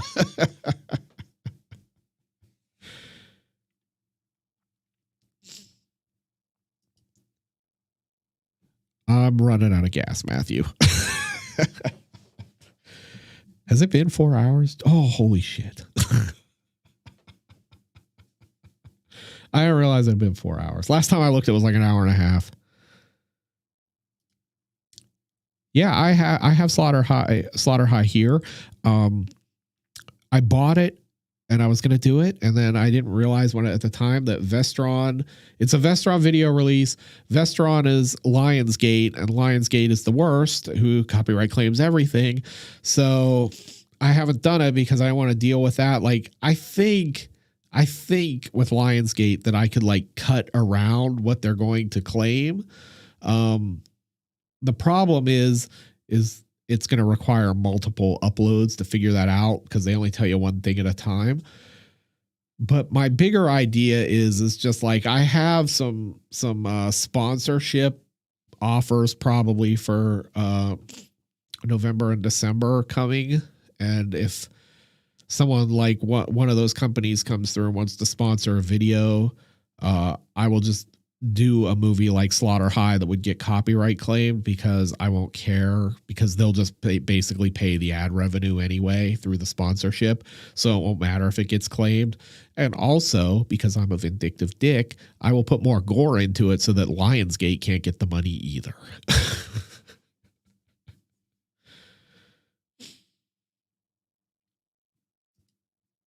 It's going to cost more than $50.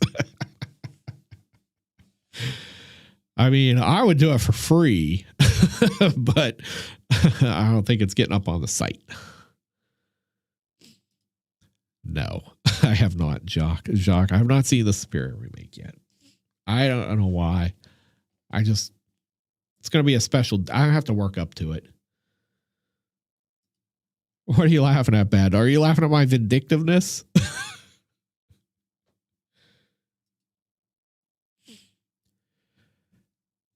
Yeah. So like, yeah, I like ideas like that to do, I always want to do more list videos type things because they generally do well. I just don't have time to make them. Like, I start to make them and then I run out of time.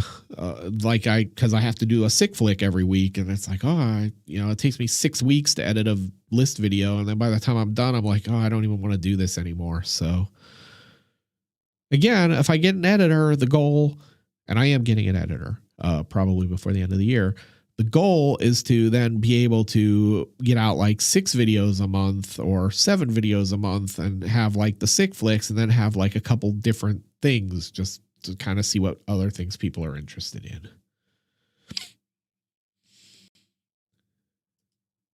Yeah, I thought that's what you were laughing at, Bad Dog. That's me, man. That's my strategy. If you sponsor a video, I'm going to do a Lionsgate movie, and I'm going to put the gore in it, and not just enough, not enough to get it age gated, just enough that they can't make any money off of it. So if I'm not getting it and they're going to claim me and not respect fair use, I'm not letting them have money. I sit awake at night thinking of ways to screw over Lionsgate.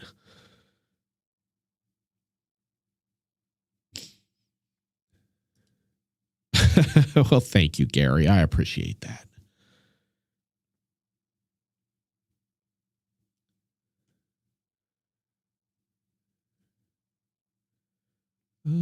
Did I see a question about Brandon in here? I think I thought I saw a question asking if I'd collab with Brandon Tenold. I would love to. I just don't know him. I think it would be fun to collaborate with Spooky. I think it would be fun to collaborate with Cinema's Underbelly. I think it would be fun to collaborate with Brandon and Cinema Snob, because I think those are guys that my vibe, and like Horrible Reviews was fun. Like I would love to do just a video with just me and him, because we're like same page on a lot of things. And but yeah, I think Brandon and I would be like hilarious together, because like I said earlier, he's got that crazy weird Canadian sense of humor and I've got my ridiculous puns, and it's just like a cavalcade of ridiculousness. So I would absolutely do something with him if he wanted to.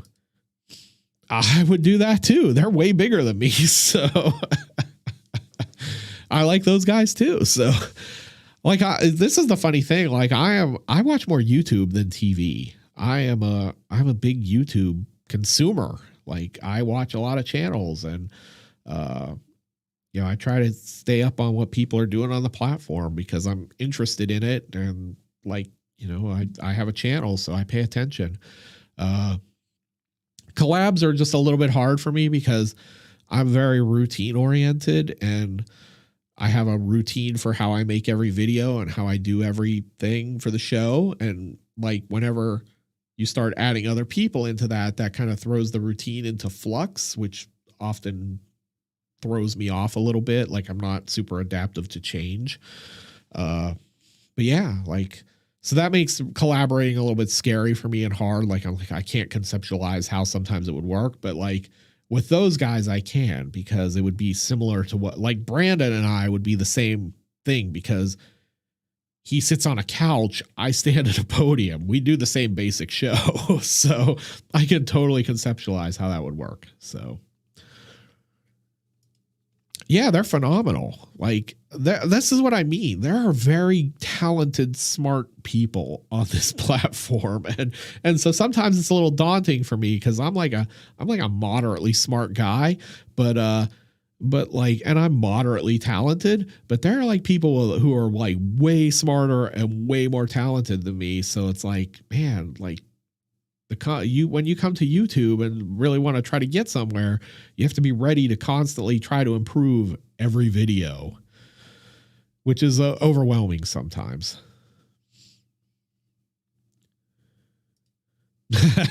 I don't check mine. And when I do, I go, well, how much TV would I have watched this week? Or how much Netflix would I have watched this week? And I go, well, it's probably about the same, except that YouTube is really crazy because their short videos are generally, 20 minutes or less. And you go like, shit, like you can really go down the rabbit hole and think, oh, I only watched a couple, but like 4 20-minute videos is an hour and a half. So oh, I do. Oh God. Don't even get me started on change, man. Change is like, ooh, yeah, I'm not a big change fan. Oh, thanks, man. I try, but there are guys on YouTube just, man, super smart. Super smart.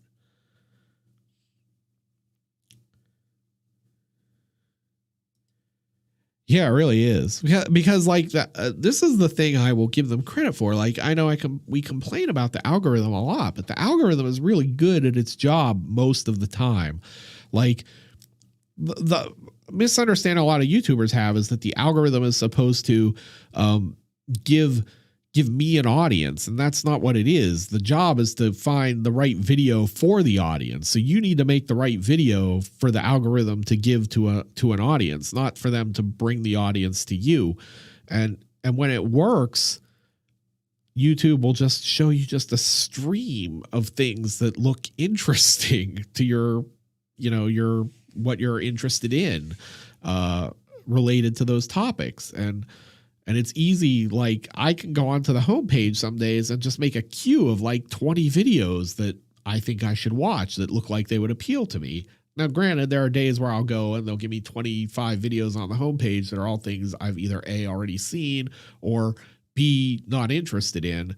But when it works, you can really get sucked in.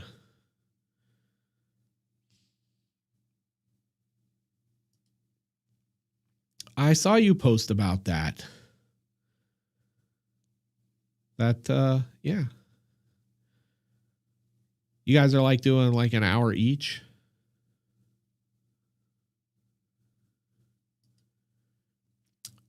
John, it's pretty well documented that I am into old school, underground, golden age hip hop. So that's where all the hip hop jokes come from in the videos. But I like a lot of stuff. But my main thing is I'm a big hip hop guy.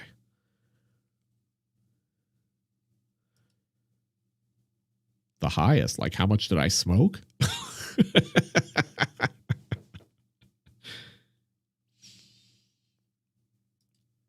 Oh, look at that. See, YouTube bringing people together.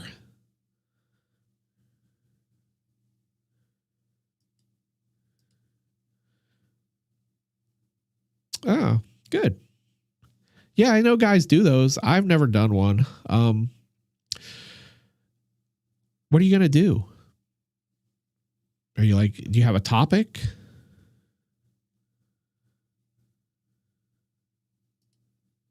I'm not that interesting. Oh, on the channel, Paul? I'm sorry. I'm asking you 20 questions. I want to give you the right answer. The most watched video, highest viewed video on the channel is the Poughkeepsie tapes, which is almost 500,000 views.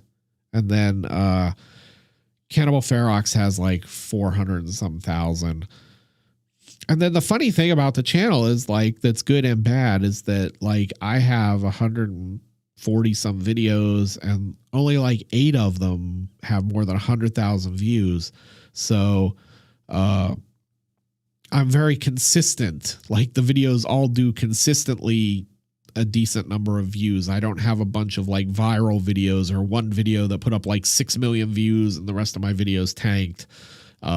But sometimes I would like to have a 1 million view review just because, but I'm not anywhere close. So.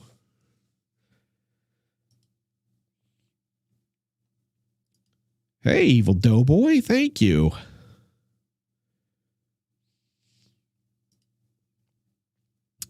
That's a good question.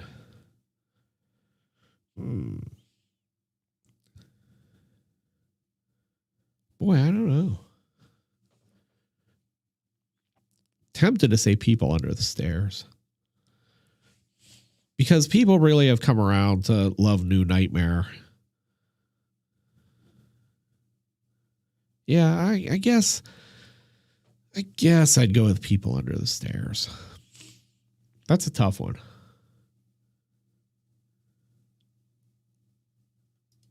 Who's crying?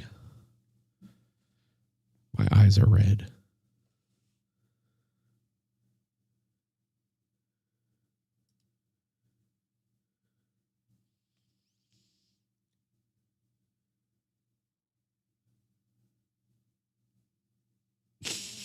Sad Seal, what are you talking about?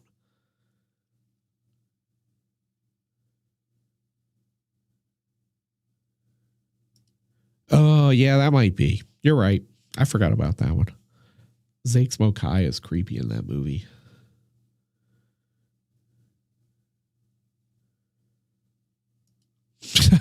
No, I'm about done.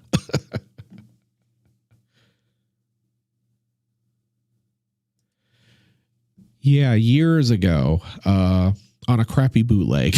So I don't own a copy, and that's the only time I've ever seen it. And it was a really terrible copy.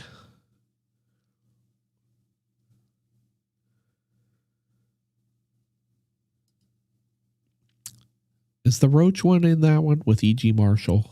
That's the one.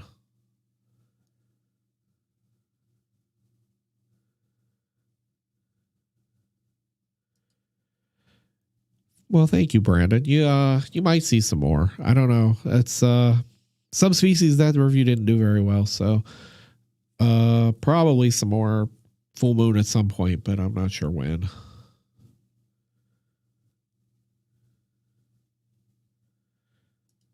That's the one.